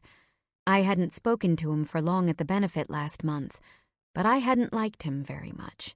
He was snippy and superior, basically the complete stereotype of someone who worked in politics. The idea that he would be a consistent presence in Brandon's life wasn't very appealing. The agents announced that our plane was ready to board. Brandon took my hand with a squeeze that melted away all my reservations. "It's time," he said. "Campaign stuff can wait. You ready for some downtime together?" Was I ever? I grinned. Let's go. 7 hours later, we arrived in Marseille, 5 hours ahead of Boston. It was 9 o'clock in the evening by the time the plane pulled to a stop on a private runway at the Marseille airport. Brandon, as it happened, was incredibly well-traveled. This shouldn't have surprised me, considering how extensive his business interests were, but it did. He always seemed like such a local boy dressed up in nice suits, so it was somewhat of a shock when he spoke to the customs officers in surprisingly decent French. "And here I thought I was going to have to translate," I said, as we were waved easily through the gate. He looked down at me and flashed his 1,000-watt grin. "I'm not fluent or anything, but I've at least learned to say thank you when I travel," he said. He leaned in and kissed me, a long, lingering kiss that sent sparks down to the bottom of my toes. "Welcome to France," he murmured against my lips. I smiled into his embrace. "Bienvenue à France," I whispered. "Merci, monsieur." Brandon leaned back with a sly grin. "Yeah, I'm gonna need you to do that some more, baby. Preferably naked." My heart thrilled, and I practically skipped out toward the street where another car was waiting for us, swishing my hips a bit more than I normally would. "Avec ton plaisir, mon cher." Brandon slammed a palm to his heart, watching me in faux pain. "You're killing me, Red. Let's get you inside before I molest you in front of customs agents." "They won't care," I said. "They're French." We pulled up in front of a house that belonged to Mark Grove, the other named partner at Brandon's law firm. I didn't know Grove well, having only seen his brusque face occasionally while I had served as an intern at the firm last year. But for some reason, the fact that he was a Francophile surprised me. "Big time," Brandon said when I said as much. "He comes here every chance he gets. All of his wives have been French, too." "Wives?" I asked. "Just how many has he had?" Brandon chuckled. "Oh, I don't know. 4 or 5, I think." He gave a sheepish shrug, like he was embarrassed on his partner's behalf. "What can I say? He's a better attorney than a husband, I guess." "I guess," I echoed. Brandon unlocked the door to the villa and walked inside, hefting our bags up a short flight of stairs that led us directly into the living room. Huge by European standards, the house was fairly small in contrast to Brandon's properties, with most of the first floor taken up by the living area and adjacent kitchen. But the house made up for its lack of space with opulence. It was absolutely stunning. Done in the typical Mediterranean style of stucco exteriors and pink clay roof tiles outside, The interior was light and airy, floored with pinkish Spanish tile in an open design that made the most of the limited space by allowing the kitchen, living room, and dining area to flow together in one high-ceilinged room, punctuated by carefully chosen modern furniture. Gauzy drapes floated over picture windows at the far end of the living room, which looked out onto a wood-framed pool and a view of Chateau d'If, the 16th-century island fortress that was the setting for the Count of Monte Cristo. Brandon came to stand behind me as I gazed out at the view, entranced by the moonlight flickering across the Mediterranean, glittering on the white hulls of the boats bobbing in the harbor.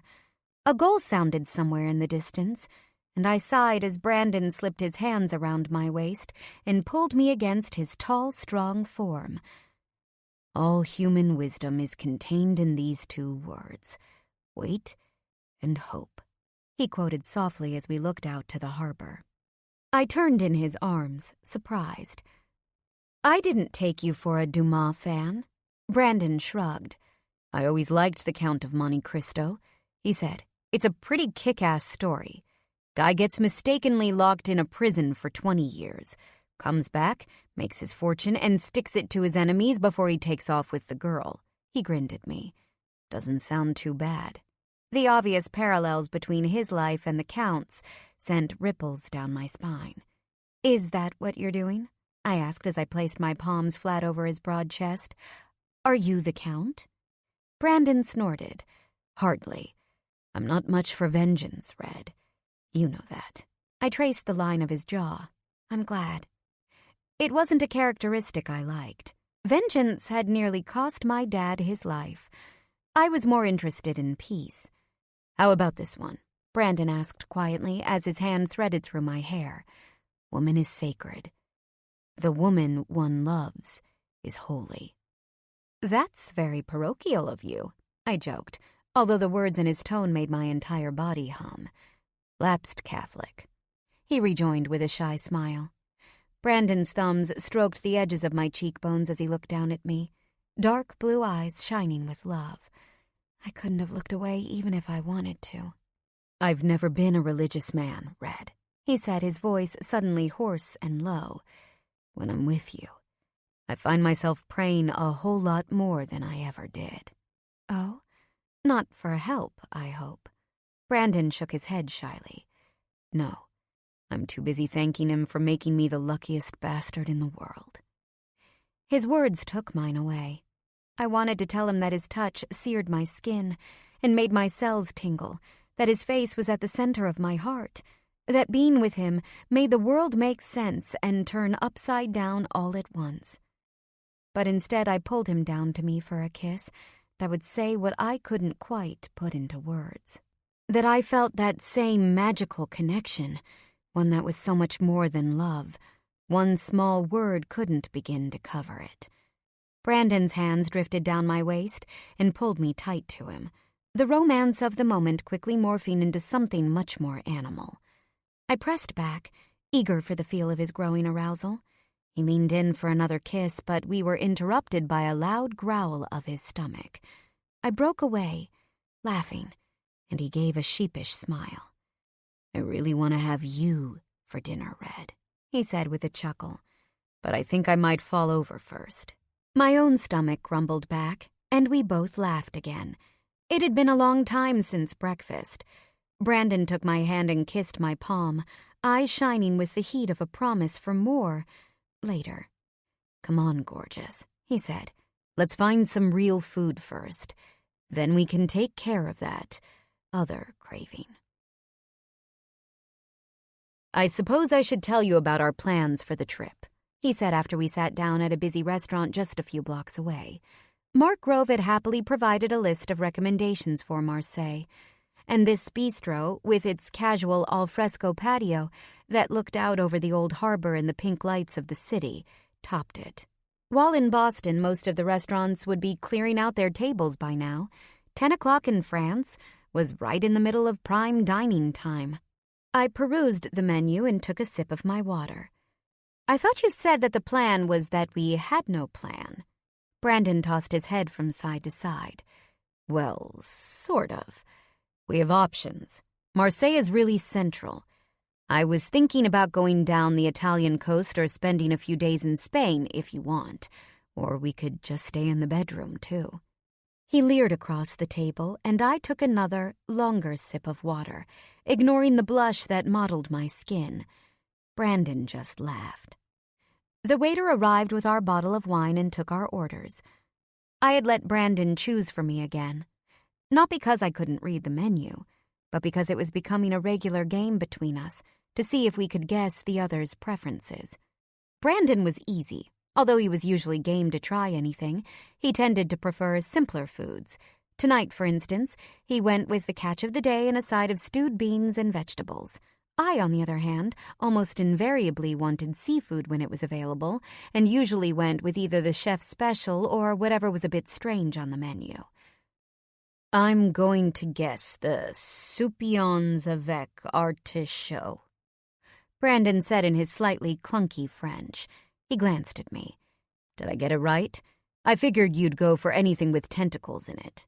I grinned. On the nose. The waiter took our orders with a curt nod, then left us with our drinks. Is it wrong that I want to just play it by ear? I asked. I've already done the backpacking thing around Europe. I was really looking forward to just relaxing. Maybe just take some day trips around the area. What about you? Brandon nodded. Yeah, that sounds good. Mark told me we should definitely drive down to the Pyrenees if you're up for some hiking. We continued to muse about various local places we could go while our food came and went, deciding in the end it would be best to rent a car for the next 2 weeks to do what we wanted. By the end of the meal, I had a list of possibilities sketched out on a napkin, and Brandon's face was alight with excitement. We were both giddy with wine and the thrill of being alone together, and more than ready to get back to the house. 2 weeks, he said again as we walked up one of the steep cobbled streets together toward Mark's villa. His arm was wrapped tightly around my shoulders. I can't believe I get 2 whole weeks alone with my girl. Seriously, Red? I don't think I've taken a vacation in 10 years. My arm, wrapped around his trim waist, just grasped a little tighter at his shirt, a white button-down rolled up at the sleeves. He had looked almost as delicious as my food all night, and the wine had me ready to eat him for dessert. Brandon inhaled at the sensitive spot just behind my ear. The tip of his tongue touched the delicate skin, and I shivered. Come here, he said, and pulled me into a dark corner of the street. His mouth found mine easily as he pressed me into the dark space, one hand cupping my jaw as the other drifted down to my ass under my short skirt. Fuck, he breathed between the torrent of kisses. His hips rocked into me, and I could feel his arousal clearly through his jeans. I need you naked, like yesterday. More, I demanded, my hands threading through his hair and pulling his mouth back to mine. He obliged, kissing me again until we were breathless. Both his hands found their way up my skirt, gripping the flesh while he grunted. I was about 2 seconds from letting him take me right there in the middle of the street. It was always like this, no matter where we were. Then I heard a click. It was low, and it might have just been the buzz of a street lamp going out, or maybe the sound of a door shutting, or one of the myriad sounds you hear on a city street. But for some reason it made the hair on the back of my neck stand up. Stop, I said, although Brandon was oblivious as he worked his mouth up and down my neck. He asked. Jesus, how do you smell so fucking good? Brandon, stop, I said, as I tapped him on the shoulder. I couldn't have said why exactly, but I wanted to get out of the street. With a groan, he pushed himself off the wall, then reached down with one hand to adjust himself subtly. He stared, eyes clearly dilated with lust. You have no idea how alluring you look right now, he said, with your hair all curly and your shirt half off your shoulder. He grinned, shark-like, and knowing I did that makes it even more of a turn-on. The look of naked desire on his face was almost enough to make me pull him back to continue his work. But, let's get inside, I said, not wanting to ruin his mood with my suspicions. Brandon grinned again. You don't have to tell me twice, he said, and pulled me the rest of the way up the street, where he could continue his work in private. Chapter 32. I was surprised to find that Brandon was actually a good driver as he maneuvered our rented Mercedes coupe down the crooked 2-lane roads that snaked around the French countryside. Over the next 2 weeks, we fell into a rhythm where we would wake up in the morning and enjoy tea and coffee along with some kind of breakfast, usually scrambled eggs and fruit to go with pastries from a bakery down the street. Then we'd look at the map of France that Mark had framed on his kitchen wall and pick a destination. "What do you think about staying here today?" Brandon asked after we'd repeated this pattern for 10 days. "The Calanque trails are open. I already checked. We could hike down to one of the beaches." We'd already been wine-tasting twice, driven all the way up to Dordogne, and spent the night in a castle and gone for a long day drive to the Pyrenees the day before. We'd been waiting for the famous national park bordering the eastern side of Marseille to open for summer hiking for the last 10 days. Because of the dry summer weather, the trails were often closed at this time of the year. Last night, however, it had rained. I was actually more than ready to spend a day in town. Hiking down to a hidden beach where we could swim and veg together sounded fantastic. After packing some things to bring with us, Brandon and I took a taxi to the Marseille side trailhead of the park and started winding our way around the gorgeous cliffs of the Calanque National Park. It was the kind of place that belonged on a postcard, and I made a mental note to send one to Bubby when we got back to town.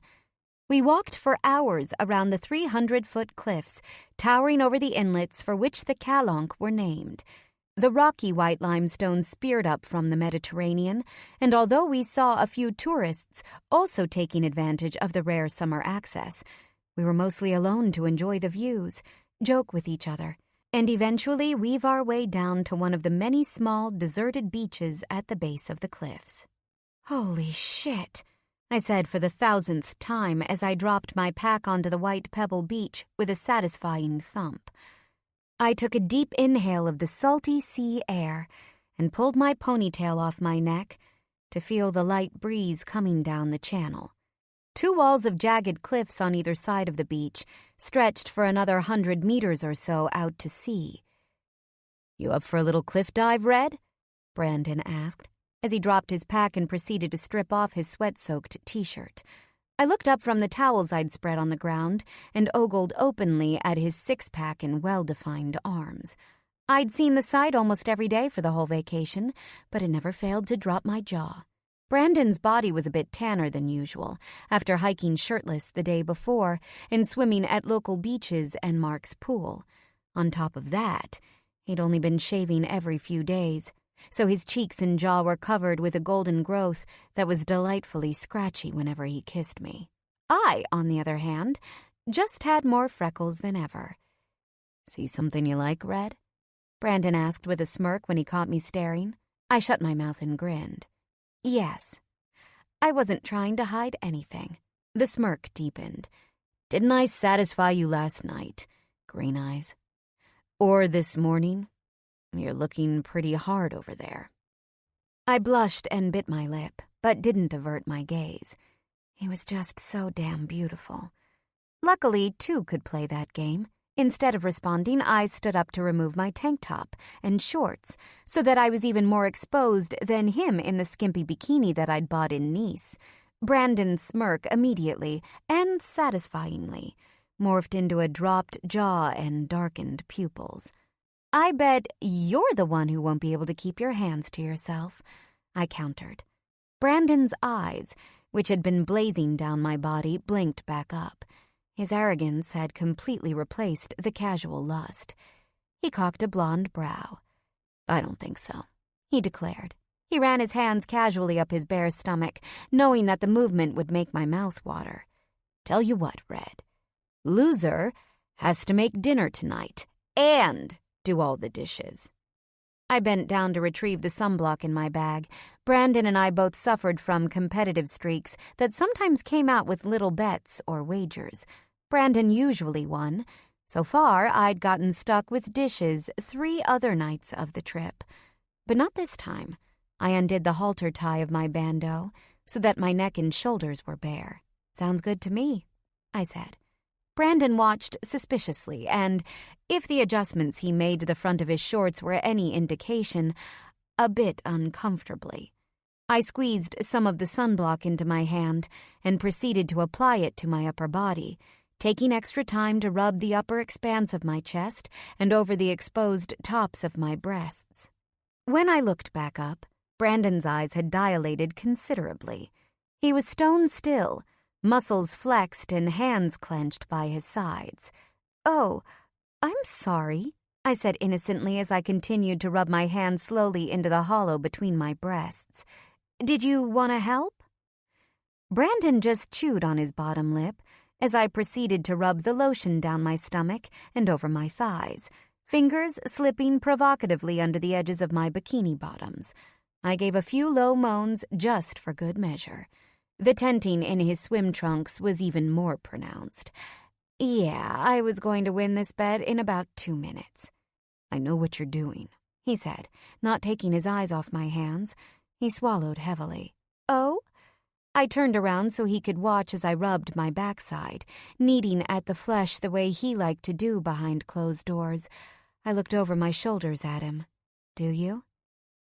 Brandon's jaw tightened visibly, and he ran a rough hand behind his neck. "Yes, and it's not going to work." I turned back around, pressing my hands into my skin as I moved them very, very slowly up my torso and down to hook my thumbs into my swimsuit bottoms. Brandon's arousal was now bordering on indecent. I totally had this. I smirked. "Oh, really? And why is that?" With considerable effort, Brandon tore his gaze from my body and turned toward one of the small cliffs sticking out from the beach. "Because I've got cold water, baby," he said with a grin that seemed brighter than the sun above us. Then he scampered up the cliff and hurled himself off the ledge, landing in the sapphire waves with a giant splash. I watched in shock when he emerged, flipping water back with a flick of his head and a laugh that echoed through our little canyon. "Come on, Red," he called. "It feels great." He didn't have to ask me twice. I grinned and climbed up the cliff myself. I jumped off with a whoop, landing beside Brandon with a slightly smaller splash. "Woo!" I howled with glee as I burst back into the sun. Beside me, Brandon's 1,000-watt smile showed that he was as happy as I was. We were surrounded by cliffs and trees, the sky and water mirroring one another's colors in perfect harmony. No one around for what felt like miles. It was perfect. Perfect, that is, until I realized I felt freer than I probably should. I looked down and shrieked. "Shit!" I cried as I splashed frantically, twisting around like a dog chasing its tail. "What? What is it?" Brandon asked, concern marring his relaxed features. "Did you see something in the water?" "No, I lost something in the water," I yelped. "My swim top. It fell off." I was now completely naked from the waist up, and my bandeau was nowhere in sight. "You're kidding." Brandon stopped looking around while an impish grin spread over his face. His long arms continued to tread slowly in the waves. "No, I'm not." I continued to paddle around, looking for signs of my absent top while trying to keep my body below the water and out of sight. Brandon just watched with obvious amusement and eventually started laughing as he made his way back to the shore and sat down in the shallow surf. The more I looked, the more he laughed, his loud guffaws filling the canyon while he held his belly in check.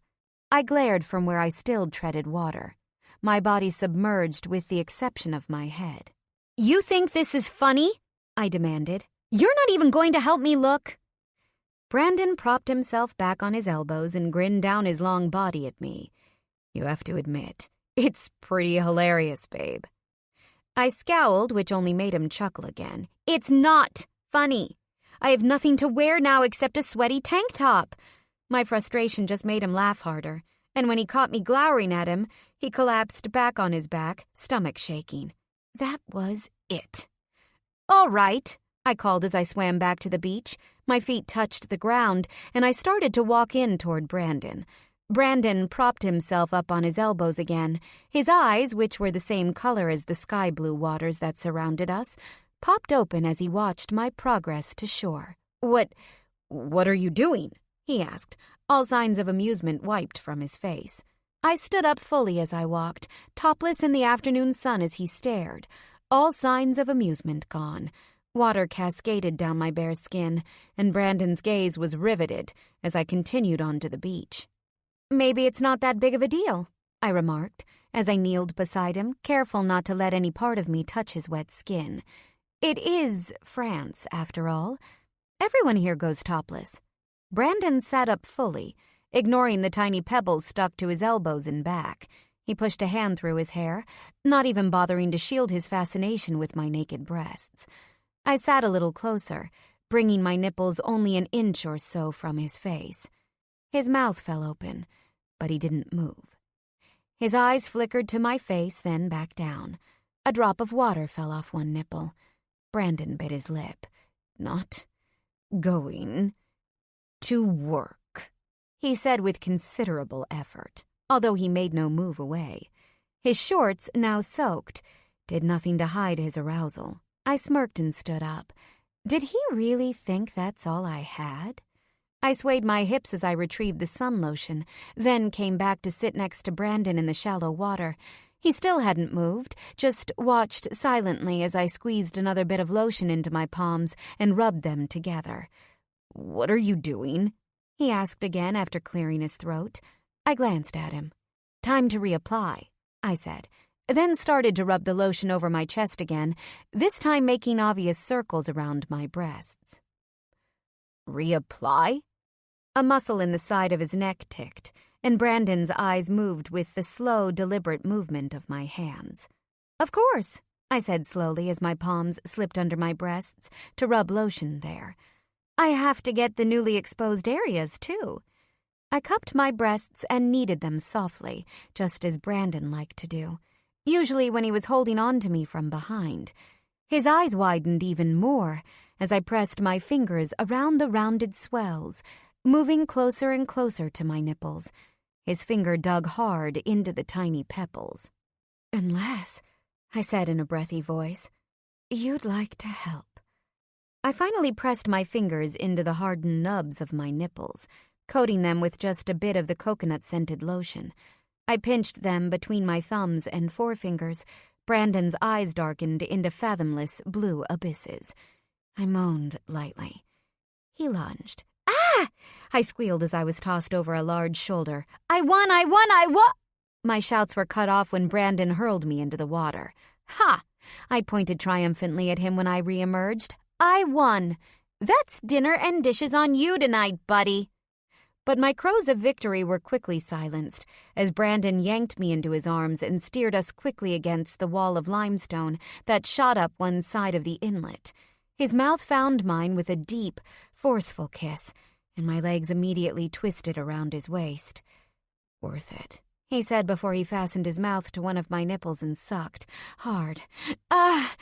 I yelped. All triumph evaporated as lust exploded through me at the feel of his teeth. My hands threaded through his wet hair as he switched to the other side. "Fuck," I breathed, urging him closer. Below the water, his fingers busied themselves with untying the sides of my bikini. What are you doing?" It was my turn to speak breathlessly. Brandon released my breast from his mouth as he tore my suit away and threw it onto a ledge above us. He attacked my mouth, sucking and nipping with the same vigor he'd just applied to my nipples. "You didn't think you were going to get away with that, did you?" he asked in between torrid kisses again and again. His hand slipped between us, and I felt his shorts disappear, replaced by his long length between my thighs. Oh, I cried as he found my entrance. "You're not really going to—" "Brandon, people could be on the trails up there. They could see us." "Like I give a shit," Brandon growled against my mouth. "Now who's winning, Red?" And with that, he buried himself fully into my slick center, his mouth a frenzy as it moved between my mouth, my neck, my ear, and my breasts, sucking and biting as he thrust deeply into me. "Brandon!" I cried, barely managing to keep my hands in his hair. I was helpless against his onslaught. and I loved it. He pried one of my hands from his hair and pressed it between us, urging me to find my clit, while he continued to show just how much control he had over the rest of my body. I shuddered as my fingers found their familiar rhythm, and I buried my face in his powerful neck, sucking the salt water off his skin while he moved within me. "Fuck," he hissed as his muscles tensed. "Baby, I'm close."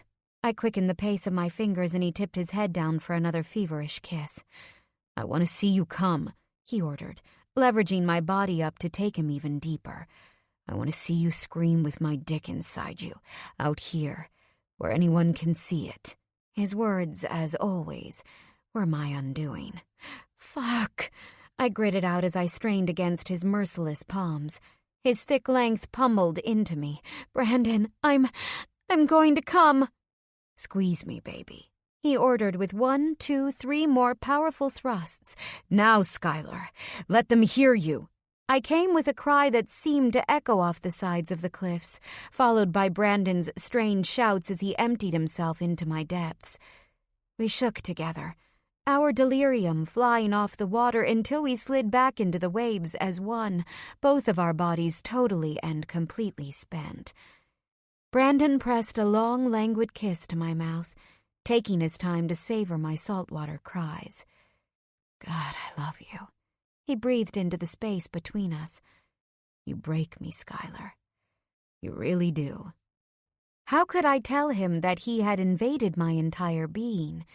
That I couldn't imagine a day without him? That when I thought about my future, I saw him and nothing else? How could I say everything I felt when most of it I couldn't put into words? Not even close. So instead I kissed him and cupped the strong, square lines of his jaw. "I love you," I told him back. "Only you. Always you." Brandon's bright blue eyes shined with a brilliance that was more than just the reflection of the water. He kissed me once more with soft, tender lips and gave me a smile of impossible sweetness. "Always you," he repeated softly. "Always us." Chapter 33. We spent the rest of the afternoon lounging around our inlet paradise. Brandon spent a fair amount of it openly staring, as I remained topless in French fashion, and several times he insisted I needed help reapplying yet another coat of sunblock. I was generally happy to let him so long as I could repay the favor. Just as we were starting to think about the hike back to Marseille, a small boat turned into the gully that formed our small corridor of paradise. It looked like a fisherman's boat, not much more than a rowboat with a motor affixed to the end, the kind we'd seen drive past the distant end of the inlet all day but never enter. In the front stood a man with a pair of binoculars. As the boat drove close, he dropped them and started waving so wildly, I genuinely thought he might fall off the small boat. "Who's that?" I asked Brandon, who was lying on his back and reading the latest Neil Gaiman novel. He dropped the book to his chest, then propped up on his elbows and looked to the water, his hand a visor over his face. "What the?" he muttered, then with more recognition. "Oh!" The boat came as close as it could without hitting the bottom of the lagoon, and the man hopped into the water with a splash. "Christ, that's cold!" he yelped as he made his way to shore. I frowned. The voice sounded familiar, but I couldn't quite place him. "There you are, man! Are you trying to outrun the law or something? I have literally been looking for you all fucking day." My jaw dropped when I finally recognized who stood in front of us, clad hilariously in slacks rolled up to his knees and a dress shirt soaked through with sweat. It was Corey Stewart, head of public relations for Sterling Ventures and Brandon's potential campaign manager. My stomach dropped. What the hell was he doing here? Brandon looked like he was wondering the same thing. Without even looking my direction, Brandon swiped my shirt off the ground and threw it at my bare chest. After catching several of Corey's furtive glances, I obediently pulled it on. Now that the show was over, Corey dropped next to Brandon and took a seat on the pebbled beach while he wiped sweat off his brow.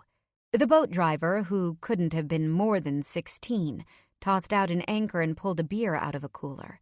I have been going in and out of this goddamn maze all day," Corey said before taking several gulps from a water bottle. "If it wasn't for the tracker on your cell phone, I never would have been able to find you." "You have a tracker on his cell phone?" I asked sharply.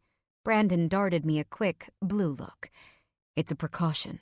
With everything that's happened with your dad, I thought it might be a good idea if someone could find me in a pinch. For safety's sake, just in case something happens." I gulped. "Oh." He turned to glare on Corey. "I'm pretty sure interrupting my vacation doesn't qualify." "What are you doing here, Corey?" Brandon asked as he sat up completely and faced his subordinate. "Good question." I pushed my sunglasses on top of my head. "There are things we need to discuss. You've been avoiding my calls," Corey replied with a pointed finger at his boss. "It couldn't have waited another few days?" Brandon asked with a deep scowl that made me very glad I wasn't on its receiving end. "Unfortunately, boss, it couldn't." Corey glanced at me as if just realizing that, apart from my breasts, I was actually there. "Maybe you should go for a swim, honey," he suggested with a smile that felt about as warm as ice water. I quirked an eyebrow with all of the Brooklyn attitude I could muster. "Excuse me?" Brandon placed a hand on my leg. "She's not going anywhere," he said. "Unlike you, if you don't start treating her with some respect." "What the fuck, Corey?" I swallowed, not wanting to get involved or cause trouble, even though I already really didn't like this guy. "Brandon, it's fine. I'll just pack up my stuff and start hiking back. You can catch up in a few minutes." "You're not going anywhere," Brandon stated unequivocally, the hand on my thigh keeping me pinned to my towel. I relaxed and he released the pressure, although his hand stayed where it was. Considering how Corey was looking at me like a bug he wanted to squish, I was perfectly fine with a little territorial show. I was feeling a bit territorial myself. Corey looked back and forth between the hand and his boss's face. "All right, fine," he said. "To be frank, things are going to shit. Gary Crown just announced he's running for mayor, which means there's yet another competitor for the DNC's endorsement. They want you, of course, but they're getting tired of waiting around. The board is yelling for a decision on the IPO, or else they are threatening to vote you out, and Miranda," he glanced back at me. "You sure you want her here?" "Spit it out," Brandon ordered. "We don't have any secrets." Corey blinked at me like he didn't quite believe that. I forced myself not to flinch. "Fine. Miranda, your wife, just told us she is planning to take her story to the press if you don't get back to Boston immediately." Corey looked back to Brandon, who was now tensed and approximately the color of a tomato. "Basically, I've been dealing with a public relations shit show since you left, and I've been trying to call you for the last 5 days. 5 days, man! I finally had to steal your itinerary off Margie's computer and come hunting for you." Brandon sighed and rubbed a big hand over his forehead. The movement made the muscles in his chest and shoulder ripple. "Do we need to go back?" I asked in a small voice. Although my heart sank at the thought of it, I didn't want our vacation to end. "No," Brandon mumbled through his fingers. He sent me a small smile. I was unconvinced. "Boss," Corey said, but was quickly cut off. "I said no." Brandon barked. He exhaled a long, slow breath, then looked at Corey. "Miranda's not going to say shit about what happened with Ricky O'Neill. Not about anything that matters. Otherwise, she'd be in as much trouble as I would." I gaped. I wasn't aware that anyone knew about that besides me, Miranda Sterling, and her deceased father. 16 years ago, Brandon had been a 21-year-old financial wunderkind, still spending half his time hustling pool halls with a group of friends in Dorchester, his old neighborhood. One night, they'd hustled the wrong people and found themselves in a fight that ended with the other group's ringleader, Ricky O'Neill, shot and killed. Brandon hadn't shot the gun, but he had been a target of the prosecution, only to be saved by Miranda's false alibi in exchange for a 10-year contract at her father's investment firm. That lie had eventually led to his romantic involvement with Miranda and their essentially loveless marriage. At least, loveless from his perspective. Corey blew a raspberry through his thin lips and scratched his cropped hair.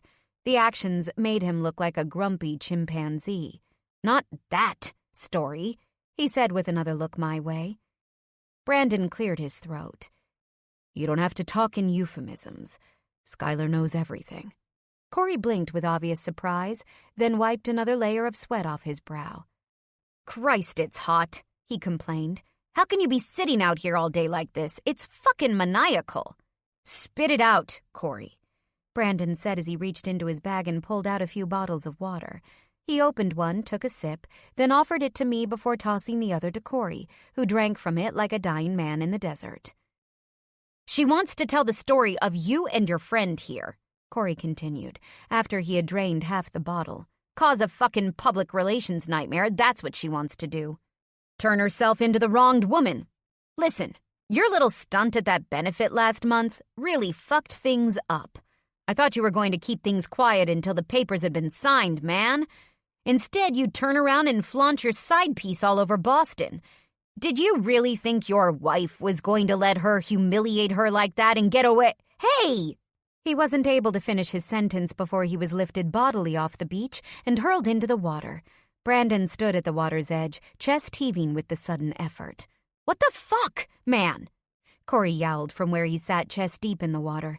He stood up with another big splash. This is our money! What the fuck was that for?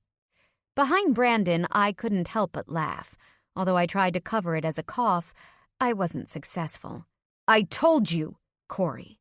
Respect, Brandon said as he stood to his full height and crossed his arms over his chest. You don't pay me for respect, boss, Corey retorted as he swished back to the beach. Ah, what the fuck is that? He scrambled the rest of the way out, and I had to hide my face behind my hand to stop from laughing as he circled around his body, looking for signs of sea life that might be stuck to him. Brandon didn't even bother to hide his laughter, carved abs flexing with every loud hoot. Then he pressed a brief kiss to my head before sitting easily with his arms lounged over his knees. Skylar's off limits, he said to Corey, who had finally calmed down enough to accept the extra towel as he sat down next to Brandon. You're the best at what you do, Corey. But I pay you to tell me like it is and fix shit. The insults are done if you want to keep your job. Silently, Corey nodded, although his jaw clenched as water dripped off his chin. And remember that one of these days, she might be your boss too, Brandon said. My stomach flipped. What did that mean? Corey's soaked, rodent-like gaze flickered between the two of us before he cleared his throat. I apologize, he said through clenched teeth, although he was barely able to make eye contact with me. It's fine, I said. I looked back to Brandon. It sounds like you guys have a lot to sort through. Should we start hiking back? Fuck no, we're not hiking. Not if you want me out of here by tomorrow. Corey stood up, brushed the tiny pebbles off his pants, and jerked his head toward the boat. Brandon followed his gaze, then blew out a resigned sigh. I think Corey's right, Red. We need to get back to the house sooner rather than later. He gave me a rueful grimace. Can you forgive me? Corey didn't even try to hide the disgust on his face at the question, but I just smiled and nodded. Of course, I said. Whatever you need. Brandon rewarded me with a bright smile that seemed to reflect off the impossibly clear waters in front of us, then leaned in to give me a quick but thorough kiss. His hand snaked around my waist and gripped my shirt. The electricity mounted between us again. It was always there, just below the surface. He released me with a grunt. Damn, he murmured, too low for Corey to hear him. I was hoping to make you scream on those rocks again before we left. Something buzzed inside me, and I tried and failed not to blush. Brandon grinned, then turned back to Corey, who quickly resumed a bland expression. Well, you should probably stay for dinner, Brandon said. Apparently we've got some shit to take care of. He looked over his manager's shoulder to the boat driver, who was sound asleep on the bench. That is, if our driver isn't already passed out for the evening. I'll fucking tow the boat back to Marseille myself if I have to, Corey said. Now, let's just get your shit and go. I ended up sending myself to the local market to pick up dinner. Since after sitting in a boat with Corey for the 20 minutes it took to get back to town, I was heartily sick of the man. He reminded me of a cartoon rodent, one of those Looney Tune characters who played slick bankers and traveling salesmen. He never stopped talking. I had absolutely no idea what Brandon saw in him, other than the fact that he seemed to be obsessed with his job, which was protecting Brandon's image, and the fact that he seemed to be good at it.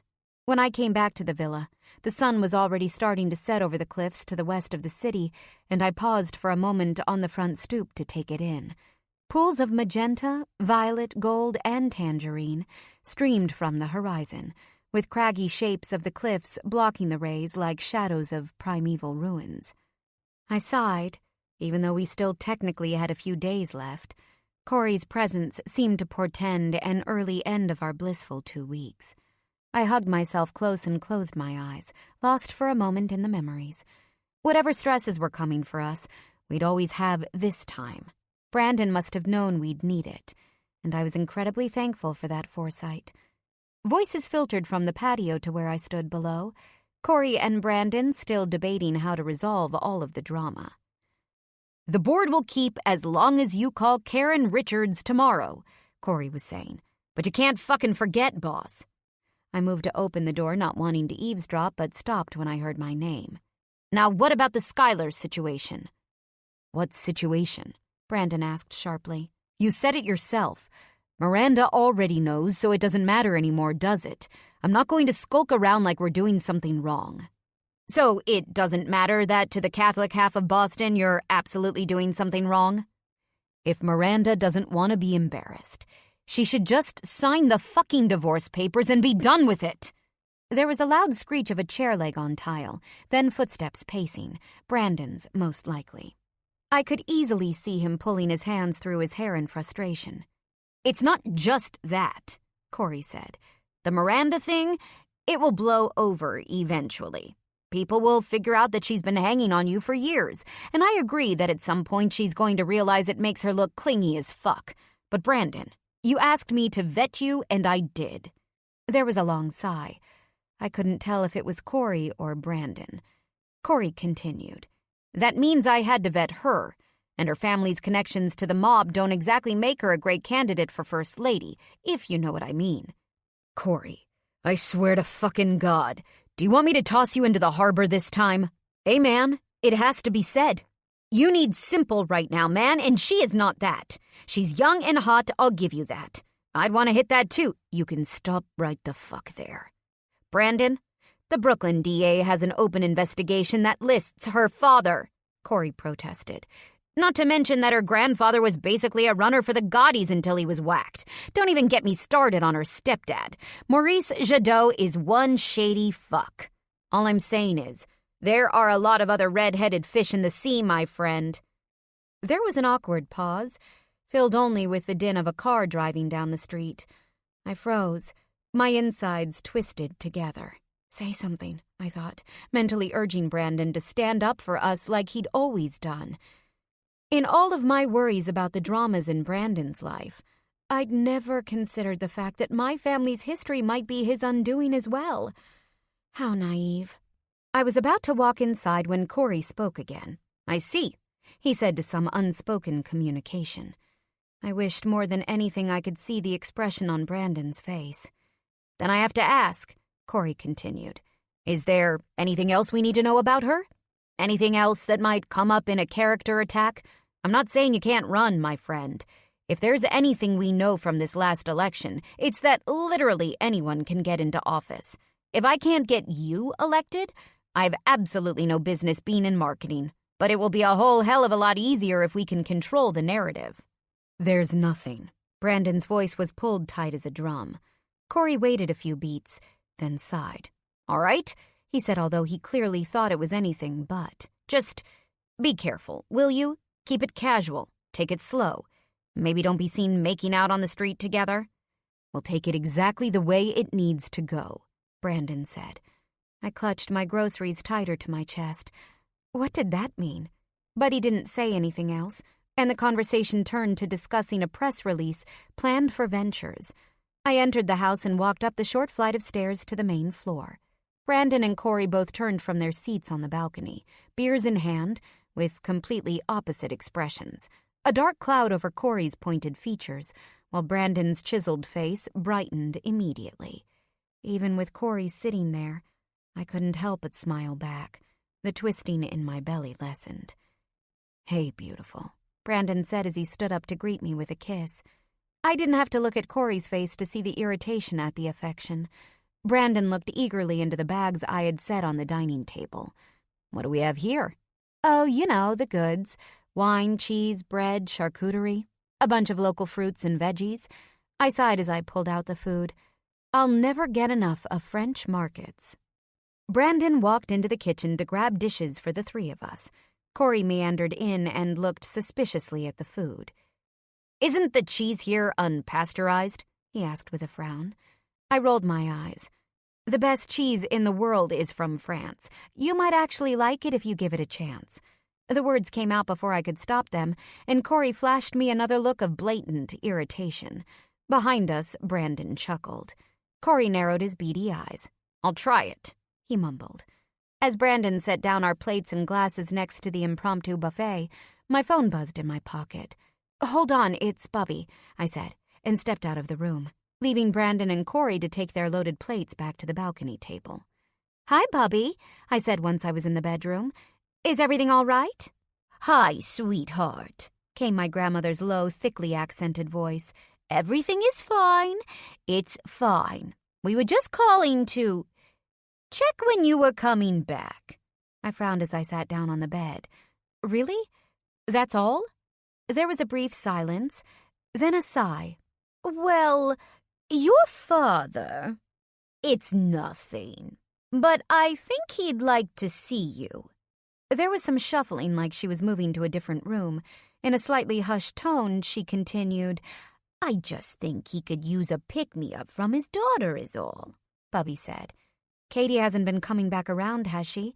I asked sharply, my hand twisting the edge of the bed sheets. There had been no word from the security team, but that didn't mean she wasn't texting or contacting Dad in other ways. No, Bubby assured me. "Not since you were here last."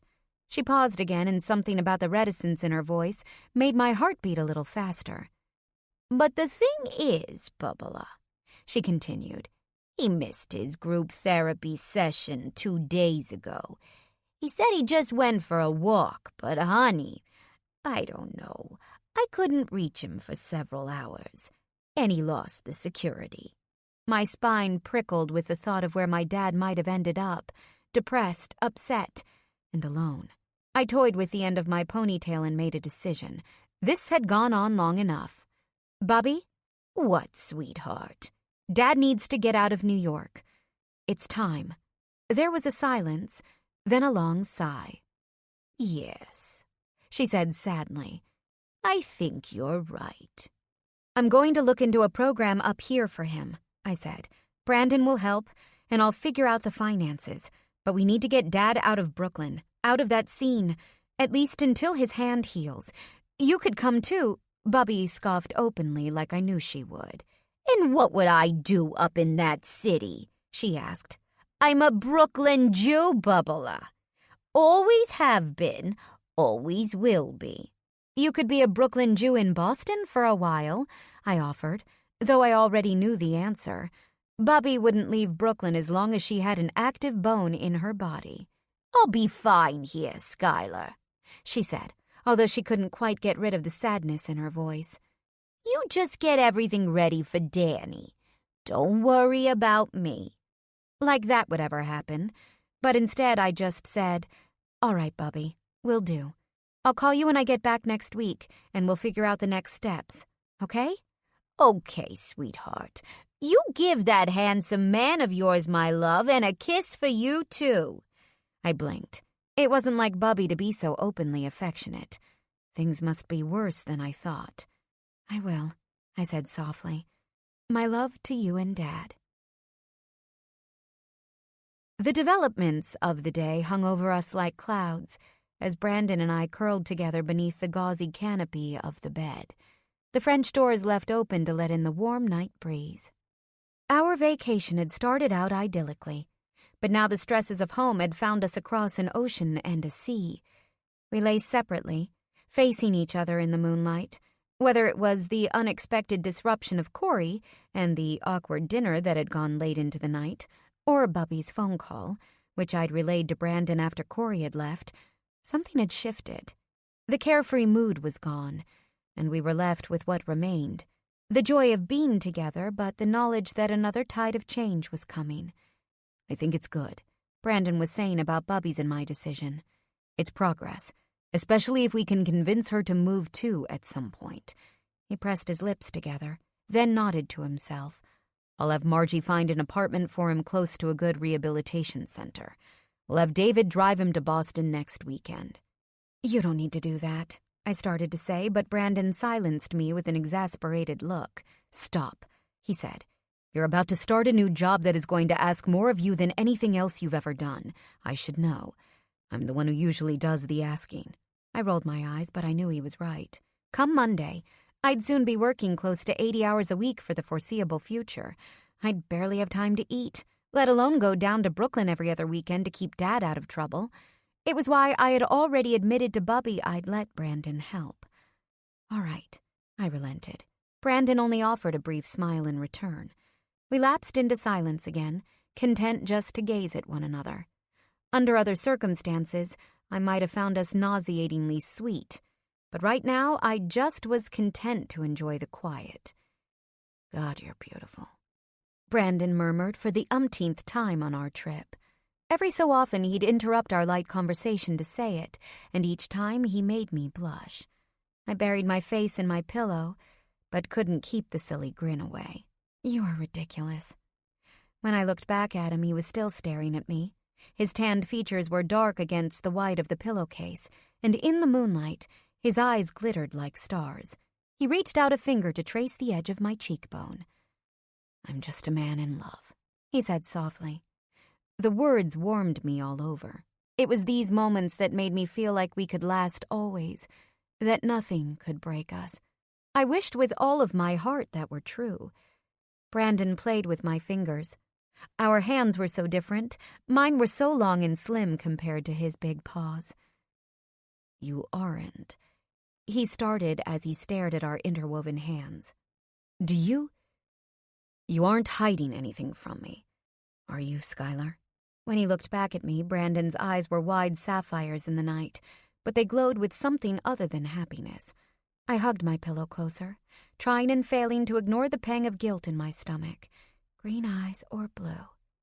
"Why do you ask?" He searched my face, then sighed and shook his head. "No reason," he said. "Just, sometimes I get the feeling like you're maybe holding something back." He shook his head with a rueful smile. "Sorry, it's probably all in my head." Now was the time to tell him. I had been waiting for months, waiting for a time when we weren't inundated with work drama, family drama, exam studying, and all the other excuses I'd amassed. If we were going to move forward, we had to be 100% open with each other. I knew that. But I opened my mouth and nothing came out. The words clogged in my throat, and the pang in my stomach grew while my skin crawled and crackled like it was made of glass.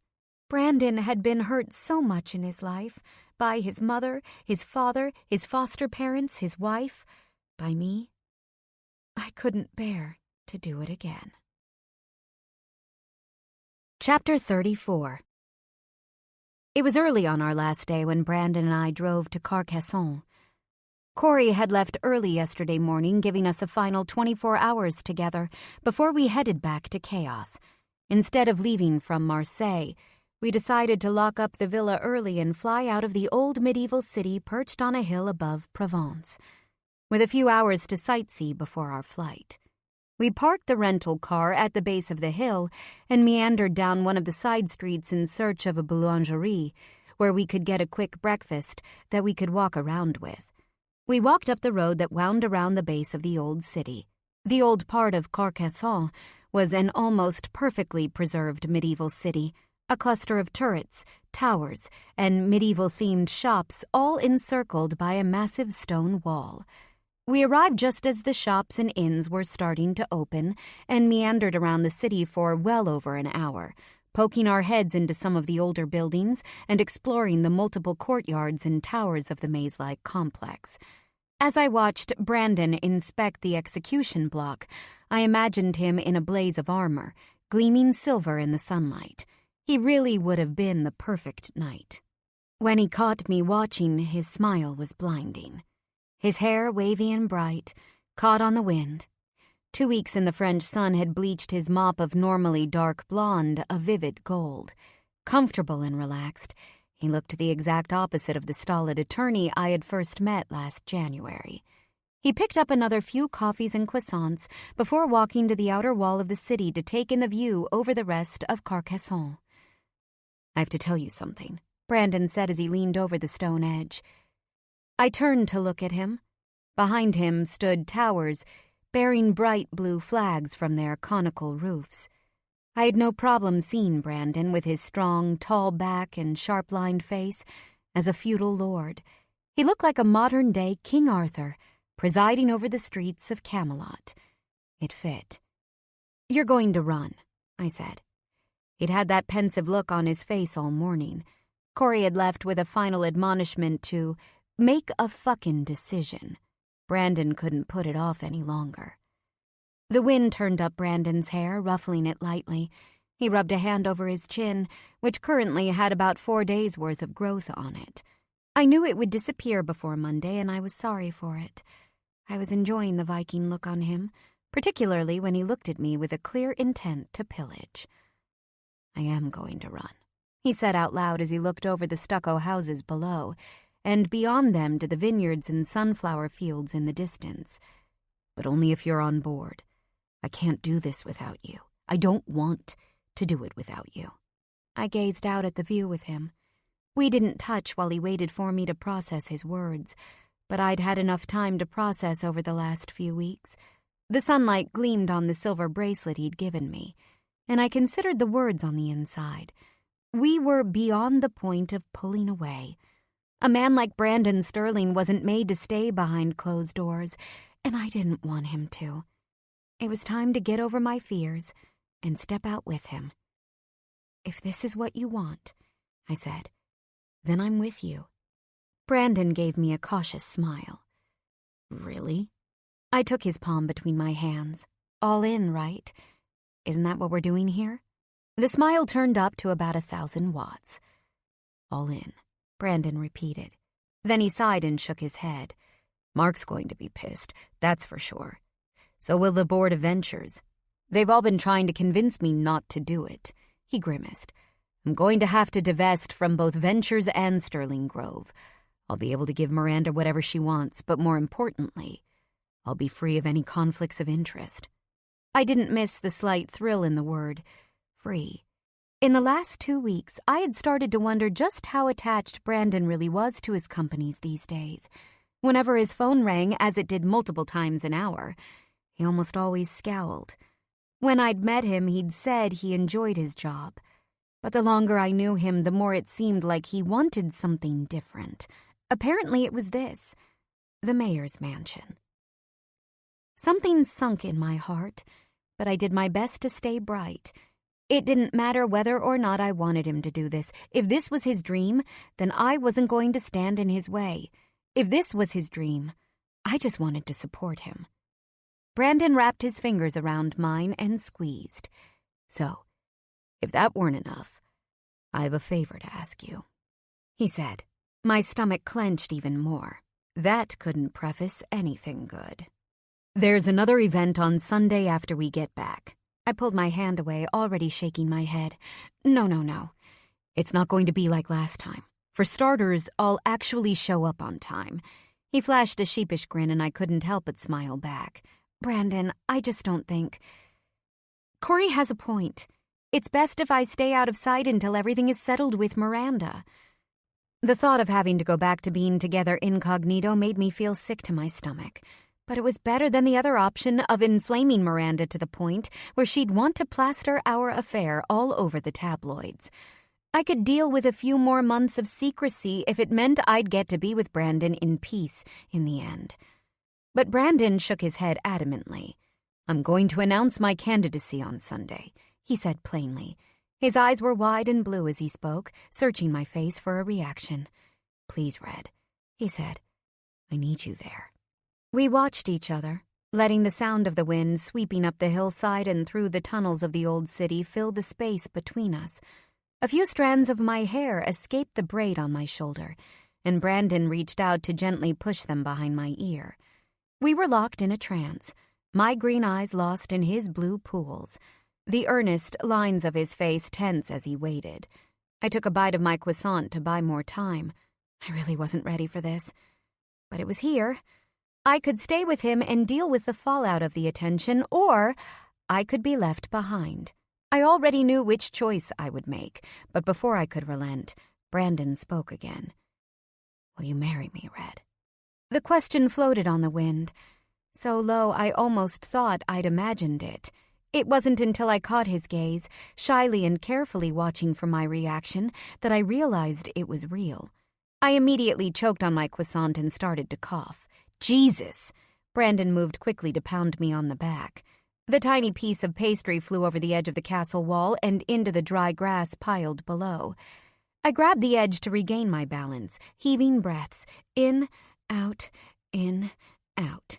It wasn't until I felt like I wasn't going to collapse that I looked back at Brandon. "Are you okay?" he asked warily. "Did you?" I heaved another breath between my words. "Just ask me to marry you?" Brandon quirked his mouth in a shy half-smile. "Yes?" My jaw dropped and I blinked. "You asked me to marry you, like you were asking for a Coke, or if we should go get brunch." Brandon bit his lip, the amusement in his expression quickly giving way more to fear. "Well, I can do it again if you like," he said. "I could probably manage to kneel, maybe rustle up some flowers. One of those vendors has to have something." I couldn't tell if it was a joke. Seriously, though, he rushed in to stand closer, taking my hand in his and thumbing over my knuckles. His tall form blocked out the sun. His earnest face was all I could see. "Will you? Would you? Marry me, I mean." All of the blood must have completely drained from my face, because his hand dropped to my waist and he steered me to the nearest bench. "Skylar, are you okay?" he asked me again as I sat down next to him. "Do you need to put your head between your legs or something?" I took another deep breath, then exhaled slowly. I did it again. And again. Finally, when things seemed to be running normally again, I was able to look at Brandon. He still hadn't let go of my hand and gripped it even tighter. "This is," I started, "really unexpected." I tugged at my hand and had to pull it away a bit more violently to get it free. "So I guess that's a no, then," Brandon said dryly, unable to keep the bitterness out of his voice. "Don't do that," I said quietly. "Please. This is a lot, you have to admit, on top of everything else." "Do I?" he asked petulantly. I bristled. "Yes, you do!" I took a deep breath. I didn't want to lose my temper, but it was incredibly frustrating that he couldn't seem to see what he was piling on me. "Brandon," I tried again. "Please, listen." As if unable to bear the short distance between us, he pulled me onto his lap, securing me against his chest while he played with my left hand, weaving his large fingers in between mine. "I didn't plan it," he said as he toyed with my bare ring finger. His blue eyes blazed, more vibrant than the sky. "This moment, these last 2 weeks," he continued. "Skylar, it's been perfect. Hasn't it?" I softened. "Of course it has. It's been a dream, but Brandon—" "I just want that to continue," he said, staring down at my fingers, like they might combust in his hands, like everything around us might evaporate. When he looked at me again, his eyes were almost pained with naked yearning. "I love you so fucking much, Skylar," he said. "You have no idea how much this time has meant to me. To wake up in the mornings with you in my arms, to know that even when I'm stuck on a conference call, I can hold you in my lap." "Brandon, I'm not a lap dog," I said. "Even if we get married, I'm not going to follow you around like a puppy. I'm starting my own career in literally 3 days. I stroked his cheek, reveling in the feel of his soft hair. His blue eyes cast downward. "I know, and I want you to have that, Red. I want you to pursue whatever dreams you want." He looked at me again, eyes full of love. "I just want to be there with you. I want to be your center, where you come back to. Because you're mine, babe." I frowned and shook my head. "I'm not yours. I don't belong to you like all your fancy things. I'm a person, Brandon, not something to collect." Brandon chewed on his bottom lip for a moment, then pressed his forehead to mine, so that we shared the same breath. "You're right," he said finally. "I had it the wrong way around.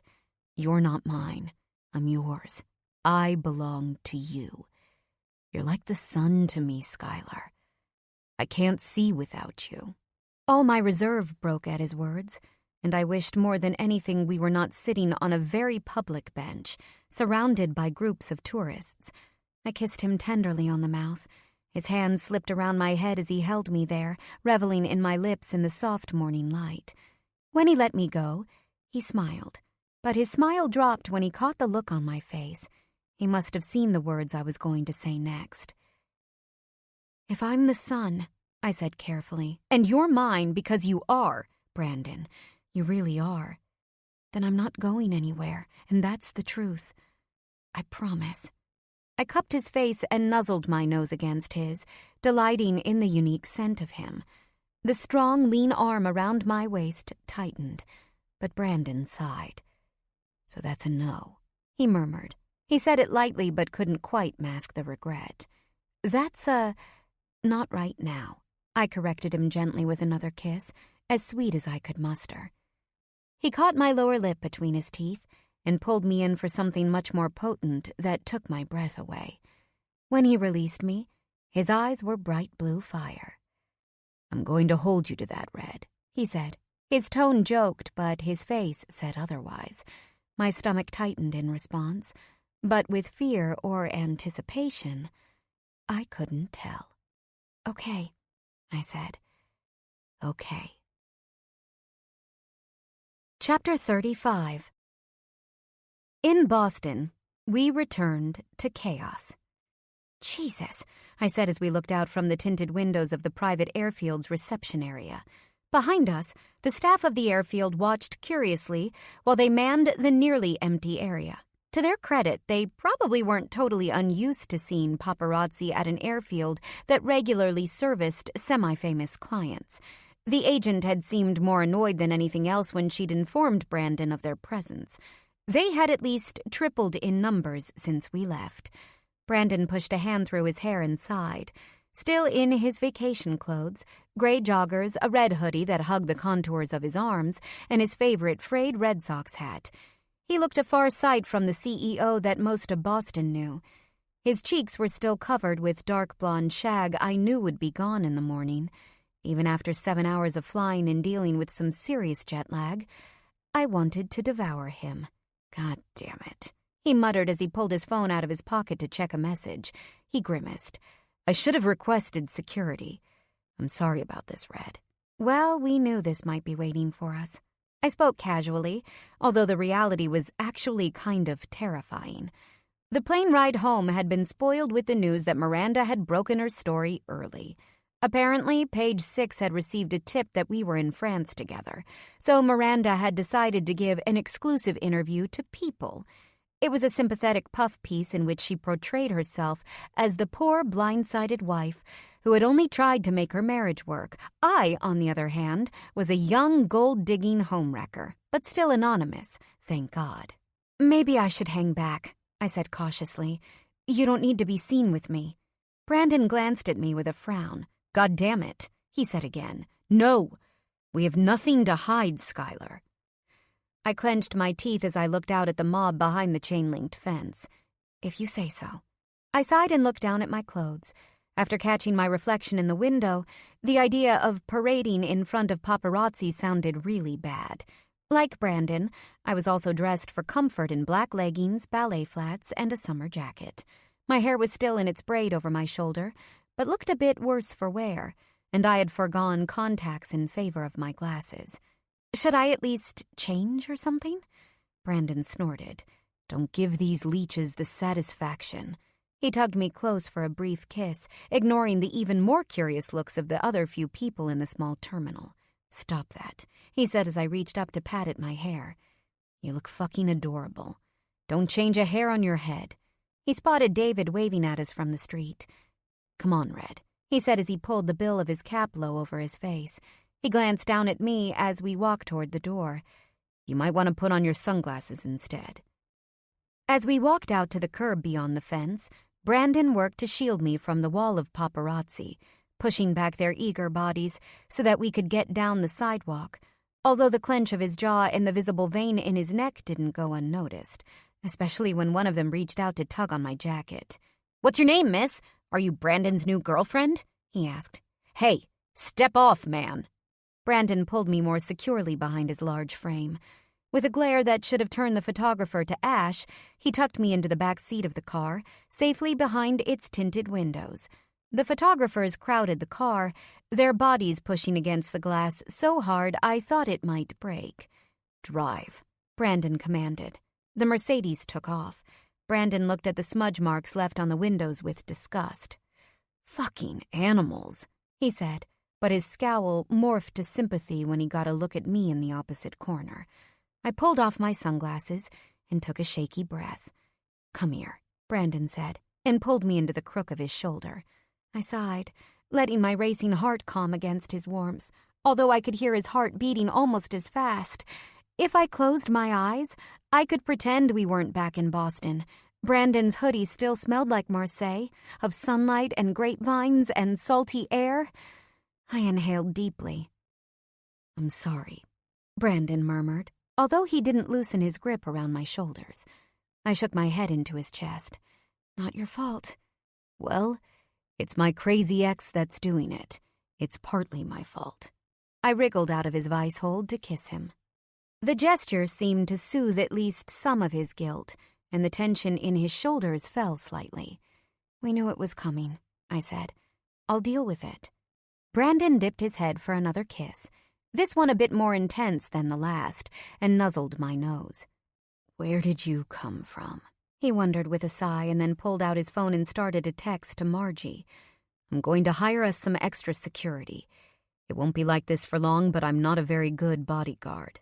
I shrugged. I wasn't sure that was necessary, but then again, the wall of photographers had been pretty damn scary. I'd hate to be crowded like that if someone ended up getting violent. I fingered the edge of my jacket, still crinkled in the spot where the photographer had grabbed me. It was way too easy to see it getting worse. I was surprised when the car merged onto the 26 toward Copley instead of getting off in the north end. "Brandon," I said as I glanced toward the jagged buildings of my neighborhood, "I need to go home. I'm supposed to start work in 3 days, and I have stuff to do." "I know," he said as he thumbed through his phone, "but I need to grab a few things at my place." He looked up as if suddenly confused. "Did you want to stay apart tonight?" I softened at his obvious desire to be close.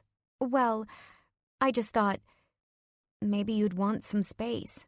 Watching me do laundry and clean my room isn't exactly exciting stuff." Brandon perked a blonde brow at me. "I don't know. You could probably make it pretty interesting, especially if you do it naked." I rolled my eyes, but still flushed at his wolfish expression. "Seriously, though? Don't you want a break from me?" He sighed and absently kissed the back of my hand. No. I like the doldrums with you, Red. Did you forget that I asked you to move in with me just a few months ago?" The lamps outside flashed across his face, which was warm but inquisitive. I hadn't forgotten about that night, of course. A night when Brandon had made love to me on the giant and ridiculous piano he'd bought me. When he'd said he loved me over and over again. When he'd asked me to live with him, I'd accepted. He showed me just how happy he really was about that. And then we'd promptly been discovered by his ex-wife. It all seemed like a very long time ago. I looked at his face for any kind of joke, but Brandon appeared to be completely earnest. I cracked a small smile. "You want to play house with me?" With a grin that lit up the car, Brandon tugged at the braid on my shoulder. "Baby, I am dying to play house with you." The sudden intensity of his blue eyes, somehow unfathomably bright even in the shadowy car interior, made me lose my breath. After a beat, Brandon finally dropped my hair. "Besides," he said, "you don't know this yet, but you are barely going to have time to see me for the next, 5 years or so. It will be everything I can do to convince Kieran to give you one night off a month." I snorted. It's not going to be that bad. In return, all I got was a skeptical look that made the lines across his forehead wrinkle hilariously. "You'll see," was all he said. The car pulled into the garage in the back of Brandon's building, but there was another horde of paparazzi huddled outside the main entrance as we drove by. I shuddered. "They really are vultures, aren't they?" I remarked. Brandon just hugged me closer and kissed the top of my head. "Don't worry. They'll lose interest and then we can figure the rest of this shit out together." Once in the elevator, the fatigue of travel hit us both. It felt like it was 5 in the morning instead of 11 o'clock at night. By the time the elevator doors opened, I didn't care anymore about how much I disliked this apartment. I was ready to pull Brandon into his bedroom and tire us both out to the point where we wouldn't wake up at 4 in the morning because of jet lag. Unfortunately, we were going to have to wait. Corey Stewart was sitting comfortably on Brandon's couch when we walked in. His sharp glare found our clasped hands, flickered coldly to me, then looked to Brandon. "Corey," Brandon said evenly, "it couldn't keep until the morning?" "Afraid not, boss. Miranda gave another interview that's going to be on the front page of the Globe tomorrow morning. Here. This is from a friend there." He held out his phone to both Brandon and me to show us a proof of the story. An old picture of Miranda and Brandon, looking impossibly young and gorgeous together, was just under a headline that read, "Local boy does good or does dirty." I took the phone and scrolled through the article. There was my name, printed loud and clear. His new paramour appears to be a new Harvard Law graduate and former intern from Sterling Grove, Skylar Crosby. Their relationship raises several concerns about Sterling's ethics in the context of his rumored run for mayor. The blood drained from my head all at once, and I was glad there was a sofa under my legs to catch me. "Oh," I said as I leaned forward to put my head between my knees. "Oh, God. Oh, fucking God." Brandon didn't say anything, just stared at the screen for a few seconds while his face turned bright red and looked like smoke was about to come whistling from his ear and nose. Then, all at once, with an explosive movement, he picked up Corey's empty coffee cup off the table and hurled it to the wall, where it shattered with a resounding crash. "Fuck!" he yelled, tugging his hat off his head and sending it in the same direction as the mug. He turned to Corey, who had the decency to cower a little bit, his eyes darting at the broken ceramic and coffee staining the white walls.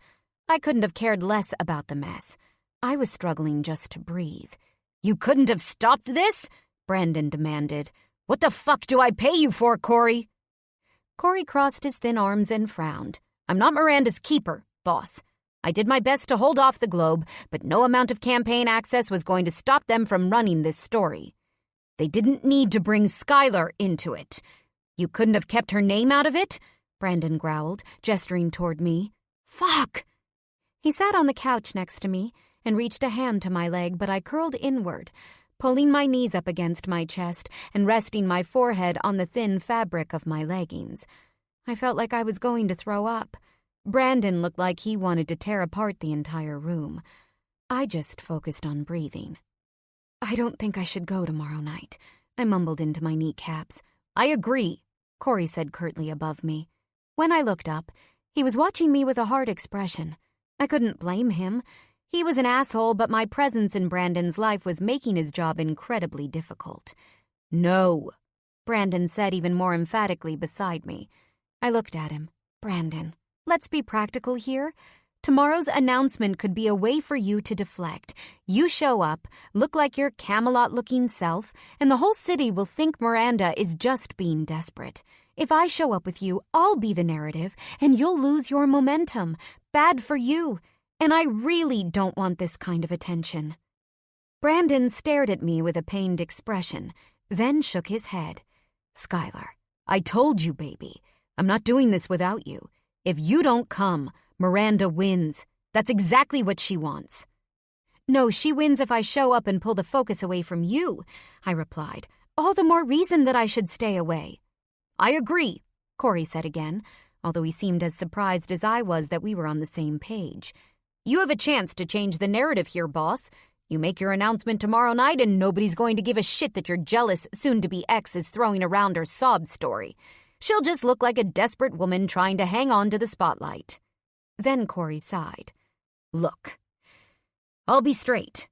It honestly won't matter that much to you if she goes. You might look a bit like a ladies' man, but that's never stopped voters before." He bit his lip and nodded at me. "But it will matter for her. She'll look like the other woman in a town where half the people here don't believe in divorce. They'll say she's wrecking your marriage, that she only wants you for your money. You want me to go on?" Brandon pressed his lips together so hard they turned white. I knew what he was thinking. For some reason, any mention of me as an extramarital affair, even though that's technically what I was, really, really pissed him off. He squeezed my hand hard enough that I had to pull it away and shake it out to make the blood return. "I want to know where the fuck the Globe got a second source to confirm your name," he bit out. "What the fuck does that matter?" Corey exploded. "The whole fucking world saw you holding her hand at the NECA benefit. This is what I've been telling you from the beginning." Brandon's eyes flashed at me. "You don't think Eric or Jane?" I shook my head vehemently. "Absolutely not. And before you ask, neither would Bobby or my dad." Corey snorted but quieted when I shot him a quick glare. Finally, Brandon shook his head and looked back at me, blue eyes pleading. "I still want you there." "Brandon," I started. "Please," he said. "We can go separately. If it makes the two of you feel better, you can come with Corey, and he can bring you around the back of the hotel. There's no pictures of you anywhere, yet. No one will know who you are. But I need to know you're there, Red. My family will be there. Ray and Susan are coming. And you're my family now, too." I realized then just how nervous he was about all of this. Brandon, a man who, beneath his confident exterior and many accomplishments, was someone who desperately sought the approval of those he loved. And now he was about to announce his entry into politics, a notoriously loveless industry. He wouldn't admit it in front of Corey, but I could see the truth in his deep blue eyes. He was terrified. He needed to have people who loved him in his corner, while he took this huge leap of faith, and I was at the top of that list. So I ignored what my instincts were telling me. I squeezed his hand. "Okay," I said. "I'll be there." Brandon's shoulders relaxed noticeably, and he dropped his head onto my shoulder. "Thank you." I wove my fingers into his hair while he buried his face in my neck. Corey threw his hands up in the air and swore profusely. "Stop," Brandon said without taking his head off my shoulder. He pulled me closer, enveloping me in his strong arms.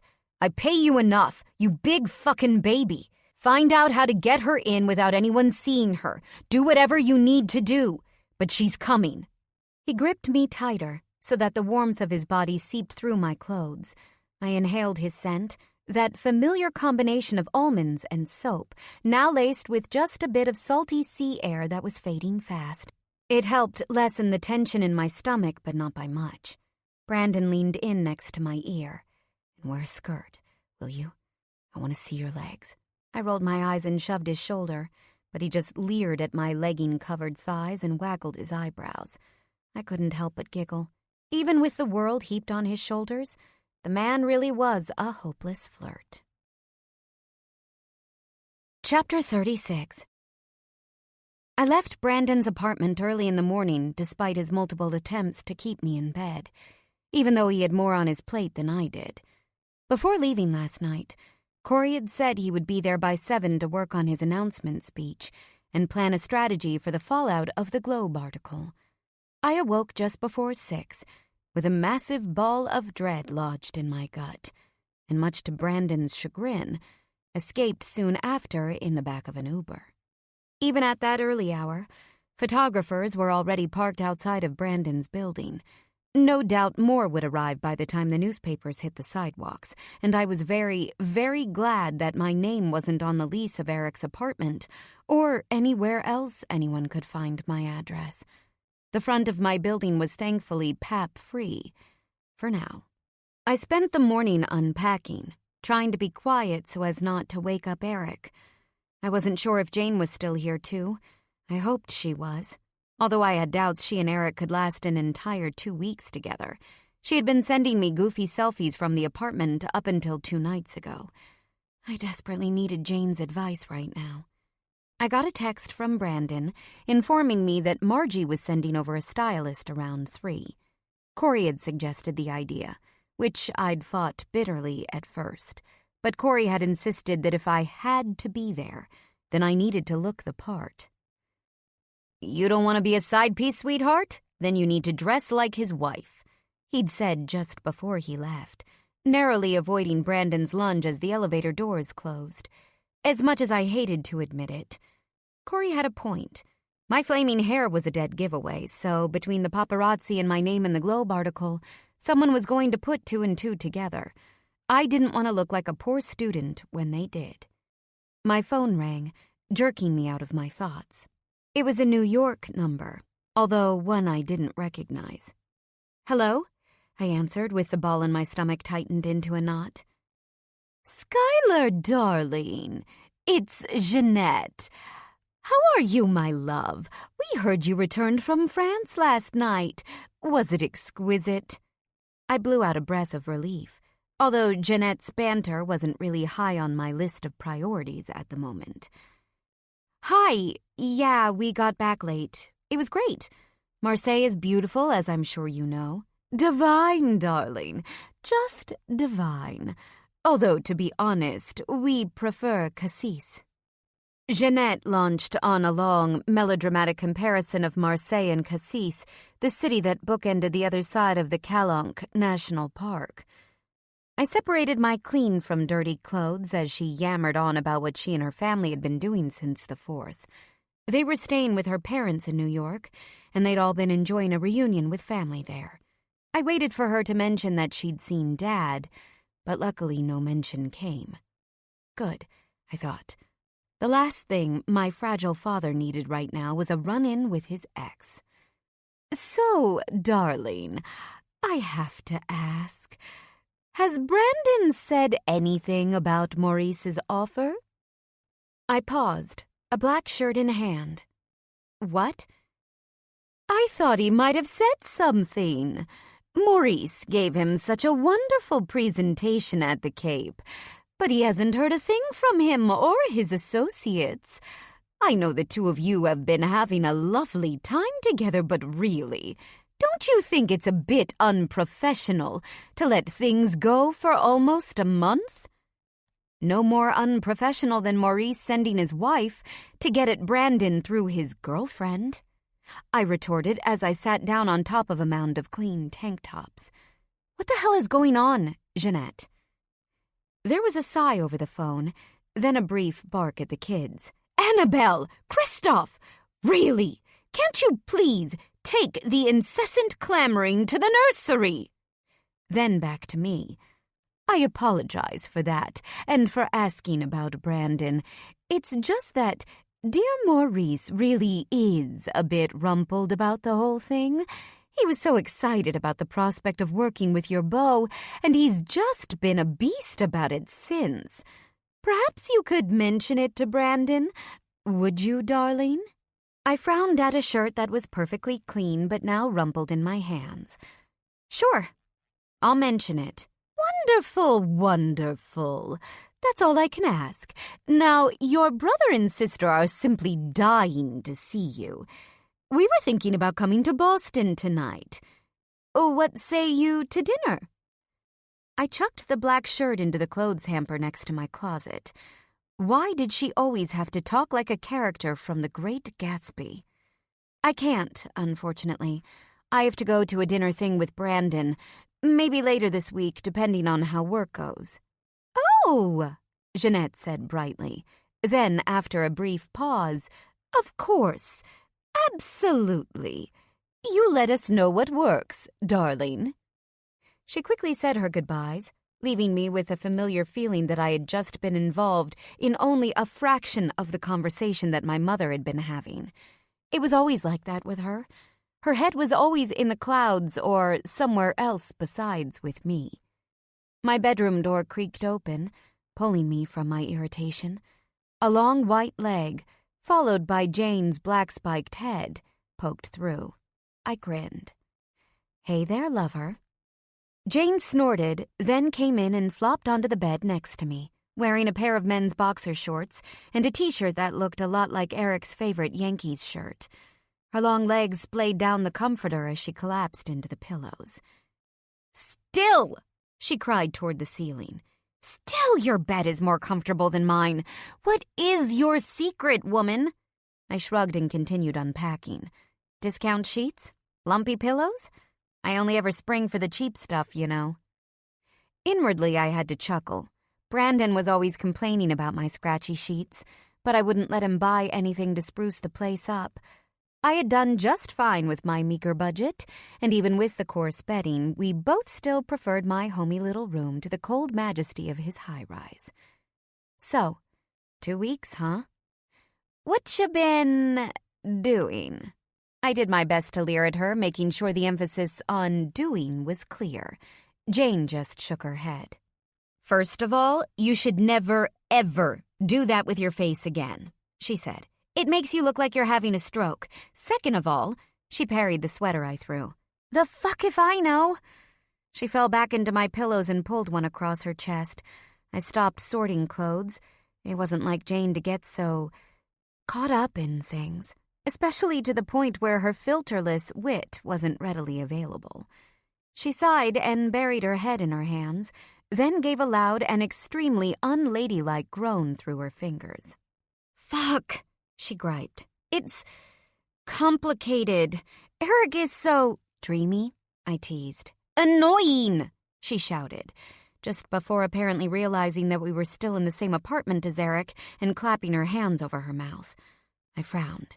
"If it's that bad, why didn't you just go back to Chicago?" No, it hasn't been bad," she stated, this time in a much lower voice. "That's the annoying thing.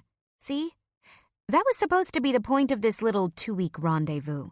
We were supposed to boink it out of our systems and remember by the end just how much we hate each other." I pursed my lips sympathetically and rubbed my friend on the shoulder. She shuddered, as if the thought of actually liking Eric was too much to bear. "He's really not so bad, Jane," I said. "I mean, I live with him. He's clean and usually pretty nice to me. Plus, if we're being real here, I don't think he ever hated you. Tell me again, why is dating him such a terrible thing?" "Okay, how about he's such a man whore? The guy keeps 1,000 condoms in his closet." Jane looked up, her hands spread over her legs like she was going to catch said condoms from the sky. "I am not exaggerating, Sky. He buys them wholesale. There is seriously a cardboard box full of them, right next to where he stacks his shoes in their boxes, too. Like a freak." I chuckled. Neither fact was really that surprising. Eric was a sexually active neat freak. It made complete sense that he would be as conscientious about contraceptives as with his organization. "Correct me if I'm wrong," I said gently, "but didn't you make, weekly stops at the Student Health Center all last year for free condoms?" Jane gave me a look that would have frozen a lake. "Your point?" I shrugged. "I'm just saying. You're kind of a match that way. I think you finally found a guy that can keep up with you. Yeah, and keep up with every other girl in the city when I'm not here." She buried her face in the pillow next to my shoulder. "Why?" she moaned dramatically. "Why did I have to fall for a guy that has the nicest dick in Boston? I swear to God, it's like he laces that thing with Coke." If I'd been drinking anything, I'd have choked. Jesus, I really don't need to hear about my roommate's junk. Jane just groaned again and then hiccuped a fake sob. "Well, if it's any consolation, I can also tell you that since you guys started hooking up, Eric has been spending every night in his own bed," I said. "And he does not bring girls home, if you catch my drift." "You're about as subtle as a waterfall," Jane said dryly. I shrugged and continued sorting. "I just think maybe you guys have a good thing going despite the distance. Maybe you should give it a real chance." Jane bit her lip. I tried not to smile. My friend was really and truly smitten, and a part of me was satisfied to see her meet her match. Maybe Eric, with his stolid, unflappable personality, was exactly what Jane needed. "And you?" she asked as she sat up again. "Are you finally giving it a real chance? Please tell me that in 2 weeks alone with Brandon, you finally found time to tell him about the abortion." The answer must have been clear on my face. "You have got to be kidding me," Jane said. "Seriously? Skylar, what the fuck is going on?" "I tried," I said weakly as I refolded a shirt and placed it on the bed. Then I picked it up and refolded it 3 more times before looking up. "I really did, Jane. But every time, I don't know. You don't know Brandon, the shit he's been through, the shit he's still going through." I sniffed and pushed away a few tears that suddenly welled around my eyes. The divorce, his company, and now he's supposed to be announcing his candidacy for mayor. But on top of all of that, here's this guy, this great, amazing man who has never really felt what it's like to have someone love him unconditionally. Not his parents, not his wife, not his foster parents, not his in-laws, no one. I paused. The thought of all of this was making it hard to speak. Jane, for once, was devoid of pithy comments. I took a deep breath and continued. He wanted a family so badly with Miranda, but they couldn't have kids for some reason. And now, just when things are finally getting back to normal between us, you want me to tell him that I took away his next chance to be a father? Jane, I can't do that to him. I sniffed the tears away that were starting to fall in earnest, listening as my voice cracked painfully over the words. "I love him too much," I said finally. "I love him too much to break his heart like that. He'd never forgive me." "I don't think that's true," Jane said as she sat up. "I've seen the way he looks at you, Skylar. You could grow green moles all over your face and that man would be on his knees for you." "Ew," I said. Jane rolled her eyes. "You could be a secret government assassin. You could develop sudden alopecia and become completely bald. Hell, you could lose your memory tomorrow and that dude would go full-on Notebook." I couldn't help but grin. She was being ridiculous, but in my heart, I knew that Brandon did love me like that. "Seriously, though?" Jane said as she gripped my hand to pull my attention back. "Sky, you have to tell him. Aside from the fact that it just might get out anyway now that he, and by default you, are in the public eye, you owe it to him. Not because he's done all of these amazing things for you and your family. You owe it to him because you love him. And when you love someone, you have to be honest." I hung my head, playing with the folds in the duvet while Jane's words sank in. "I know." I mumbled more to myself than to her. "I know." I looked up with sudden resolve. "I'll tell him tonight, after the announcement. I'll tell him tonight, and if he doesn't want to be with me anymore, then I'll just have to accept it." My voice wavered considerably on the last statement, prompting. As the notes fade gently, let your mind feel lighter, ready to re-enter the world of the story.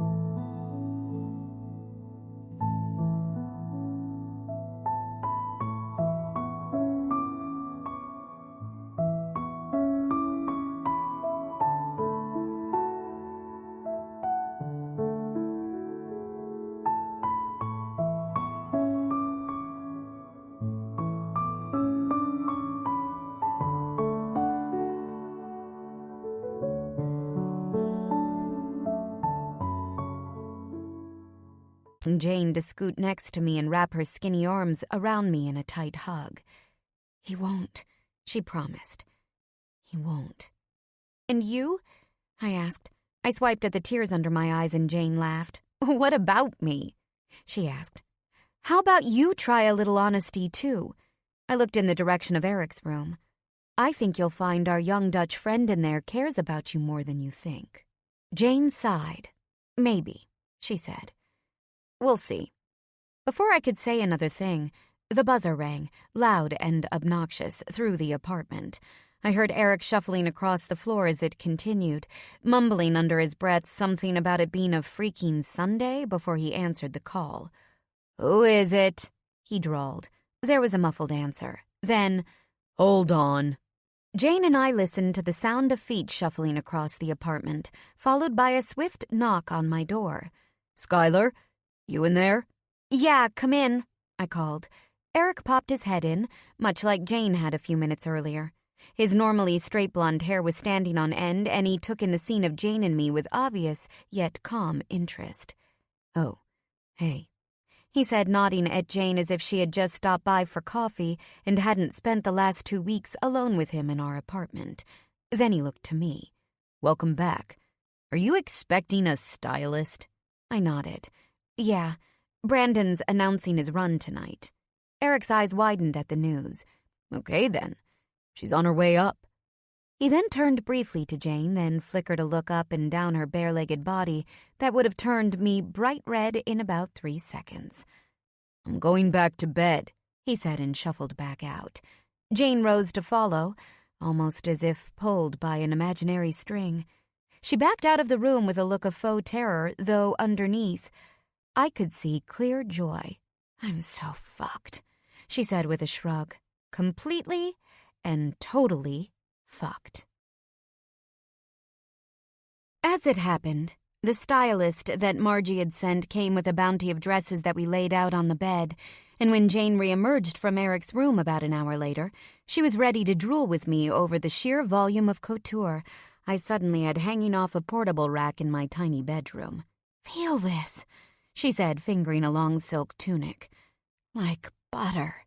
The stylist, Mary, a middle-aged woman in all black who was probably the chicest person I had ever met in real life, just smiled. "That's the latest Cavalli," she said, although to be honest, I wouldn't go with black for an event like this. Jane and I both looked up from where we sat. We were both fans of the color.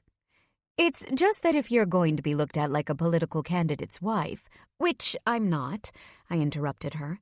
Mary smirked. "Right. Well, I was given a specific brief. Let's just say black doesn't exactly scream out First Lady. This was more something I brought for your friend here." Jane and I both frowned at each other, and I turned back to Mary. "What are you talking about?" She pulled 3 papers out of her bright red purse and handed them to me. They were tickets for the dinner.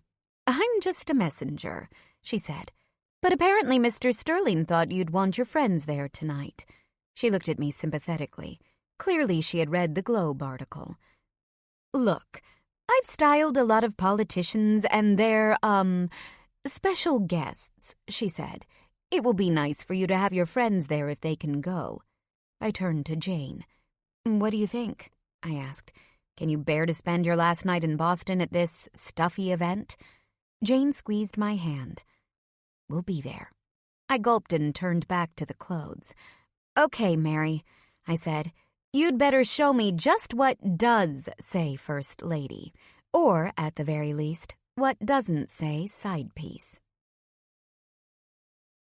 With Mary and Jane's help throughout the day, I found a dress that made me feel like $1 million. Or in Brandon's case, $1 billion. It was a floor-length sky blue column dress with off-the-shoulder straps and a boat neckline. A modest slit up to one knee would likely appease Brandon's request that I show off his favorite part of my anatomy without making me look too much like his mistress. It fit me like a glove, thanks to the last-minute alterations that Mary was able to pull off. I stood in front of the full-length mirror in my room, going over my elegant transformation. Mary had also styled my hair, pulling it half up in a small bouffant with a French twist. I wore Brandon's cuff and a pair of diamond studs that were my college graduation gift from Bubby, but otherwise kept the rest of my look simple, with natural makeup and a bit of lip gloss. "You look amazing, chick," Jane said as she came to stand next to me. "You don't look so bad yourself," I said. Jane patted her hands over her dress, which was a midi-length tea dress in a blocked red, white, and black pattern. Even though it was much more conservative than her usual goth punk style, She had still managed to maintain her edge with at least 6 different chunky silver rings and a pair of black Mary Janes that looked right out of a steampunk novel. She grinned and touched her bob, which had been tamed straight. "Don't mind if I do," she said. From where she was finishing packing up the rest of the clothes, Mary nodded satisfactorily. "I think my work here is done," she said. "Thank you so much, Mary," I said, walking over to give her a brief hug. "We look amazing, and it's all thanks to you." "Thank your man," she said with a grin. "Oh, that reminds me. I almost forgot. He told me to give you this and make sure you put it on." She pulled a square velvet box out of her purse and opened it up for me. "Holy shit," Jane breathed over my shoulder. I couldn't even speak. Inside was a wreath of diamonds so bright, I was practically blinded. The low lighting in my room flickered off the many facets, casting tiny rainbows all around the walls. I blinked. There must be some mistake. "Oh, I would never make a mistake with Harry Winston," Mary replied haughtily. She set the box on my bed, then gestured that I should face the mirror while she clasped the necklace around my neck. It fell just to my collarbone, perfectly complementing the 50s-style neckline. "Now, this is just a loan," she said with a cheeky grin. "Mr. Sterling was adamant that I tell you explicitly. He thought for some reason you'd be upset if it was an actual present, though why you wouldn't want a gift like this, I'll never know." "It's beautiful," I whispered as I drifted my fingers over the necklace, then down the silk fabric of my dress.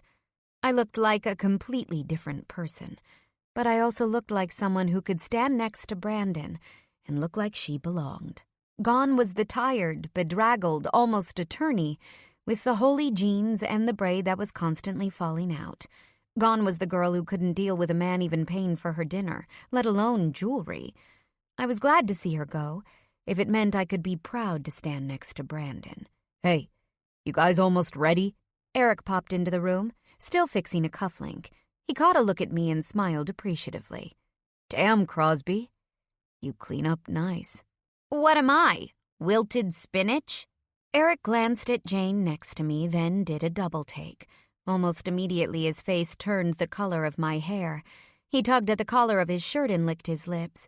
He took 3 massive strides to Jane before seeming to realize that they weren't alone in the room, then stopped to adjust his cufflink again. The movement reminded me of a cat who'd been sneaking around and suddenly started licking itself as soon as it was caught. "I think," he said to Jane with another look that would have burned through metal, "I'll have to tell you exactly what I think of that dress later." Jane opened her mouth and closed it with a smirk. "I guess you will." With a curt nod, Eric looked back to me. "It's time. There's a car downstairs." I picked up the matching clutch and shawl that Mary had provided and took a deep breath. "Into the lion's den we go," I said. "Don't worry, Sky," Jane said as she shepherded us all out of the apartment. "Brandon made sure you had armor for this battle." I could only hope she was right. Chapter 37. This wasn't like the quiet yet extravagant fundraiser I'd attended with Brandon a month ago. That event had been designed to be explicitly under wraps, held in a place where the rich and powerful in New England could gather without the press hanging over them. The Burnside Hotel, however, was chosen for the exact opposite reason. A press horde clamored around the main entrance, where posh Bostonians were walking up a short red carpet to attend the gala. I didn't see Brandon, but we had already discussed that he would arrive on his own. His rumored announcement was the big news of the evening, coming on top of Miranda's Globe and People features. Corey was holding a service elevator when we pulled up in the underground parking lot. His eyes bugged considerably when he caught a load of my necklace. "Jesus!" he exclaimed. "When I said First Lady, I meant Nancy Reagan, not Marie Antoinette." I touched the jagged edges of the wreath self-consciously. "Is it too much?" "Abso-fucking-lutely not," Jane said adamantly as she looped an arm through mine. "Captain Manners here clearly doesn't know shit about fashion. Mary would have told Brandon if it were too much, Sky." She glared at Corey. "Would your boss like being compared to an 18th century boy king?" Just wondering. Just another reason why I was so glad to have Jane in my corner tonight. Corey's face turned the color of a tomato as he punched the button of the elevator with a little too much vigor. "Sorry," he bit out as the doors closed. Jane relaxed. "That's more like it." Eric just snorted, bemused, and gave Corey a "what did you expect?" kind of look. Corey escorted us to a ballroom set aside for the event. Although my name was in the Globe, no one, as of yet, had published any pictures of me. So Corey had arranged for my name card to read Ellen Chambers, using my middle name and my mother's maiden name as a decoy. The room was mostly full already, swirling with black tie attendees dressed for one of the biggest political fundraisers in Boston. I had already recognized several people, including local celebrities, senators, and the governor. I was grateful that Brandon had made sure there would be a few friendly faces in the crowd for me, too. It couldn't have been easy to procure tickets for Eric and Jane last minute. Margie must have been on the phone all day. Across the room, I caught the notice of Kieran, who stood talking to a few men, dressed similarly to them in a sleek black tuxedo of her own. She gave a brief wave and a smile, well, as much of a smile as Kieran was ever really capable of, and returned to her conversation. "Come on, Ellie," Jane joked as we wove our way to one of the octagonal tables set up near the dance floor. It wasn't quite the table of honor, which was in the center of the room, but it was close. Brandon's name was on a card at that table, right next to another one I recognized as we passed it. Miranda Sterling. Oh, fuck. I breathed as I caught sight of the elegant cursive writing. Jane leaned over my shoulder and her eyes widened. "What the hell?" she asked in disbelief. "Do you think he knows?" I shook my head. No, he never would have demanded I come. He probably wouldn't have come himself. I pressed a hand to my cheek. Jesus. Like Groundhog Day, but a really awful night instead. The tall, willowy form of Brandon's estranged wife was nowhere to be seen. But as soon as my eyes landed on the ballroom entrance, the entire frame was occupied by Brandon's broad shoulders. He raised a hand with a smile that was immediately clouded when he caught the look on my face. Jane murmured something about her and Eric getting drinks and skirted away. "Hey," Brandon said as he approached. "What's wrong?" He looked camera-ready in a gorgeously slim-cut tuxedo. It was the same basic uniform worn by every other man in the room, but Brandon made them all look like shadows. Corey had turned a stylist on him, too. He'd clearly had a cut and a shave in the last 24 hours, so his usually tousled blonde waves were shortened and tamed into something approximating a respectable politician's, which, of course, was exactly what he was trying to be. But nothing could tame the color of his eyes, the way they popped in a sea of black. I realized at that moment that Mary had chosen my dress precisely because it was the same color. The color of the Mediterranean, of a lake on a summer day, the color of the sky. It created a link between us that would be there no matter what. The woman really knew her business. Wordlessly, I pointed to the small card sitting on the table. Brandon's eyes followed. His jaw dropped. "What the fuck?" he wondered under his breath, as he picked up the card and examined it as if it were a figment of his imagination. He looked at me. "I had no clue about this, Skylar. I never would have come if I'd known she would be here." I believed him, but his obvious concern was reassuring. "I know," I said. "And it's Ellen, by the way." I nodded at a few of the cameramen setting up in one corner of the room. Brandon's worry, however, dissipated a bit as he took in an eyeful of my outfit. Despite the obvious stress he was under, his mouth quirked with a sly smile. "You look... wow." He reached out and touched the wreath of diamonds around my neck lightly, then traced his fingers over my collarbone. "I'm glad you wore this." I touched the same spot. "It's beautiful. Too much, but beautiful." Brandon shrugged with another shy half-smile. "I'd like to get you one of your own one day, when I know you'll actually take it." He cocked his head, looking at me like I was a painting in a museum, a work of art. Slowly, however, his gaze started to heat up with a fire that quickly had me flushed. "You need to stop looking at me like that," I whispered, even as he picked up my hand and started to rub his thumb over my knuckles. From far away, his touch would have looked innocent, but up close, it was anything but. "Like what?"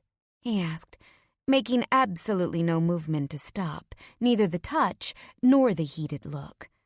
"Like I'm your dinner." He bit his bottom lip, as if trying to process the comment.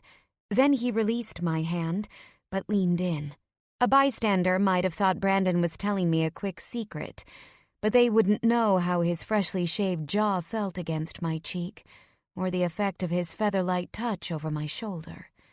It didn't matter that I had just spent the last 2 weeks straight with the man, instead of quenching that thirst. Time had only made it stronger. "More like dessert." He rumbled into my ear, which he nipped lightly. "Your pussy's too sweet for anything else." He stood up straight with a shit-eating grin that popped his dimples out in full force. I stared at him. My jaw dropped practically to the floor. Brandon smirked as he dropped my hand, which fell against the silk of my dress like a limp fish. "You want me to reach up your skirt and prove it to you, Red? I could make you lick it off my fingers." My eyes bugged out even further. "You did not just say that to me in a building full of politicians and donors. There are literally 2 congressional representatives and an attorney general in this room right now." "Please. They're probably the biggest perverts of them all. You don't even want me to start on all the dirty things that dress is putting in my head," Brandon said with another sharkish leer. "But now you're not thinking about this anymore, are you?" He held up the card bearing Miranda's name and took a few backward steps toward the ballroom entrance. "I'll be back after I take care of this mix-up. You just keep thinking dirty thoughts about what I'm going to do to you later, with nothing on but that necklace." With a wink, he spun on his heel and left me clutching the back of the chair, suddenly unable to stand properly. I decided now was as good a time as any to take a seat at my table when Eric and Jane returned with drinks for all of us. "Everything okay?" Jane asked, glancing back to where Brandon had gone. She handed me a glass of white wine, which I took gratefully. "I think so," I said. "He's taking care of it." It felt strange to say that when I didn't know exactly what he was going to do, but I was ready to trust Brandon. "Well, hello there!" I turned to find Ray and Susan Peterson approaching. I stood up to give Susan a quick but tight embrace. She held out my arms to look me over. My, she said as she looked me over. "Aren't you a vision, Skylar?" "Thank you, Susan," I said. "You look great, too."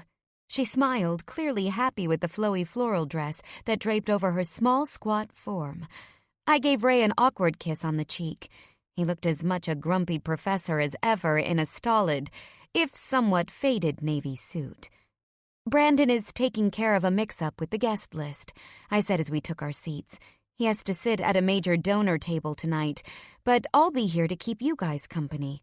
Ray snorted. "Of course." "These are my friends from Harvard, Jane and Eric," I said, ignoring the comment. I gestured at Jane and Eric, who both stood up briefly to shake the Petersons' hands. "All lawyers?" Susan asked kindly as she accepted a glass of champagne from one of the roving waiters while Ray muttered something about a beer. Jane nodded. "Yes, ma'am," she said. "Just graduated with Skylar. Now we're just waiting on our bar exam results." "Oh, that's exciting," Susan replied, clasping her hands together.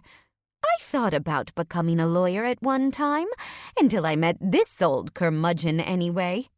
Ray just looked dourly at his wife, but I thought I saw a fond twinkle through his smudged glasses. Jane bit her lip while Eric stretched an arm back behind her chair. "Hey there." Brandon reappeared at the table and leaned down to kiss his foster parents hello before coming to stand behind me. "Are you ready for your big night?" Susan asked excitedly. "Do you have a speech prepared?" Brandon patted his breast pocket. "Right here. Corey and I were up all night finishing it." He rubbed his forehead, the only sign I'd seen yet that he was nervous. But when he put his hand on the back of my chair, I could see the whites of his knuckles. "You're going to be amazing," I said, giving him what I hoped looked like a friendly pat on the hand. He looked down at me with gratitude and captured my hand briefly with a tight squeeze before anyone in the room could see. Soon the waiters would start to serve dinner, after which would be a few speeches before some dancing. That was when Brandon would be making his announcement. He downed the rest of his drink, which looked and smelled like bourbon. "Careful there, slugger," I said. "You should probably eat something." "Red," Brandon said quietly, "I love you. But I swear to God, baby, you need to let me drink tonight." Before I could reply, there was a kerfuffle at the ballroom entrance that caught our attention. "What do you mean I'm not on the list?" A woman's voice rang out, clear and sharp, even over the din. Just past the doorman and the woman holding a clipboard, I could see dark hair, porcelain skin, bright pink lips. My stomach dropped. Miranda. Brandon sighed and set his glass on the table a little too hard. "I'd better go deal with this," he said and stalked off without another word. Our entire table watched as he entered the fray, and I saw Miranda's eyes, dark and sharp, perfectly lined and mascaraed, as they caught sight of Brandon's tall form. They brightened. Then they found me and turned venomous. "Jesus," Jane breathed beside me. "If she were Medusa, you'd be stone right now." I shuddered. Right now, Miranda was scarier than a mythical monster with snake hair. I grabbed my clutch. I should probably go. "Oh, please don't," Susan piped up across the table. Jane and I turned to find Susan staring at the entrance with obvious disgust. Susan looked back at me and smiled. "She's just so... Horrendous," Ray supplied dryly. He raised a faint white brow at me. It was probably the most positive reinforcement I'd ever received from the man. "Exactly," Susan chimed in. "Petty and vicious, and she's had Bran practically locked up in that big empty house for years. She's just mad now that he's finally moving on, whether she wants him to or not, and with someone as lovely as you, no less." "Susan," I started. I appreciated the votes of confidence, but that didn't mean me being here was a good idea. No, Susan continued. "Truly, he wouldn't be here tonight if not for you. He always hated the spotlight. You've got to know how you brought him out of his shell." "She's leaving," murmured Jane, who hadn't stopped watching the scene over my shoulder. When I looked back, Miranda had disappeared and Brandon was making his way back toward our table. "That's done," he said when he arrived, although he still didn't sit down. I gulped. Really? I hated the fact that I couldn't give him the hug and kiss he clearly needed. But there were already a few members of the press being escorted to a designated area by the ballroom's podium, not far from our table. Brandon nodded with a sweet smile my way, but made no move to touch me. It looked like it caused him physical pain. "She's on her way home, but just to be safe, you should probably leave after the speech read. No doubt she'll tip off the paps that you're here." I blanched. "Okay." He looked across the room and waved to someone who was apparently beckoning at him. Corey was standing next to a group of other men in tuxedos, some of whom I recognized from the last disastrous benefit. "Time to kiss some donors' asses," Brandon said. "I'll be back when I can." I watched him leave, and the ball of dread in my stomach grew. When I looked back to the table, I found Susan watching sympathetically, while Ray stared with obvious disapproval. "You don't look like you're very happy about tonight," Susan said lightly. "You must be upset about that feature in the paper today." I sighed. "I'm here for Brandon, not myself. Not the Globe, either." "This isn't Brandon," Ray said abruptly. "Susan's right. He's never been one for this kind of attention, and now all of a sudden he wants to run for office?" The older man shook his head. He turned to me. "You did this?" Confused, I shook my head. "He loves Boston," I said weakly. "Maybe he just wants to help make his city better." It was hard to argue with what Ray was saying. I hadn't actually known Brandon that long, but in all that time he had always seemed a supremely private person. Never one for crowds or a lot of extra attention. This new venture was the complete polar opposite of everything I knew about him. Ray just harumphed. "There are a lot of ways to do that without being a damn politician, like Miranda always wanted him to be," he said. "He's too smart for this." Susan didn't say anything, but concern was written all over her kind face. Eventually, she gave a small shrug. Before I could reply, my name was called out by not one, but two people. "Skylar!" Jane, Eric, and I all twisted in our seats to check for the competing voices. "What in fresh hell?" Jane mumbled as she caught sight of Jared weaving his way through the crowd. I frowned. Jesus, this really is like Groundhog Day. Jared's family is Republican. Why would he be at a DNC event? I rubbed a hand over my forehead. When it rains, it pours, doesn't it? "Don't worry, chick," Jane said as she pushed back from her seat, yanking at Eric's suit jacket to stand him up with her. "We got this." They quickly left to block Jared several tables away, but my attention was reclaimed again when the owner of the other voice touched my shoulder. I looked up to find my mother smiling down at me, dressed to the nines in an elegant royal blue gown. "Darling!" she cried, leaning in to air-kiss my cheeks. "Look at us. Practically twins, aren't we?" I just stared, utterly confused. "Jeanette, what are you doing here?" "Oh, we were invited last minute. We wouldn't have missed dear Brandon's big night, since we are practically family." She turned to the remaining two people at the table. "You must be the Petersons. Brandon has told me so much about you. I'm Jeanette Jadot, Skylar's mother." Susan and Ray both accepted Jeanette's light handshake, both of them too stunned by her sudden presence as their eyes flickered between us. I couldn't move. This certainly wasn't the first meeting of the families I wanted to have with Brandon's foster parents. Not to mention, when had she had this supposed discussion with Brandon about them?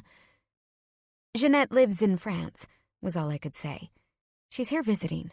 Jeanette turned to me. "I'm so glad you decided to come tonight," she said. "I wondered if we might sneak away for a quick chat." I looked around the room, which was now full to capacity. Almost everyone had taken their seats, and the band had started playing some swing music. "I don't really think right now is the best time," I said. "Maybe we can get coffee tomorrow." "I'd really like to talk now," Jeanette prodded, even as she beamed at someone across the room and gave a cheerful wave. "It's rather urgent." I frowned openly. "Jeanette," I said, calling her attention back to me. She looked down brightly and her smile quickly faded. "Not now," I said. "It's a big night. Tomorrow, okay?" Her jaw clenched for a moment, but then she nodded curtly. "Brunch at our hotel. I'll make a reservation for 10, shall I?" I murmured my assent, and Jeanette disappeared to mingle.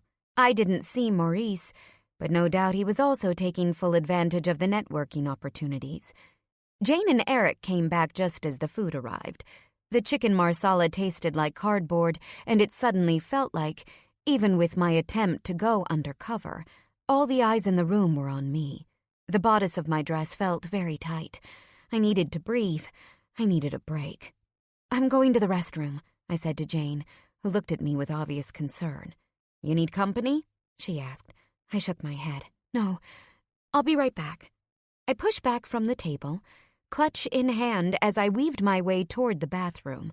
Brandon was still mired by all the people vying for his attention, with Corey standing beside him like a loyal lapdog. He didn't notice when I left, and I was glad for it. Chapter 38. Cupped in my palms, the water drained through my fingers in long, cool streams. I wanted so badly to splash it on my face, but I didn't want to ruin Mary's careful makeup job or get water on my dress. Reluctantly, I let the water go, then grabbed a napkin from the stack beside the sink and dampened it before pressing the cool cloth to my forehead. There. That was a little better. Everything about this night felt like a mistake. Jared's unnerving presence, Jeanette's pressured hints, Miranda's surprise appearance. Ray was right. Even Brandon's pending announcement just seemed wrong. The anxiety already lodged in my stomach was blooming into full-on frenzy, making me feel lightheaded.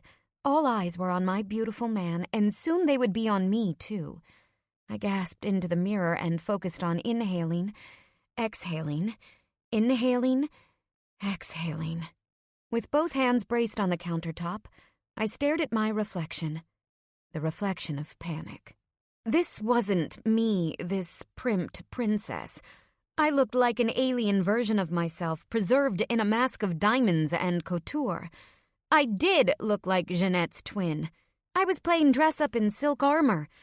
But all the pretenses of wealth in the world couldn't protect me from the inevitable avalanche of press coverage and scrutiny that would, in all likelihood, expose every secret I had. Green eyes or blue. God, I was so stupid. I should have told him when I had the chance, when it was just the two of us. I took another deep breath, but it stuck in my throat. Everything made me feel like I was choking. The door to the bathroom swung open, and Jeanette swept in like a queen. When she found me, it was clear by the look on her face that she hadn't come to use any of the stalls.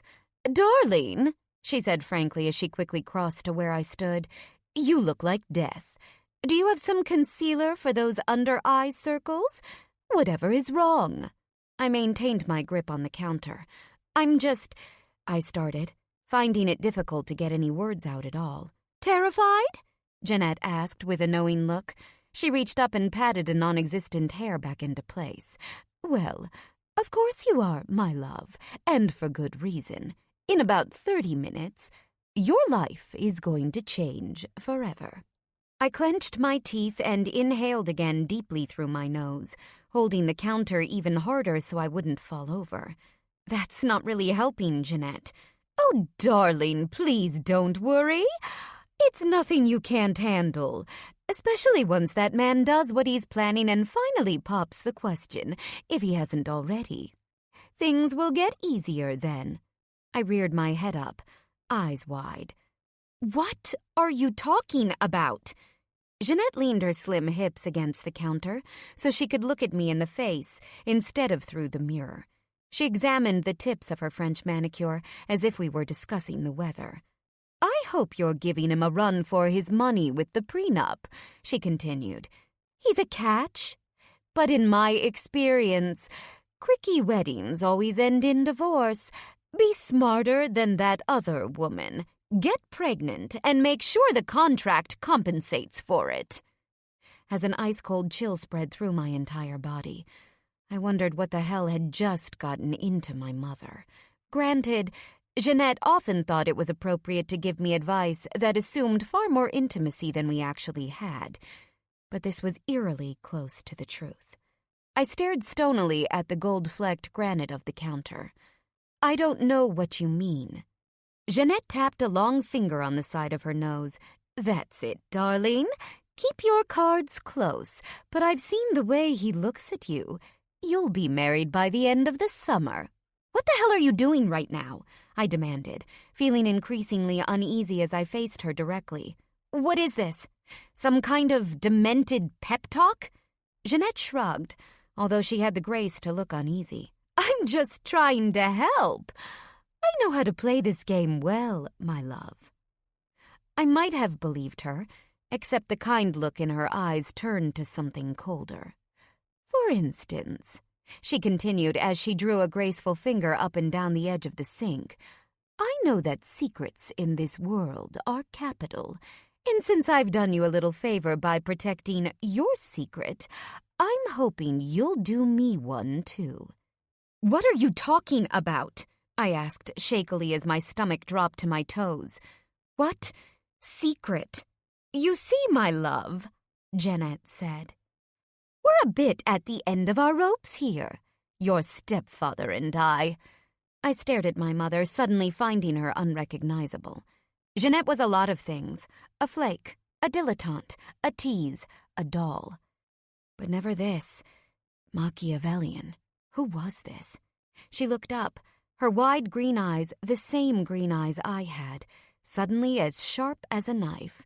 "Goodness, this is awkward, isn't it?" Jeanette asked. "If you'd taken any of my calls, we wouldn't be here. We could have determined a path privately, but as it happens, Maurice just can't wait any longer, and neither can I. I need my life back, Schuyler." "Your life back? What does that mean?" I asked, although I wasn't sure I really wanted to know. Jeanette blinked. "Don't play stupid, darling. It really doesn't suit you." "Jeanette, I don't know what you think I know about Brandon's business," I sputtered. "But we don't really talk about the deals he's making, mostly because it would be illegal." "Schuyler, I'm sorry, but you cannot expect me to believe that you are so impossibly clueless." Jeanette finally broke completely through her polished facade. "You must know what dire straits Maurice and I are in. Everything we had in France is gone. The house, the cars, all of it. We're living with my family right now, and it's horrendous. My mother— No, don't give me that look. You should be grateful I never subjected you to her." "Jeanette, what in the hell are you talking about?" I asked, my voice rising with every word. "What happened in France? What did Maurice do?" She turned a little green at the question, but to her credit, didn't completely turn away. "My dear husband," she said in a voice that sounded anything but fond, "led some of his investors on a scheme that went awry, shall we say." She gulped. "I refuse to go into the sordid details, but needless to say, all of our personal assets went to paying back some of that debt, and Maurice was sent here to procure new accounts. Otherwise he'll be out, and will likely go to prison." She laughed, a sharp sound that cut through the air. "Hilarious, isn't it? I ended up marrying the French version of Bernie Madoff." So he thinks that Brandon is the golden goose that will get him back in the game. I finished more to myself than to Jeanette. When Jeanette looked up, her green eyes were wide with pure terror, set off further by the fringe of threaded eyelashes. "Don't you see? We can help each other this way." Her voice began to sound manic. "I'm from this world, Schuyler, in a way you will never be. You help me stay in it, and I can help you navigate it, teach you how to talk, how to dress, how to interact with these ridiculous people. Keep you from being a laughingstock, help you keep your deepest, darkest secrets, even the baby." At the end of her final sentence, I froze completely, my hands utterly and completely glued to the counter. The rest of my body suddenly felt like cracked glass, like someone could push me with a single finger and watch me shatter across the posh marble floor. What did you say?" I managed to get out. Jeanette had the decency to look contrite. She closed her eyes for a moment and reached up to touch her hair again. It was a nervous tick, fixing imperfections that didn't exist, checking her armor for chinks. "I don't judge you for it, darling." She reached out a hand to touch mine gently. "Don't be like that. I understand, really. I've been there myself once." I blinked, confused. "With Dad?" Jeanette shook her head. No, later. One of the others. Her other husbands. I had always wondered, really, why she'd only ever had children with Maurice. Maybe in her odd way she actually loved the man. But that didn't answer the question that was circling my head. How in the hell did she know about this in the first place? Then, all at once, everything fell into place. I snatched my hand back and stepped away. "So it was you," I muttered. "You were having me and Brandon followed, weren't you? It wasn't Miranda at all. It was you and Maurice." Once again, Jeanette managed to look a bit contrite. "It was Maury's idea," she said. "I told him we didn't need to, that you'd help us out of the goodness of your heart if we just made the effort. But he was convinced we would need leverage. Awful, I know, though it turns out he was right." "So that's what this was all about?" I asked, more to myself than to her. "Spending the weekend in Cape Cod, gallivanting to all of these stupid events. Carting your kids around like sideshow spectacles to lure me in? My face felt like it was on fire, and I pressed my palms into my temples. How long were you planning this? When I was in New York, Brandon and I were broken up. When did you start this spying? The words fell off my tongue like pieces of raw meat. I was disgusted by this, by everything. My own mother had had someone follow me, had paid someone to pry and uncover my deepest secrets, so that she could blackmail me into helping her regain her fortune. That's not important. Jeanette looked uneasy as she wrapped her slim arms around her waist. I furrowed my brow. So how did you know about— You were awfully loud at that bar after your exam, she said. She sighed. I heard the tapes, and the boy you were talking to was more than happy to corroborate after you jilted him. I gulped. Jared had ratted me out, and, I realized, was most likely the person who had corroborated Miranda's story to the Globe as well. What the fuck? One of the things I can teach you is how to put off potential suitors, or at least how to entertain them discreetly if you want, Jeanette said, almost as if she read my mind. It's something I've learned well over the years. With looks like ours, they never stop. Certainly not after you're married. She patted her hair in the mirror, looking herself over appreciatively. Suddenly, I had absolutely no patience for her self-aggrandizing bullshit. Did you tell anyone? I demanded. Anyone at all? Her green eyes widened and she shook her head. No, Skylar. I swear it. No one knows, and no one has to if you'll just— Before she could finish her contemptible sentence, the door to one of the bathroom stalls opened, squealing on its hinges. Jeanette and I both froze, staring at each other in twin looks of horror as, on impossibly sharp heels that clipped across the marble floor, Miranda Sterling strode out in all her perfection. Swathed in a sleek silver gown, she walked to the sink and, without looking at me, calmly washed her hands and dried them. I wondered if she did it that slowly to emphasize the fact that she still wore her rings, an impossibly large square-cut diamond, and an equally brilliant eternity band. My left hand drifted up to my neck to touch the necklace. Miranda caught the movement, but her eyes dropped to my hand with its bare ring finger and down to my flat stomach. Then her gaze, cold, haughty, and blood-curdlingly knowing, swept up to my face. She smiled, and her slow, seeping grin turned my blood to ice. She finished drying her hands, then turned on her heel. You ladies have a nice night, she said and pushed the door open in front of her. Jeanette brought a hand to her mouth. Oh my, was that? The terror that had been lodged firmly in my stomach since last night, when I'd seen the first evidence of Miranda's vendetta, blossomed throughout my entire body. Previously frozen in place, suddenly I couldn't move fast enough. I have to find Brandon, I said, moving quickly to leave. I have to find him right now. I'll help you, Jeanette said with sudden determination. I whirled around to face her, with a finger in her face. You! My voice was shaking while tears started to stream unbidden down my cheeks. I had fury, fear, frustration, all of it bubbling to the surface like I was a tea kettle about to burst.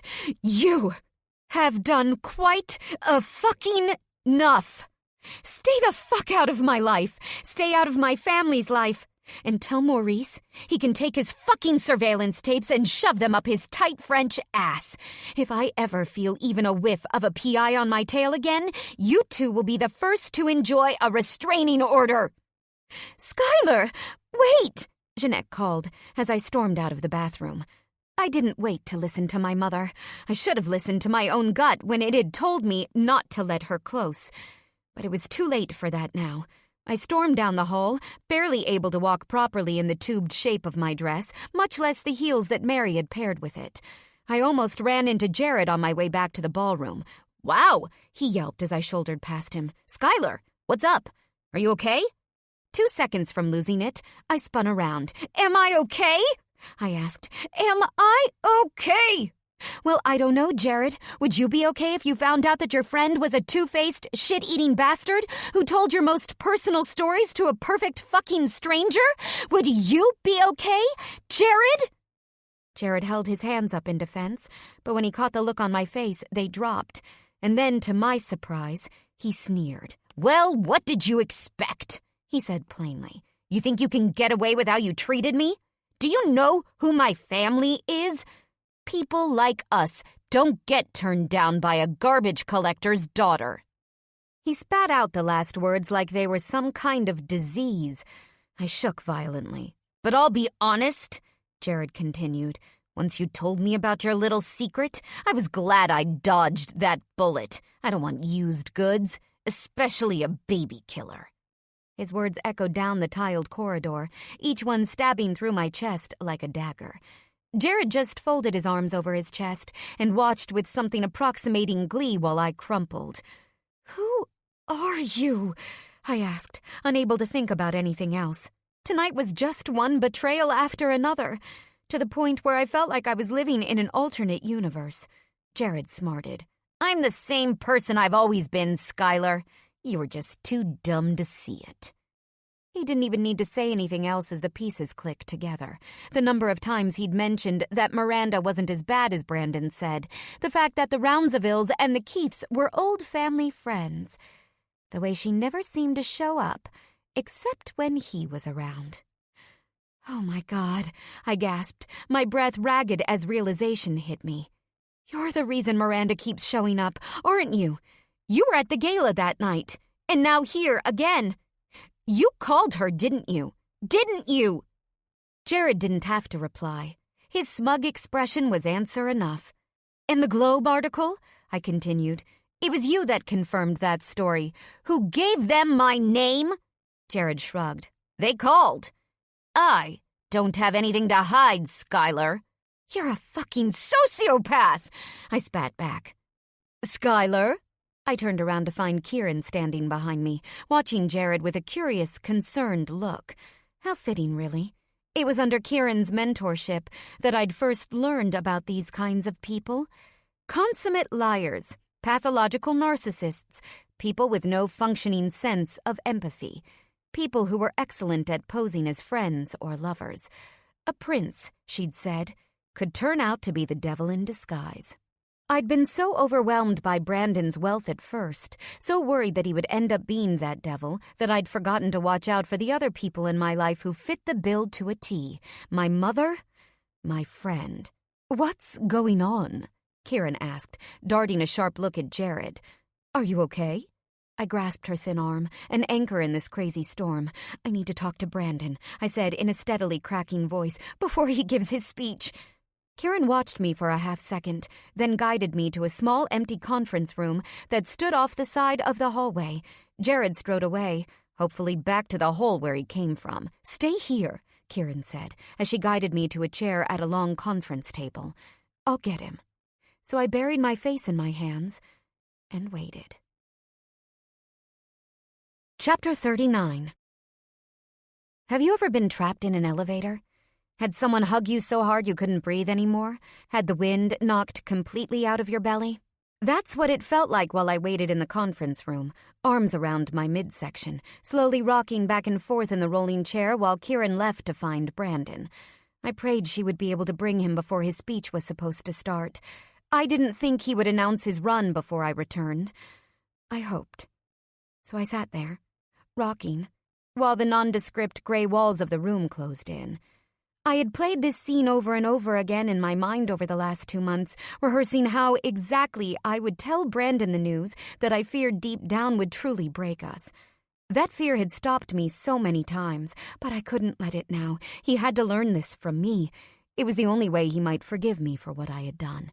"She's just in here." Karen's voice was muffled through the oak door before it was pushed open, and she led a very worried-looking Brandon into the conference room. His ocean blue eyes found me, and less than a second later he was crouched by my side, large arms wrapped around my shaking form. "Hey," he hummed against the crown of my head. "Shh, I'm here. I got you." His kindness only made me shake more violently. "Baby, what is it? What's wrong?" Brandon asked, as he cupped one side of my face with a big palm and stroked the edge of my cheekbone with his thumb. The tenderness of the gesture choked up my throat, and almost immediately, tears started to flow again. I was so unworthy of his love. I could see that now. Maybe on some level I always saw it. Even now when Brandon had the world on his shoulders, when he was on the precipice of taking on even greater burdens and notoriety, he was still putting me first. I didn't deserve him. I have to tell you something. I managed to get out. Before you announce, there is something you need to know. Brandon's normally smooth forehead crinkled in confusion. His hand rubbed my shoulder, and I fought the urge to lean in and let him hold me again. But that would be cruel and manipulative. God, how was I going to get through it when I told him? When he inevitably left me? Hey, Brandon said kindly as he tried to pull me close again. It's going to be okay. You can tell me anything, Red. I resisted, but he wouldn't let me pull away. I relished his touch, knowing there was a decent chance I wouldn't get to feel it again after this. It's the campaign, isn't it? Brandon asked as he pushed a hand through his hair. It's too much, right? With Miranda here, it's too much. I can call it off, Skylar. Like I said, I won't do this without you. It's not that, I managed to croak. Brandon blinked, his handsome face so thoroughly confused. Then what is it? It's probably this. We both jerked our heads up as Miranda burst through the doors, holding a piece of paper, and followed by Jared and Corey. She thrust it in front of Brandon. It appeared to be a black and white photograph of me leaving the free clinic in New York. Pictures I now knew had been taken by someone hired by my own family.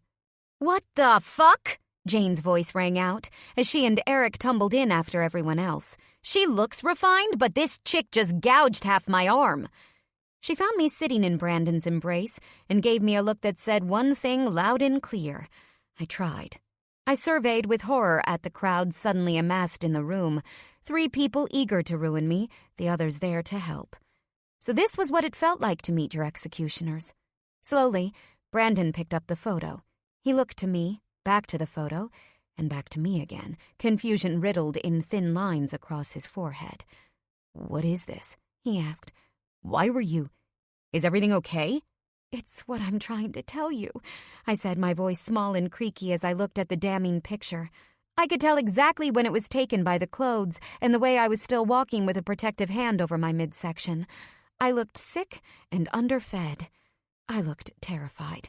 Jane and Eric both came to sit at the table behind me, both of them looking curiously over my shoulder while they sat. Jane would obviously know what was going on. Eric, however, didn't have a clue. Maybe this will enlighten you, boss. Corey set another piece of paper on the table and looked at me with a satisfied smirk. My insides grew cold. Brandon immediately traded it for the first. I wanted to snatch them both away, but my body felt like it had lost all nerve endings. My sources in New York just delivered it, Corey said with a satisfied smirk at me. Last of the vetting process. What is this? Brandon asked again as he scanned the document. He held out the simple white paper. I took it, although I already knew what it was. I didn't know how Corey had gotten it. A well-placed bribe, perhaps, even though whoever had leaked the information was breaking major privacy laws. He could write it off as part of the process of vetting Brandon's campaign run, but also, no doubt, it was something that allowed Corey to get rid of me. Because when I looked down at the paper, I saw the short record of my last free clinic visit, including the prognosis, with the words mifepristone and misoprostol written clearly under treatment. It's the record of... I trailed off, my voice hiccuping over itself. The words were literally so painful to get out. My throat ached with each one. It's a record of the abortion she had 2 months ago. Miranda's voice was clear and strong from where she stood at Brandon's shoulder. It rang through the room like a church bell. It's simple, Bran. Her long fingers stroked Brandon's thick hair. My tongue continued to lodge itself in the back of my throat, but I wanted to rip her fingers off. She was petting him like he was her dog, and the large diamond ring she still wore glinted under the fluorescent lights. She set a proprietary hand on his shoulder before glaring at me. She killed your baby. Behind Brandon, Kieran covered her mouth with one hand and pulled her cell phone out of her pocket with the other. I closed my eyes again and cradled my forehead in my palms. I would have sold my soul to have been in any other room but this one. But as Bobby would say, I'd made my bed. It was far past time to lie in it. "Oh, Christ on a fucking cracker," Jane retorted behind me. "That's a little melodramatic, don't you think? I mean, it was a cluster of cells at that point, not the divine infant." "Jane," Eric said in a tone that said to shut the hell up. "Well, it's true," she mumbled, but even I could hear the bitterness in my best friend's voice. She had thought my decision was a bad one from the beginning, particularly since it hadn't included Brandon. And she was right, of course. So very, very right. Miranda was silent, but she continued to rub Brandon's shoulder, play with the curls at the base of his neck, like she had a right to touch him that way, like he was hers. My throat felt like it was being squeezed through. Every bone in my body suddenly ached, but I knew I couldn't keep silent forever. "Where did you get this?" I asked, finally finding the courage to look directly at Miranda. "This photograph. Were you having me followed too?" She just arched a delicately shaped brow. "Turns out I didn't have to. Money will do a lot very quickly, sweetie," she said, "especially with someone as desperate as your stepfather." Beside her, Brandon blinked. Stun was written all over his features, rendering him utterly motionless while he stared at the papers in front of him. Then he finally looked at me. The utter horror in his clear blue eyes put an arrow straight through my heart. "Skylar?" he asked in a voice that shook. Is this true?" Miranda's perfect pink lips twisted into an ugly smirk. I gulped, begging my heart, beating so hard I could feel the vibrations through my chest, to slow down. It only beat faster. My glass face obviously said it all, and for once, I wasn't sorry that I couldn't hide anything on it, because even if it cost me everything, the truth was out there. There would be nothing between us, even if the revelation blew us miles apart. Brandon's face fell about 3 stories, and he literally fell backward in his crouch, as if his bones buckled under the pressure of his tall frame. He grabbed the edge of the table and squeezed so hard, I thought his fingers might pop off as he moved to sit in one of the chairs. "This is true?" he asked again. "You were—" his voice choked. "Pregnant?" I swallowed hard, trying and failing not to let my glance flutter around the room to where Jane and Eric sat behind me, silently witnessing the proceedings to where Miranda, Jared, and Corey watched with naked satisfaction, to where Kieran still stood quietly to the side, recording everything on her phone. She caught my gaze but made no move to put her phone away. Good, I thought. Someone was doing what needed to be done to keep Brandon safe. The paper in my hand crackled, and Brandon's eyes zeroed on it. He plucked it from my grasp and examined it again. "And it was mine?" he asked once he'd determined he wouldn't learn any more from the paper, which he crumpled up and shoved into his jacket pocket. My cheeks flamed. "Of course it was yours." "And you never thought to say?" Brandon demanded in a low voice that was raising with every syllable. His eyes were suddenly very red around the rims and his whole body vibrated. "You didn't think to tell me I was going to be a father?" He swiped angrily at a few stray tears that escaped on the last word. The sight of them caused mine to flow freely all over again. I didn't mean to," I started weakly. "Didn't mean to what? Tell me about my own kid?" Brandon demanded in fractured, painful words. He snatched the paper out of his pocket and scanned it again. "Is this what you used? This Mr. Prostol? Is that what did it?" I wiped at my tears, which just kept coming. Jane tried to pass a handkerchief over my shoulder, but I pushed it off. I didn't deserve pity right now. I didn't deserve anything but what I was getting. Yes, I said in a splintered voice that didn't feel like my own. "Yes." The room crackled. Miranda laid her hand back on Brandon's shoulder. I snarled at it this time, but Brandon flung it away when he stood up so quickly that his chair knocked clean over. "You can't hide things from me," he intoned nastily. "Isn't that what you said? We have to be honest with each other no matter what, Brandon? Did I get that right?" My face burned at his words. My words, which I'd used so sanctimoniously. "Yes," I whispered, "but Brandon—" "But nothing!" he roared. He turned to leave but stopped in the doorframe. His blue eyes were bright and full of pain. My tears continued down my cheeks in oceans, but he just watched impassively. It's not your fault, Bran. Miranda's voice rang out, snide and condescending through the room. Lies. Thievery. You can't expect much more from people who don't understand people like us, who can't ever imagine what we have. Kieran and I both stared at the woman who was so impossibly tone-deaf. Had she forgotten where her husband came from? That at one point in his life he had had less than every single person in this room by a long shot? Miranda just glared back with a thin eyebrow torqued up her high, glossy forehead. For all you know, she said to Brandon, she was just in it for the jewelry. Come to play dress-up once the Bank of Sterling was open for business. Trying to pretend she's Cinderella. Behind her, Jared snorted. Pretend is right. Miranda laughed. Corey, of course, had to add in his 2 hateful cents. No one in Boston will forgive an abortion, boss. Not in a city that's half Catholic. In a sudden frenzy, I unclipped the necklace from around my neck as I finally found the strength to stand up. This was why I had always been so reluctant to accept gifts from him at all. There was always going to be someone saying things like this, accusing me of being in it just for his money. Here, I said as I held out the sparkling rope. Brandon stared at the necklace like it was some kind of alien. He looked like he was trying to stop from crying. Take it, I said. You know I never wanted this. I only ever wanted you. Brandon's eyes flickered up from the necklace.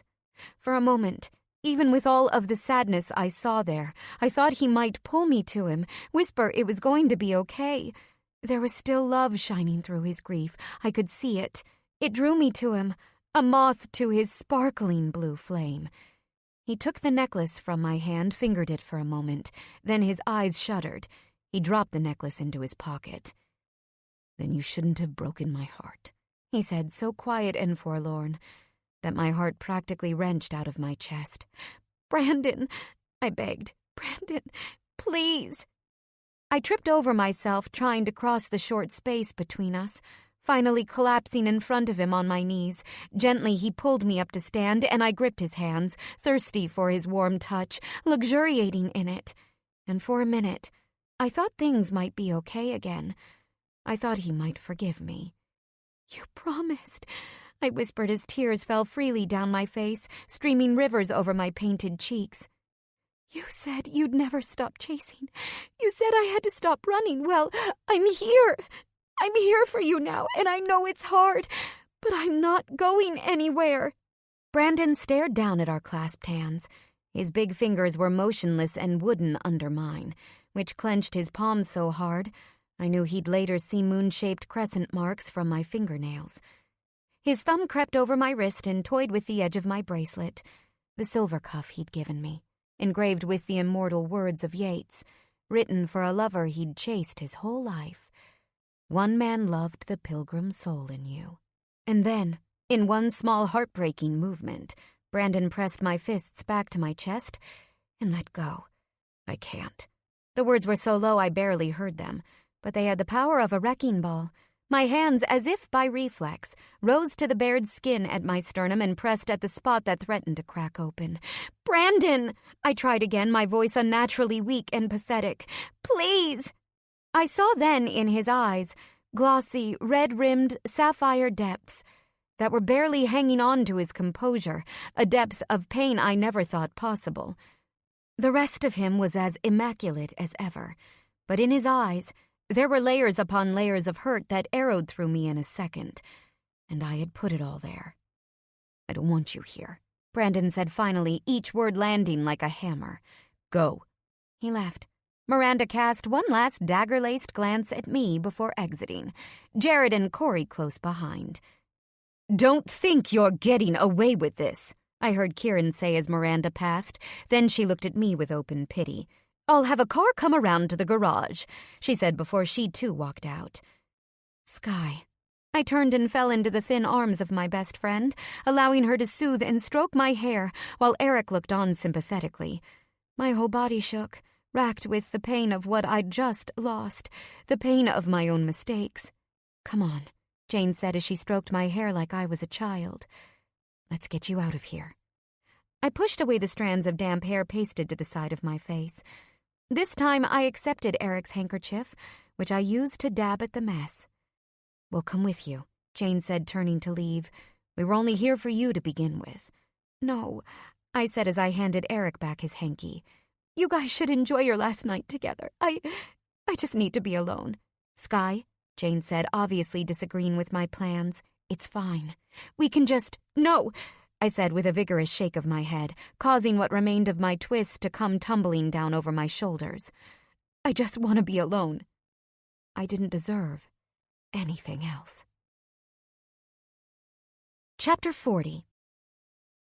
I snuck out a service entrance in the garage instead of taking the Uber that Kieran had called, ignoring the Honda that was clearly waiting at the curb.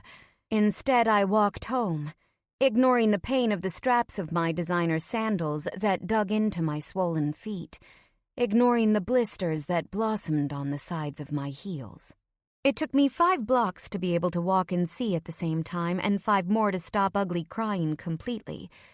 I didn't know where exactly I was going, but eventually I found my way back to my apartment, where I tore off the beautiful blue dress and threw on clothes that felt more like me, less like I was playing dress-up, and more like I was just Skylar, in all my horrible, imperfect glory. In my favorite old jeans and a faded Harvard Law t-shirt, I pulled the remaining pins out of the hair and tossed them on my bureau before I twisted my carefully curled locks into a braid. With painful swipes across my cheeks, I removed all of the makeup, scrubbing my freckled skin clear so that it shined, ruddy from the crying and violence of my ministrations. My eyes were puffy, my skin mottled between red and gray.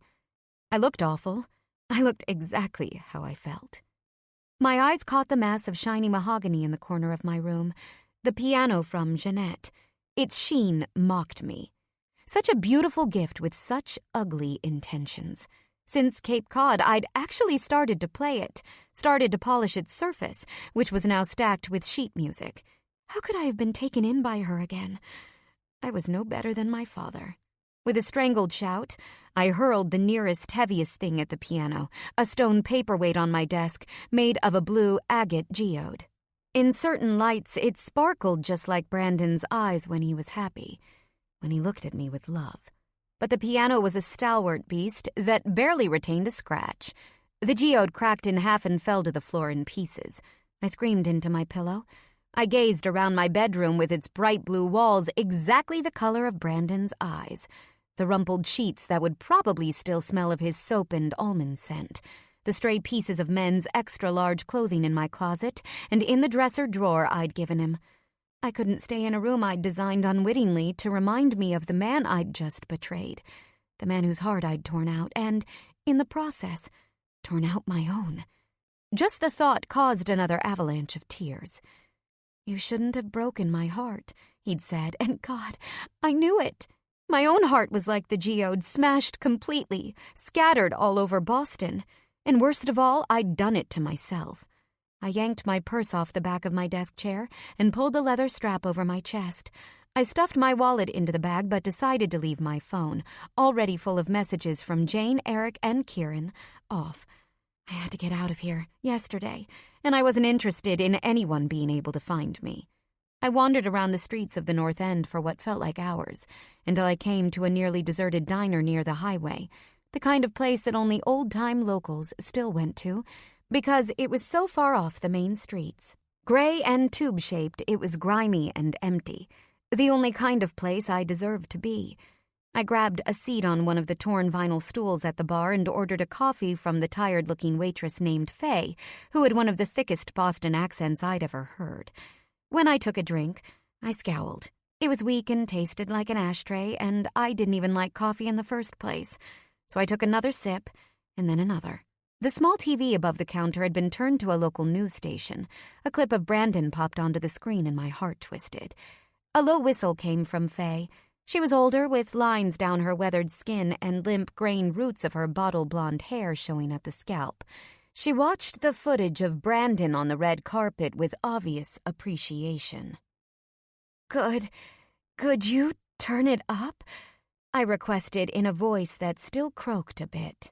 The waitress turned to me with a knowing smile. "Gorgeous, ain't he? Local boy, too. I'd vote for that smile in a hot second." She turned up the television to an audible level, and we listened together as the anchor narrated the events of the night. In a move that has been rumored for months, Brandon Sterling, CEO of Sterling Ventures and named partner of Sterling Grove Law Firm, has formally announced his bid for mayor of Boston. The DNC is expected to endorse the local entrepreneur and philanthropist. The screen cut to a brief clip of Brandon announcing his run to the roomful of reporters at the event I had just fled. My chest contracted. You couldn't tell he had just walked out of the room where I'd broken his heart, where I'd broken us. Every hair was perfectly in place, not a wrinkle, not even a crooked shirt cuff. But I could see the slip of white paper barely sticking out of his jacket pocket. I could see the distance in his eyes as he made his announcement, and the dulled expression made my heart ache even worse. I had done that. I had snuffed out that light in him that shined so brightly. The anchor droned on. Despite an interview yesterday from Miranda Sterling detailing some of the recent troubles in their marriage, Sterling's relationship with his wife seemed to be as affectionate as ever as they appeared together after the announcement. My face turned hot with fury as the screen cut to another clip of Brandon shaking hands with people in the room while Miranda stood by his side, her arm tucked easily into the crook of his. They looked so natural together, like they had done this time and time again. She was much taller than me with movie star looks, likely perfected over the years with gentle nudges from a dermatologist that matched her husband's. Together, they glowed. I wanted to vomit. "Lucky bitch," the waitress murmured to herself as she watched the clip. She looked to me over her shoulder with a wry raised eyebrow. "Am I right or am I right?" I couldn't speak, so I just nodded and took another sip of the ashy coffee. "Lucky bitch indeed," the anchor continued. The announcement preceded an additional surprising twist that Sterling intends to divest fully from both of his businesses in order to avoid any conflicts of interest. Surprising to them, maybe, but not to me or anyone else close to his life. The clip cut away to pictures of Ray and Susan, who stood next to him with bewildered expressions. I wasn't the only one who was overwhelmed. I wondered how many times Brandon's tendency toward largesse made them feel like this. The coverage cut to another clip from Brandon's speech, in which he spoke carefully and clearly, his voice radiating confidence and poise. "If I'm going to do this, I'm going to do it right. I must remove all ethical obstacles in my path, anything that might call into question my dedication to making Boston a better place for everyone. As anyone who knows me will say, when I do something, I give it everything I have. So from this moment forward, I serve the people of Boston and no one else." There was a smattering of loud applause, although I didn't miss the look of utter and complete shock on Miranda's face before Brandon flashed the crowd his trademark smile and the clip cut back to the anchor. She pivoted to another news story and I turned back to my coffee, my chest hollow and numb. "You okay, hun? You look like you're having a rough night." Faye tapped her scraggly fingernails on the stained countertop. There were only a few other people in the diner, an obviously inebriated couple crowding one side of a booth and an off-duty construction worker who looked even more tired than I did. I sighed and nodded. "I'm fine." Faye looked like she didn't believe me, but just refilled my coffee cup. "Can I get you something to eat? You look like you could use a bite or two." In fact, my stomach was growling again, but I couldn't have eaten a thing. I just shook my head and drank my coffee, relishing the bitter, stale taste. I toyed with the silver cuff still hanging around my wrist, more solid than the rest of me felt. I pulled it off and ran my thumb over the gold-embossed inscription. "One man loved the pilgrim's soul in you." It was fitting, really. I'd looked up the poem it came from so many times that I had it memorized. It was one of the many beautiful pieces of poetry that Yeats had written for Maud Gonne, his decades-long unrequited love. He chased her for almost 20 years, during her marriage to another man, even to the point where eventually he proposed to her daughter just to get to her. It was a mad love, the kind of love that lasted a lifetime. "I'll never stop chasing you," Brandon had once told me. He had given me this bracelet after I'd put him off again and again. The quote, a bit from a poem where Yeats warns Gonne of the regrets she'll have, referred to the uniqueness of his adoration for her. that he saw her as no one else, and that one day she'd realize it and wish she had acted differently. I didn't need to wait until I was old to have those regrets. I was completely and utterly filled with them. Now it seemed that the tables had turned. I'd be the one loving Brandon's pilgrim soul. I'd be the one pining for someone else my whole life while he moved on to bigger and better things. The night sky was completely black when I finally shuffled up the stairs of my apartment, well past midnight. I took comfort in the fact that I could continue my wallowing alone. Eric and Jane would be gone, off to bid their farewells at the airport before Jane left for Chicago. But as my head peeked over the landing of the 3rd floor, I caught sight of a pair of men's black leather shoes and black pants through the weathered wood railing. Momentarily, my heart surged. Brandon. There she is. How you doin', Red? Thought you'd never get here. And just like that, my heart fell to the bottom of my stomach. There was another person who called me that sometimes. The voice, thick with Brooklyn twang, raunchy in its slow, thick-lipped drawl, made my skin crawl. 3 more pairs of feet appeared next to the originals. I looked up. The round, sweaty face of Victor Messina leered over the railing, his half-smile pushing into the layers of fat that surrounded a set of tobacco-stained teeth. "We've been waiting around here for a while, sweetheart," he greeted me. Now, don't run off, baby girl," he said as I took a few steps back. He pulled aside his jacket to reveal a paunch that piled over the edge of a handgun tucked into his waistband. A 9mm Glock, the kind I'd seen before, toted by neighborhood gangsters and on homicide specials. How did you find me?" I asked, my voice unsteady as I gripped the edge of the railing, tensed like a rabbit. "Run," a voice inside my head screamed, but the gun was big and black, and I was stuck. "Oh, it wasn't hard," Messina said, smacking his thick lips. "You made a mistake, see? Challenging Katie like that. She don't like being challenged so much. She'll get even with you later." He chuckled with his henchmen, as if they were both sharing some recalled memory of Katie Corleone, one that was almost certainly not appropriate for most people to know about. Every muscle in my body pulled taut. "She mentioned your man, and imagine my surprise when she told me he'd been on the cover of a magazine last month. Now he's running for mayor?" The gangster clicked his tongue, causing the collection of skin under his jaw to wobble. "Now that's power." I'll call him," I volunteered, my voice tripping over itself. "He'll give you whatever you want. I know he will." Victor nodded in agreement, and his friends nodded as well, their fat heads bobbing in terrifying unison. "Oh, I'm sure he will, honey." But his eyes glinted like steel, "which is why you're gonna come with us, Red." Maybe it was the look in his beady eyes. Maybe it was the thought of having his ham-shaped fingers on me. Maybe it was the basic realization that if I did go with Victor Messina, I might not ever come back. But my fight-or-flight instinct switched on. "No," I said. My feet started to work before my brain did, moving on pure instinct and adrenaline. I fled down the stairs, ignoring the gunshots that slammed the plaster behind my back. Messina's and his thugs' heavy footsteps slammed on the cracked marble stairs, but not as quickly as mine. "Get out!" my brain shouted at me over and over again. There it was, the heavy brass door that would lead to my cobbled street, and then to Hanover, to crowds, to police officers, to safety. I sprinted towards it while Messina and his thugs hammered down the last flight of stairs behind me. Hand outstretched, I almost reached the door, and then I tripped on a broken tile. And I fell. "Get her!" Before I could even start to struggle, the last thing I saw was Messina's angry, bloated face stretched into a vengeful smile. "Gotcha, sweetheart," he stated clearly, before slamming the butt of his gun to the back of my head. Then, I saw nothing at all.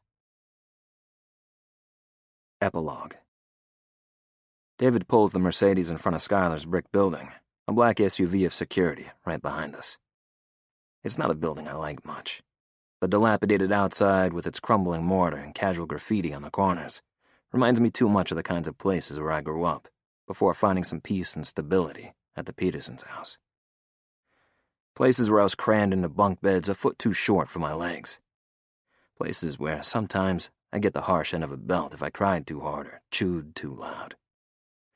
Places where sometimes the older kids would try to touch me in ways I knew, even as a little kid, were wrong. Places where I learned to defend myself against just about anything. I'm not sure what I'm doing here. I take out the white paper, creased again and again, first from being kept inside her stepfather's pockets, then Miranda's hands, and stuck in my jacket for the last several hours. It looks so harmless, but it's basically a hand grenade, considering what it just did to my life, to my heart. I stare at the building while I pull my tie loose and unbutton my shirt collar. My jacket is on the seat beside me. It's hot, even for Boston in July, even for 1 a.m. 15 years ago, in this mood, I'd have been picking a fight in a bar. Maybe already been kicked out. But right now, I'd like to be back at my apartment, go for a dive in the rooftop pool for the penthouse residents. I'd like to turn on SportsCenter and watch Red Sox highlights until I pass out on that ungodly, uncomfortable couch. I'd like to throw back a bottle of bourbon and pretend this night never happened. But instead, I'm here, and I couldn't tell you why. I should be done for the night. I made my announcement to a room full of onlookers, satisfying Kieran and Ray and Susan and everyone else who expects me to do great things. Scariest fucking thing I ever did. And I did it without the one person who doesn't expect me to be anything but myself. The one person who's only ever wanted me for just me. I thought of her warm green eyes, her kissable smile the entire fucking time. I felt like my insides were turning to dust. Then I walked back to that same conference room where my heart had just been pulverized and informed my soon-to-be ex-wife that she'll be signing our divorce papers tomorrow. Or else I'll file the charges myself against her, Maurice, and Jared for conspiracy and extortion. Thank God for Kieran and her phone, is all I can say about that. And now I'm here. To do what? I don't know. But Skylar's my magnet, my true north. Every time I close my eyes, all I can see is her face. The pain etched across her delicate skin that shows so beautifully every emotion she has. I don't know if I can forgive her for what she's done. Every time I think of it, my chest practically caves in. But I can't just walk away. I don't know if I ever could.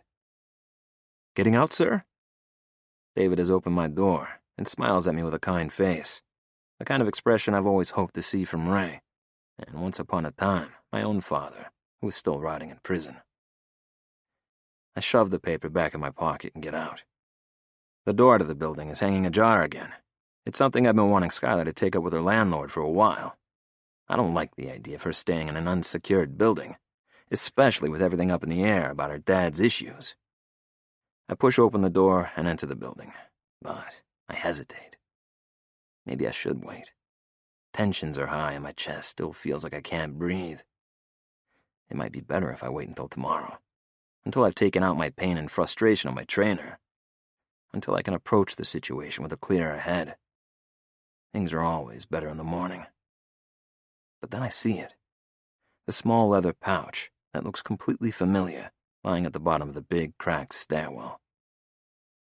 The hair on the back of my neck stands up as I realize who it belongs to. Skylar.